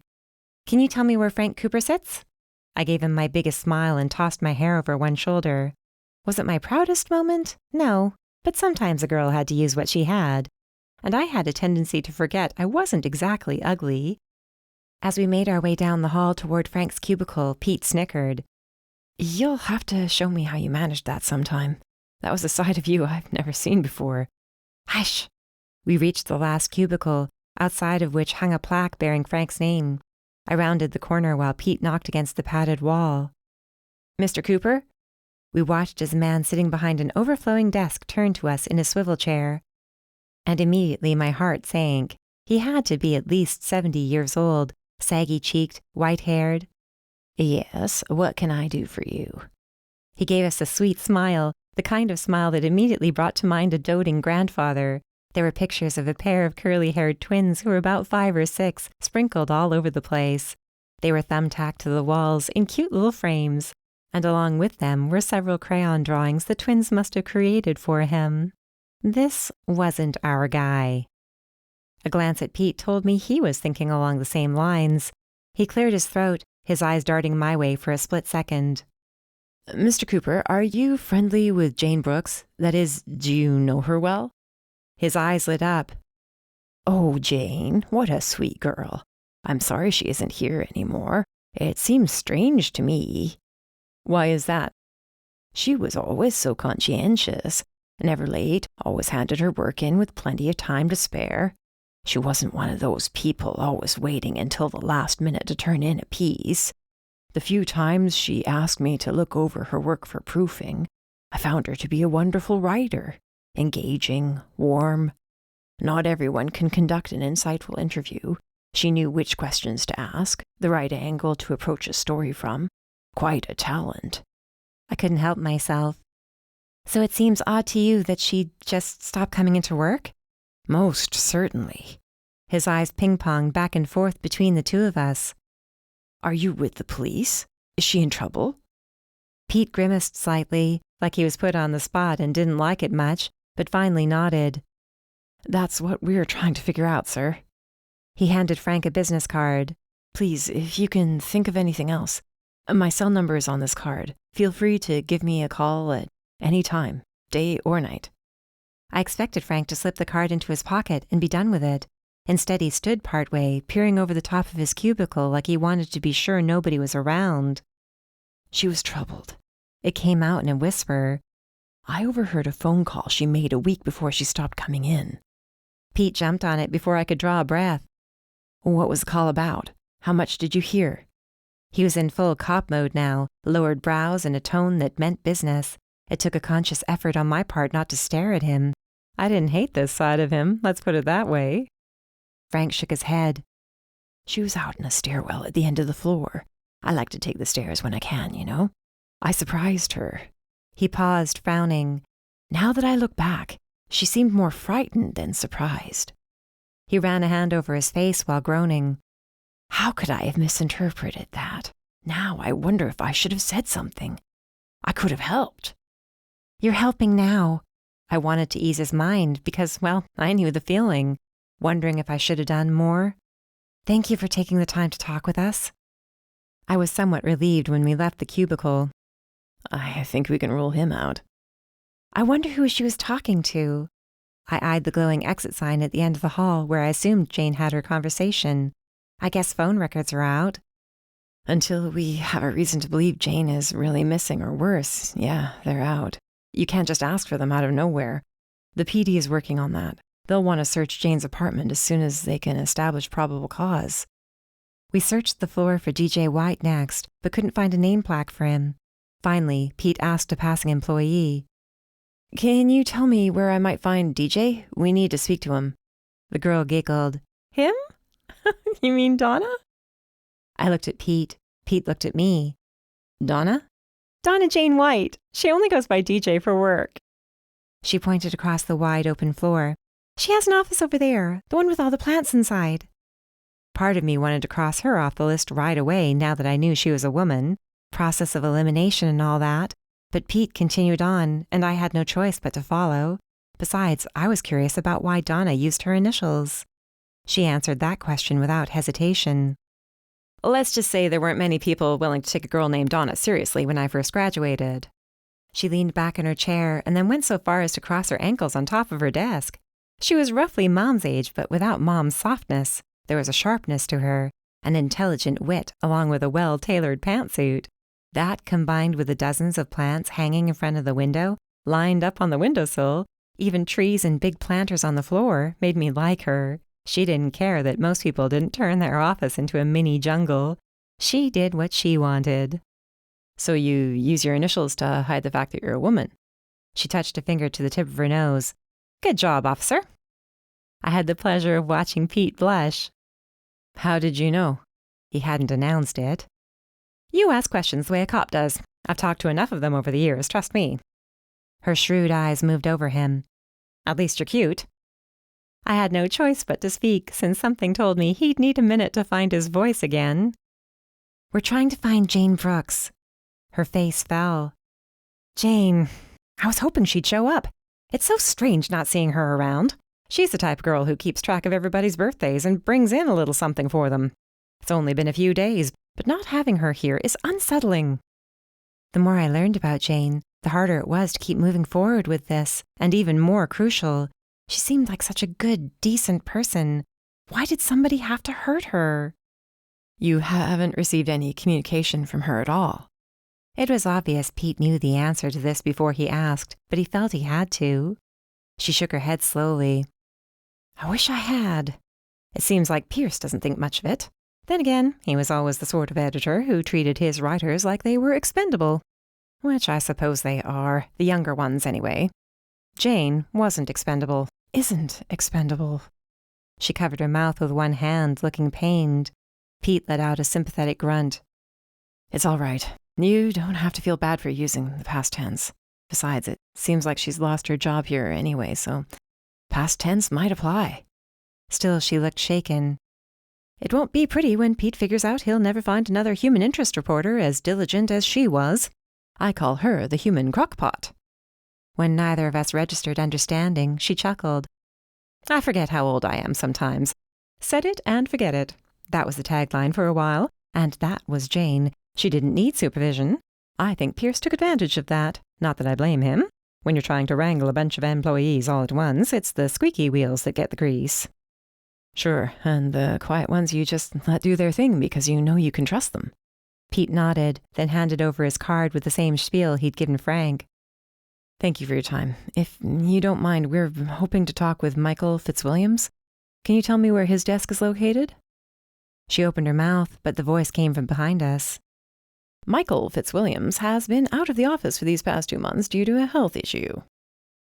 We both turned to find Pierce, editor extraordinaire, scowling at us from the hall. I don't much appreciate you coming in here and asking questions without running it past me or one of the other senior staff members first. Maybe if you'd been honest last week, we could have gotten down to the business of searching for Jane. Now I understand there's reason to believe foul play was involved. He lowered his voice, but there was no mistaking the sound of DJ's gasp behind me. What were we supposed to tell you last week, sir? If you seemed a little more concerned about your employee and less concerned about her returning a keycard and laptop, we could have had a conversation. Pete slid his hands into his pockets, the very picture of calm, but I knew him well enough to hear the thread of danger winding through his words. Pierce's scowl deepened. Jane looked at me as a mentor. The girl has talent and a work ethic most people would kill for. His expression shifted just a little, like he regretted his choice of words. Of course I'm upset to know this looks like more than just a girl deciding to quit her job without going through the motions of resigning. How can you say she has such a great work ethic that you're her mentor when you were so blasé about her disappearing for 3 days? I wasn't as good at coming off as casual and relaxed like Pete was. Lack of practice, probably. Pierce narrowed his dark eyes. Worse crimes have been committed in the name of wounded pride. That's what it was. I can admit it. Here I was pouring all this energy and attention into her career, and she paid me back by vanishing. I didn't like the idea of her taking what I taught her and using it someplace else, without so much as giving me the benefit of a resignation letter. He ran a hand through his black hair, tousling it a little. I regret that. You have no idea how much. I shouldn't have let my ego get in the way. I should have called the police once it was clear we couldn't get a hold of her by the end of the week. This isn't like her at all. And you say Mr. Fitzwilliams has been on leave for 2 months? Pete made a note of this on a small pad. The haughty attitude roared to life again. He's on medical leave. And unless you want to be slapped with an HIPAA violation, I suggest you abandon that train of thought. DJ sighed. Lay off them, Pierce. This is my conversation, Donna Jane. I could hear her muttering at her desk, probably at his use of her full name. He managed to sound paternal and dismissive all at once, and the paternal part was funny, seeing as how he was probably 10 years younger than her. Thank you very much for your time, both of you. Pete took me by the arm. We'll let you get back to work now. I wasn't exactly ready to go yet, but I also wasn't about to try to fight Pete's steely grip. He managed to at least reach the elevator before growling, That guy rubs me the wrong way. You think he's a suspect? He waved it off. Just because the guy's a jerk doesn't make him a violent offender. If anything, he saw her as his golden goose. That's how he made it sound, anyway. But that doesn't line up with Jane's description of the situation. She's the one who told me she could light her desk on fire and nobody would care. DJ made it sound like he neglected Jane because he knew she could handle herself. I snorted in disgust. Pierce seems like the kind of guy who would talk himself up, though. Gee, you think? We stepped off the elevator into the lobby and handed our passes over to a very relieved Crystal. I managed to wait until we were outside to ask whether there'd been any luck looking into the use of those passes on Tuesday night. I haven't heard anything yet. They have to go through the security company, but first they'll need permission from the building's owners. The paper doesn't own the building anymore. They only rent space. There's always red tape when you're in a hurry. What about this Fitzwilliams guy? We reached his car, and he opened the passenger door for me before walking around to the driver's side. What about him? Well, he seems as likely a suspect as any. Frank Cooper is way too old, DJ's a woman, and I'm 100% certain the person I spoke to is a man. It's got to be Michael. Michael Fitzwilliams, who's on medical leave. Yeah, but do we know if that's really the truth? Maybe there's a way to find out whether he's lying. Why would he lie? And if he is lying and he's not really sick, we still don't have a reason why he would attack Jane. I settled back in my seat, letting Pete navigate us out of the parking lot and onto the street while I mulled this over. He said she asked too many questions, the attacker, I mean. Maybe that's what she was asking questions about, his sudden illness. Maybe he isn't sick at all. It could be some sort of insurance scam. Maybe she saw him out on the street and asked why he was up and around. I don't know. I covered my face with my hands. This is nothing but a bunch of dead ends. Well, thanks to you handing over those photos you took, I think we have enough to warrant somebody going out to question Mr. Fitzwilliams. We're looking for a man who works at the paper, knows Jane, and has won that award. He shot me a look. But it's not going to be us. Why not? For one thing, I have work to do in Cape Hope. For another thing, I'm supposed to be keeping an eye on you. When I stuck out my tongue, he remained firm. Listen, if this is the guy we're looking for, he's not going to be nice to you, Darcy. He isn't going to welcome you into his home and make you a cup of tea. You're the last person who needs to be there when he's questioned. You're right. I didn't think about it that way. To my surprise, he laughed softly. Would you look at that? Darcy Harmon thinks I was right. Wonders never cease. I didn't find it so funny. And I still wasn't smiling when Pete dropped me off at home. There was nothing like the feeling that I'd wasted my time, especially when I'd been so hopeful. Granted, I didn't know what I expected. For the culprit to drop to their knees and beg for mercy? But I had hoped to find at least something, anything. It wasn't until I sat down with a late breakfast and Lola by my side that I checked my email. There were a few orders to process for the store, which came as a relief since I hated to think of sitting around for days with absolutely nothing to do. There was one email from an address I didn't expect to see. Jane's address. A sick feeling washed over me, and suddenly I wasn't hungry anymore. I put my food aside, staring down at the list of messages. The subject got right to the point. It's Jane. Please read. How was I supposed to believe that? Obviously, this was just another way to mess with my head, to make me feel uneasy and off balance. I didn't want to give the guy, whoever he was, the satisfaction of messing with my head again. At the same time, curiosity was always one of my prevailing traits. I tapped it, determined to delete the thing. No, better yet, I would show it to Pete. Darcy, please believe me. It's Jane. He stole my laptop, and I see from the sent messages that he threatened you. I'm so sorry. I wanted you to know I'm okay. I'm safe, but I can't tell you where I am. I don't want anybody to know, especially not him. I've been so worried this week, because I know you must have seen what happened and it must have upset you. I see that you reached out. Thank you for that. I'm only accessing this from a public computer, logging into the newspaper's network. I'm going to delete this as soon as I send it so you won't see it in the sent folder. Please do not reply. I don't want him to know I sent this to you. Be careful. Take care of yourself. I hope I can talk to you soon. I read it 3 times before the message finally worked its way into my head. If this really was Jane, she was safe somewhere, and she was hiding from somebody whose name she'd conveniently forgotten to mention, which made me wonder if it was her at all. Wouldn't she want me to know who it was she was hiding from? I could help. I wanted to help. Instead, all I could do was call Pete again and give him the heads up. Chapter 19. I spent the afternoon poring over Michael Fitzwilliam's work. Hours passed without my noticing as I read and took notes. The man was prolific, I had to give him that. And he'd been writing at the paper for 5 years, so there was plenty to go through. He wrote about local events and business stuff, but not the way Jane did. He took more of a civic view of things. How did the opening of a new business affect the neighboring residents? What about the demolition of a public housing project? In his earlier work, right up to 8 months or so prior, he was hard-hitting, cynical. I got the feeling it would take a lot of work to pull the wool over his eyes. Until he'd started a series on a land development project. By the time I finished reading that series, a new theory began to form, one that felt a lot more solid than anything I'd come up with before. Am I crazy? Lola was no help, but then that wasn't surprising.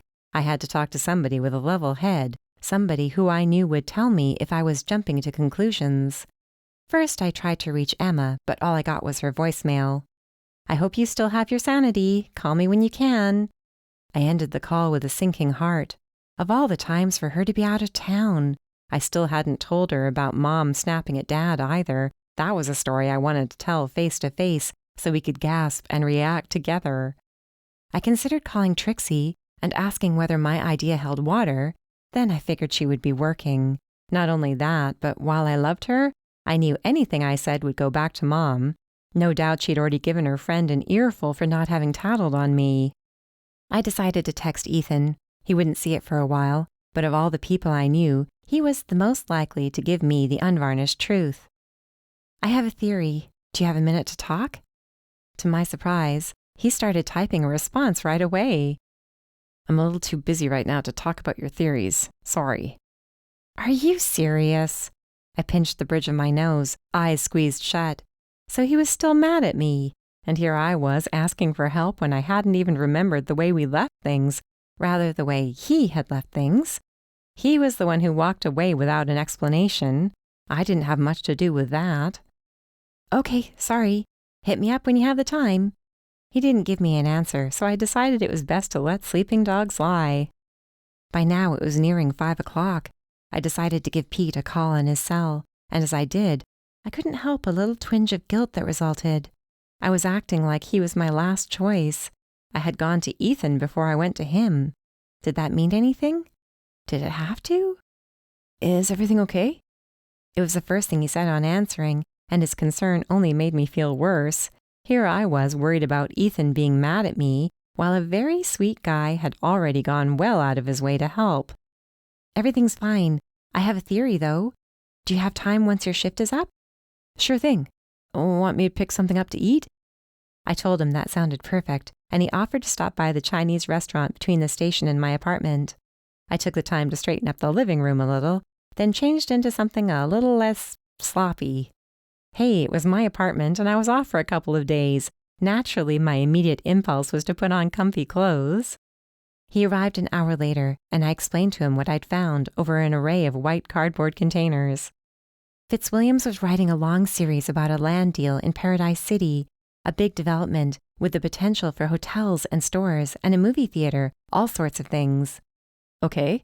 He always wrote about it in glowing terms. I mean, you would think the man was one of the developers or investors behind the project.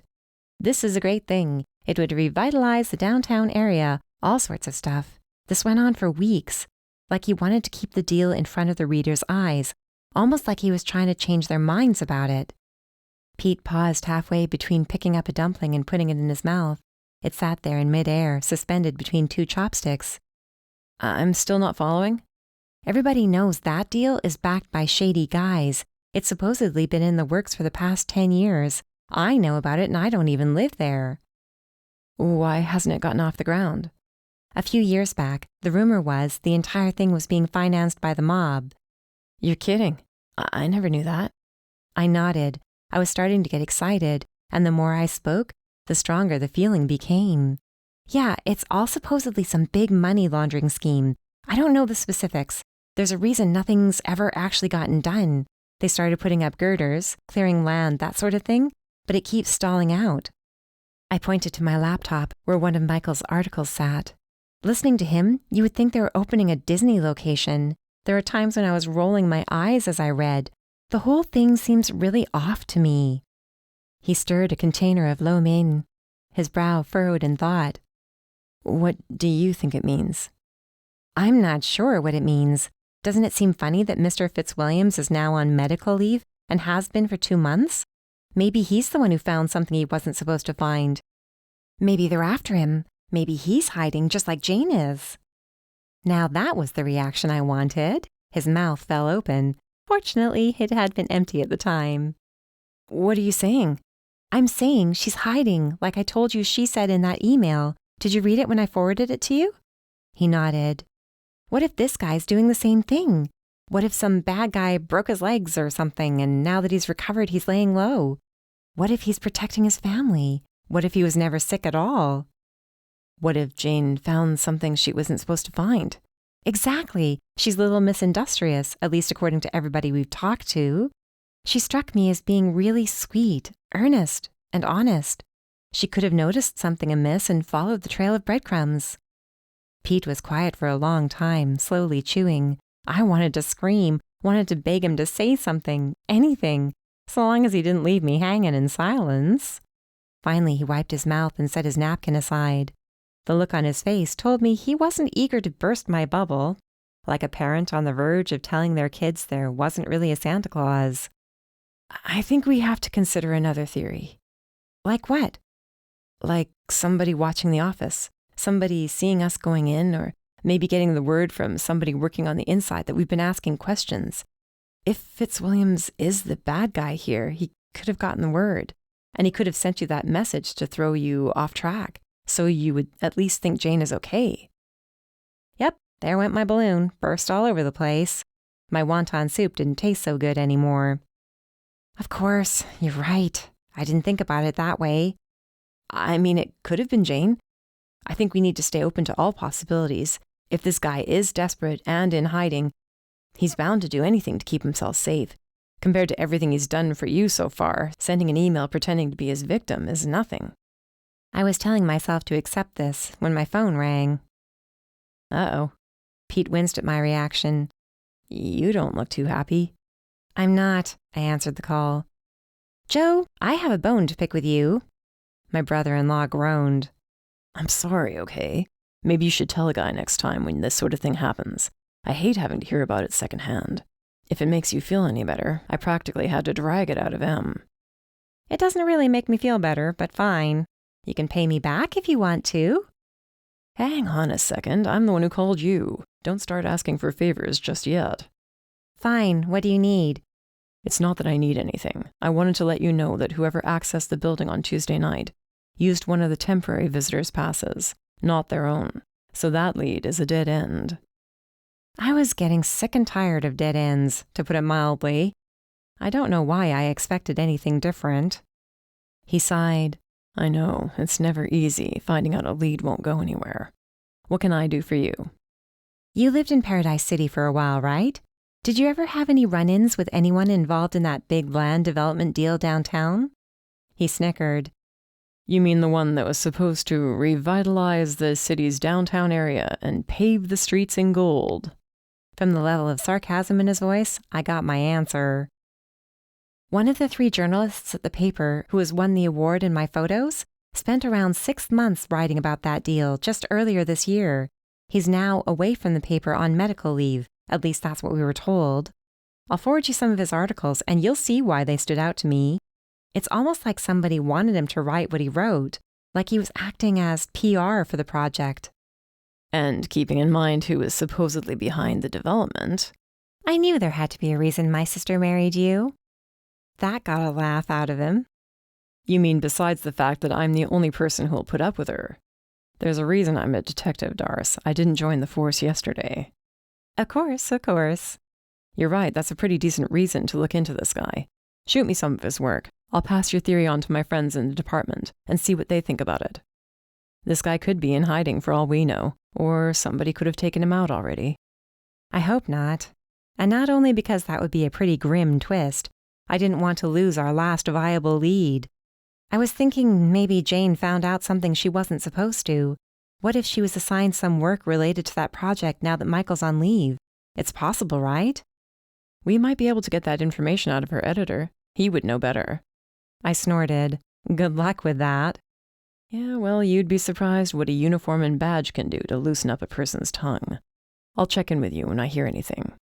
We ended the call there, and I found myself feeling better than I had before, like we were making progress after all. See? Pete set down his chopsticks and reached over, taking my hand. Sometimes when you ask for help, help is given. You don't have to do everything all by yourself. He lifted my hand and kissed the back of it, his eyes locked with mine.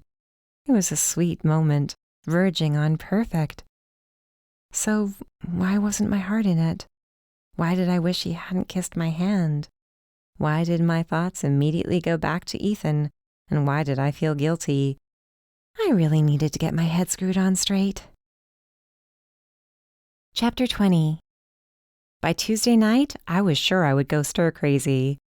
All these years I've been calling my mother a workaholic. I tousled Lola's fur while she napped next to me. She probably didn't appreciate being woken up very much, but then she napped most of the day anyway. Something told me she would make up for lost time eventually. I'm starting to think it's genetic. I had nothing to do. I was afraid to go to the store, afraid to even go out on my own. My apartment was cleaner than it had ever been, and my skin smelled like cleaning products. Ethan wouldn't talk to me, and I couldn't keep calling Pete every time I was bored or lonely. I liked Pete so much, but I was still conflicted. I didn't want him to think there was more to us than there was, especially when I remembered the look in his eye when he kissed my hand. It should have made me happy seeing that look, the intensity behind it. All it did was leave me feeling guilty and uncomfortable. Things had to get better soon, or I wasn't sure what I would do. At least Becca was still speaking to me, and still interested in working at the store. We chatted earlier in the day about the number of orders that were coming in through the website. Neither of us felt comfortable going to the store to package the books. It would have to wait until we reopened, which I hoped would be very soon. When we did, and once it came time to process those orders, we would be up to our necks in work. I would have given just about anything at that moment to be up to my neck in work. At least your mommy's coming home tomorrow. Are you excited about that? At the mention of the M word, Lola's head snapped up. Soon, sweetie, you'll see her tomorrow. And that was literally all I had to look forward to.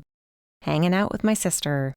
Even that couldn't last too long, since she had to drive to Boston on Friday to write an article about a bed and breakfast that had just opened.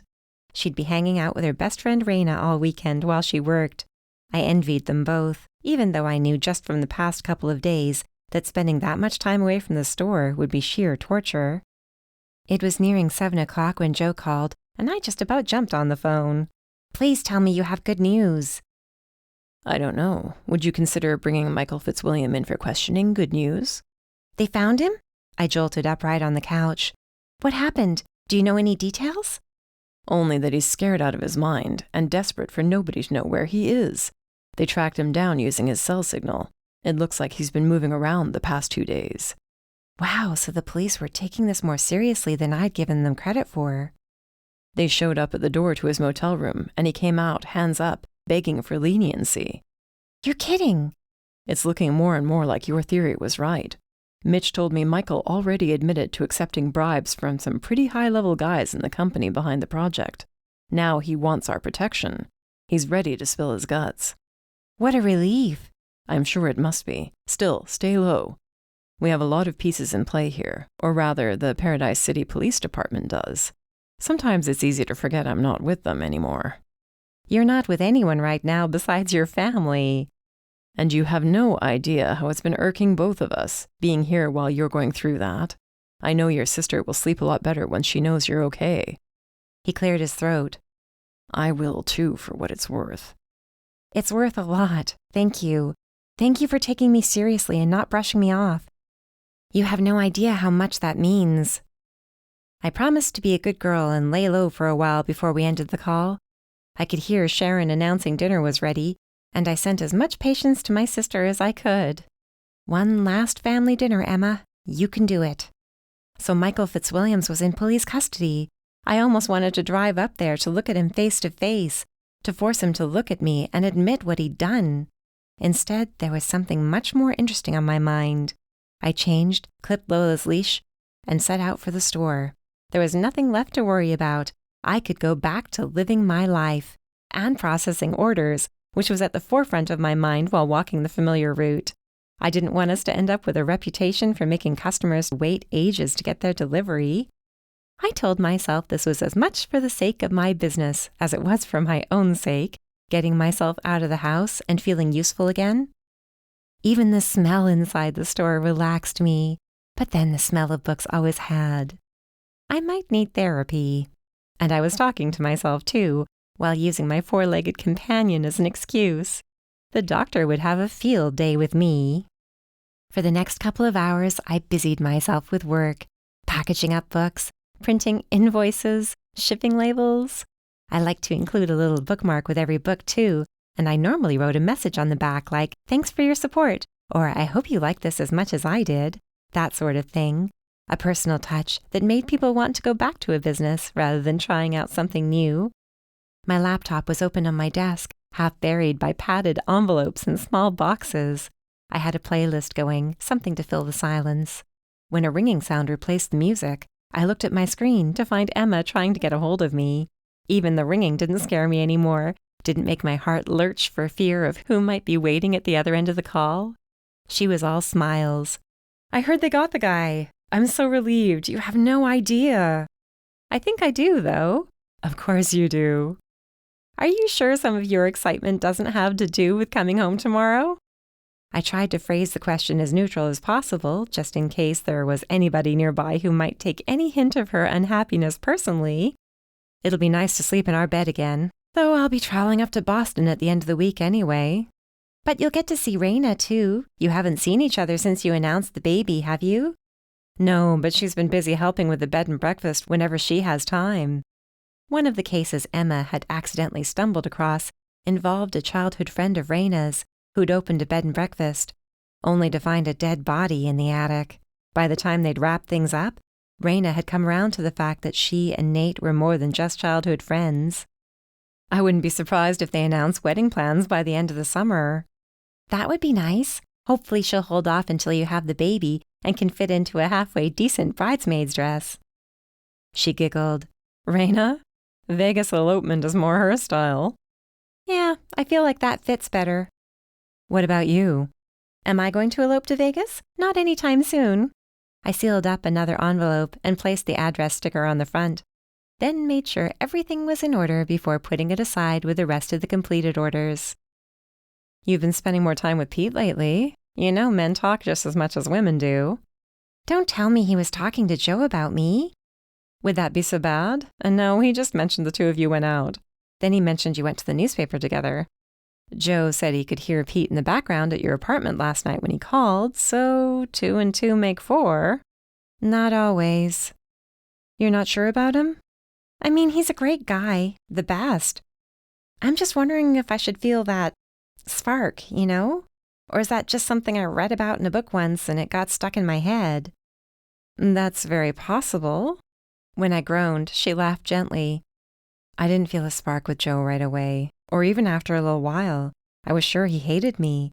We argued all the time." That brought somebody to mind, didn't it?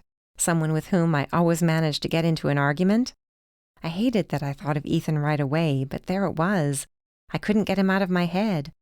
I wished he had never kissed me, especially because there was no way in the world I could tell my sister about it. She would lose it, big time. It would have been nice to confide in her. Lola surprised me by growling. Emma noticed it first, probably because she was more in tune with her dog than I was. "Is she growling? What's wrong?" I looked down at the dog, who was definitely staring out the office door into the store. There was a low rumbling sound in her chest. I had only heard her growl that way once before, and I didn't like the implication, since that was the day I could have been shot. I held a finger to my lips, signaling Emma to stay quiet, before slowly leaning over to peek out into the store. I could see straight through the shop to the front door. The front door that I could see even from my office was unlocked. I'd forgotten to lock it. Then again, if anybody came in, I would have heard the bell chime. The bell that no longer hung over the door. It was missing. But it had chimed when I came in, hadn't it? Or did it? I was so used to hearing the thing, I didn't think twice about it anymore. What is it? Emma was whispering with her mouth close to the speaker.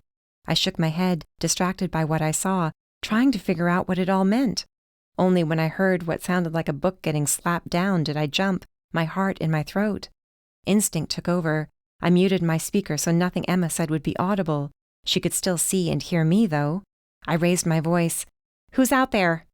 A quick glance at the screen showed Emma with both her hands over her mouth. "Who are you?" Silence. I held Lola back for fear of what might happen if she ran out into the store. With one hand, I typed a message to my sister using the chat feature. "Somebody's in here. I don't know who." She wrote back, "I'm calling the police." I wasn't about to stop her. Even if I was imagining things, which I didn't think I was, it would be worth the peace of mind.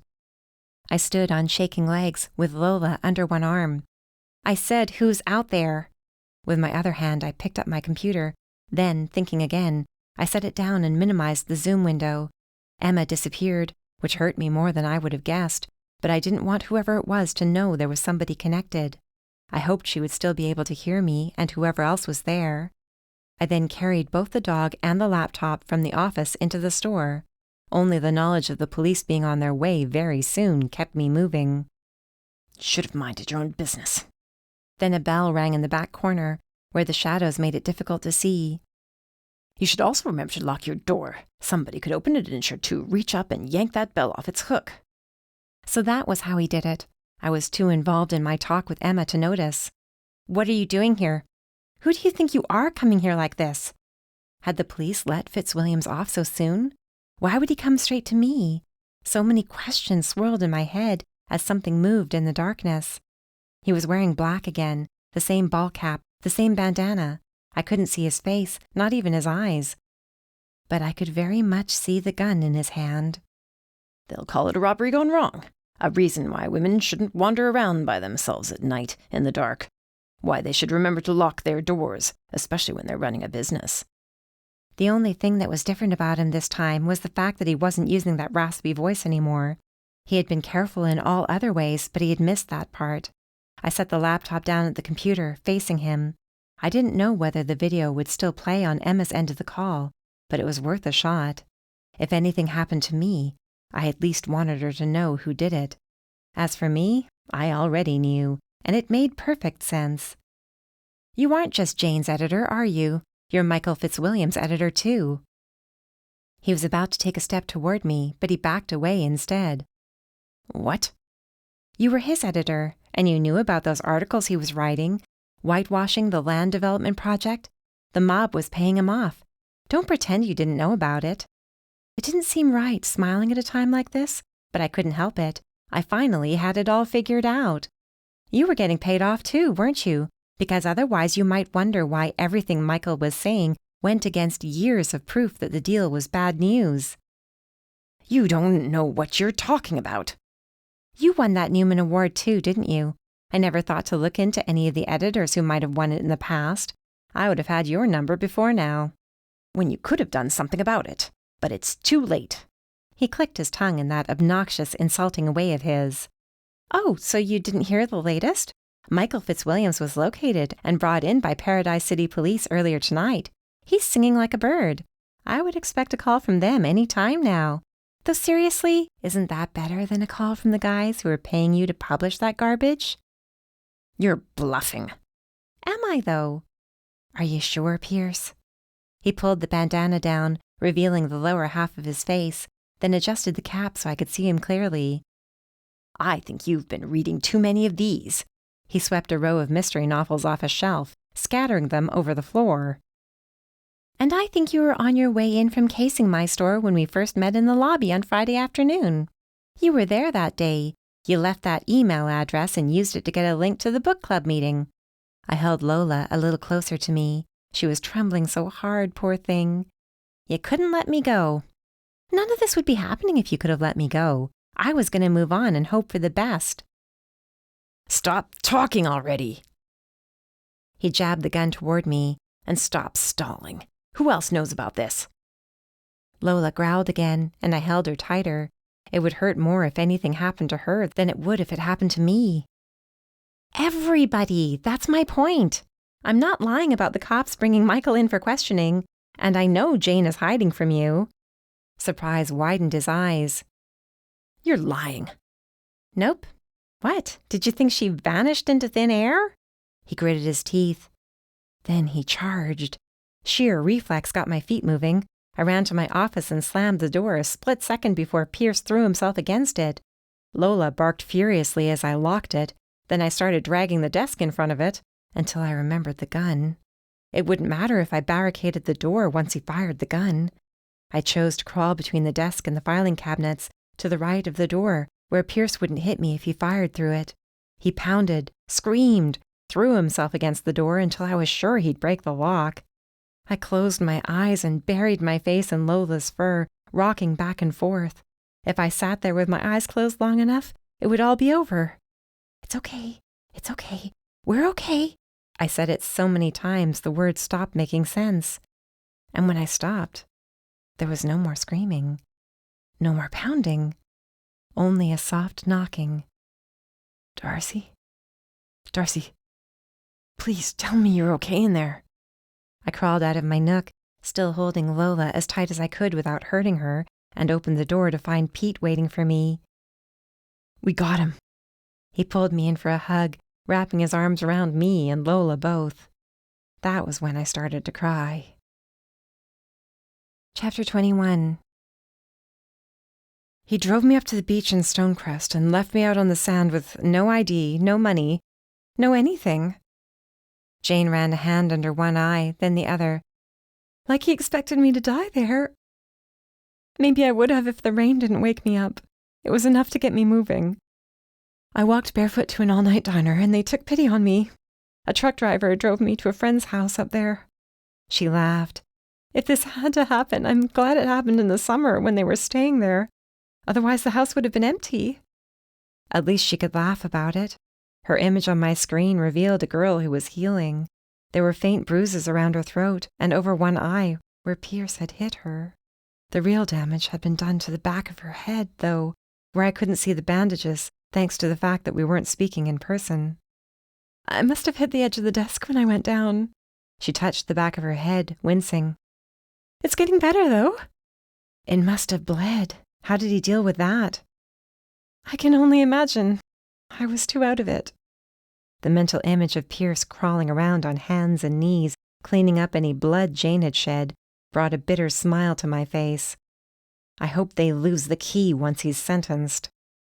It's going to be a complicated case, I think. I'm no court reporter, or else I would write about it for the paper. You would? Sure. Who better, right? If I didn't know better, I might suggest we get a DNA test done. She sounded way too much like a Harmon. The light in her eyes faded a little. I'm only sorry you got dragged into it. Like I told him the night he came to the store, he was the reason I kept at it, because he couldn't leave me alone. I gave her another bitter smile. He couldn't leave any strings hanging loose, not with a mob breathing down his back. They paid him a lot of money to promote that project, and they're not the sort of people you want to take money from and not deliver. I can't believe he took their money in the first place. She shivered, then rubbed her arms. When he asked me to take over the series for Michael, I figured it might be my big break into something a little more serious than restaurant openings. Once I started looking through Michael's notes, though, and then he told me I wasn't allowed to contact Michael about it. He was too sick, and if he got upset or stressed and his health took a bad turn, he basically told you it'd be your fault if Michael got sicker. Exactly. I was trapped. I told him I didn't feel right, that something felt sketchy. Here I was thinking Michael was the one to blame, like Pierce was oblivious, and I've got to admit I'm disappointed in myself. He was your mentor, though, right? You wouldn't want to believe it. That's how he always made it sound. Sometimes he called himself my Dutch uncle, too. I didn't appreciate it either way. It was creepy. It sounds like it. Anyway, I'm back home, and I don't feel like I have to hide anymore. Though I'm still being careful. Pierce didn't pull me in too far. I didn't know any names. I never talked to anybody. I never even wrote a single word about the project. I hope that's enough to keep me safe. Joe had already assured me Jane's safety was paramount, that they'd watch her house as long as was necessary in case anybody decided to shut her up.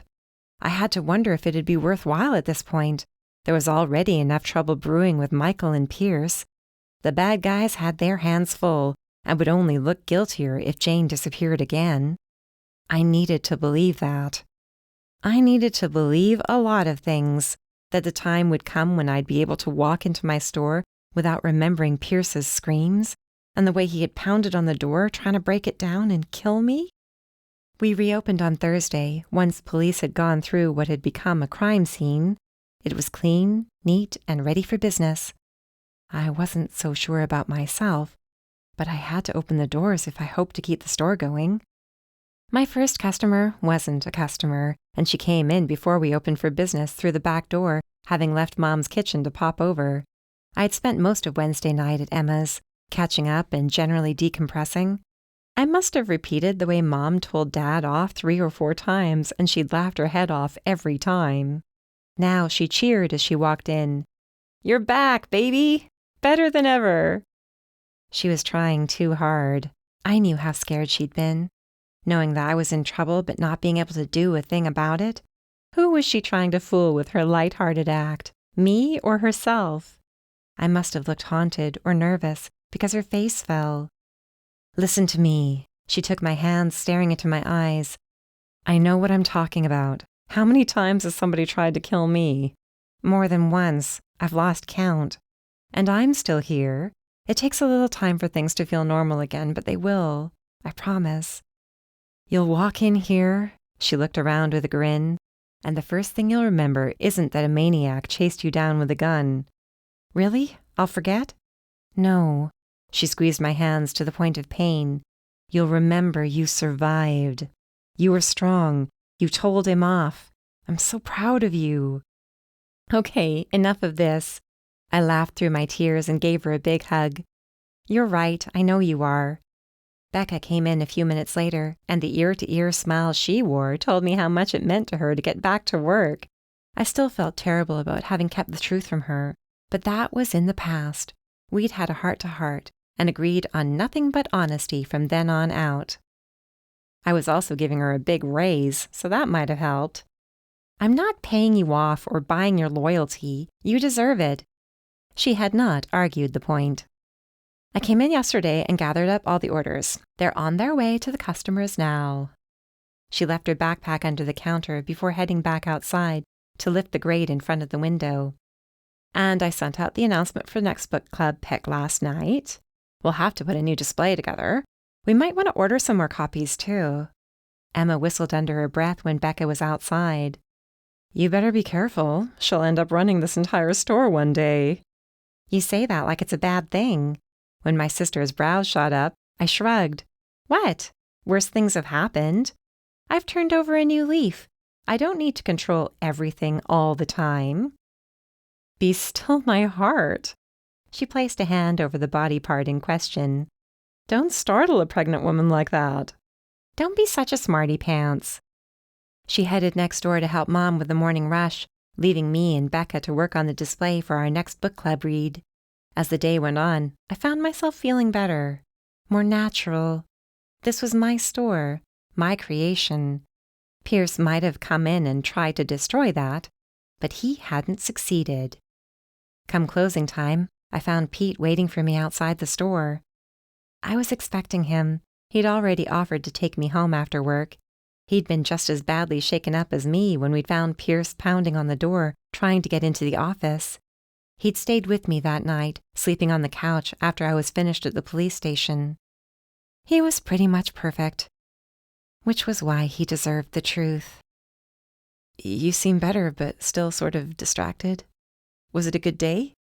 He nudged me as we walked, grinning. "I heard you were busy over there." "Who'd you hear that from?" "Oh, let me guess. Emma told Joe, who told you. It's like my life is one long game of telephone." I laughed, but it wasn't lighthearted. I was too busy dreading what I knew needed to happen sooner rather than later. "Something like that. We've been pretty busy down at the station, too, working with the PCPD. This case could blow a lot of doors open. I mean, bribing the press. That's a pretty big deal." Boy, and all I wanted to do was figure out what happened to Jane and keep myself from getting killed. I tried to sound light, but the word brittle came to mind instead. and he heard it. What's up? You sound upset. His deep-set blue eyes were troubled when I met them with my own. I'm not upset, but there's something that's been on my mind. I had to get it over with, like ripping off a Band-Aid all at once. I love spending time with you. I have a lot of fun when we're together. I thought we'd get kicked out of Luigi's for laughing so hard. But he sounded disappointed already. It didn't take a genius to know what was coming. But I can't move too fast. That's all I'm trying to say. Too fast? He came to a stop at the corner, a block down from my apartment.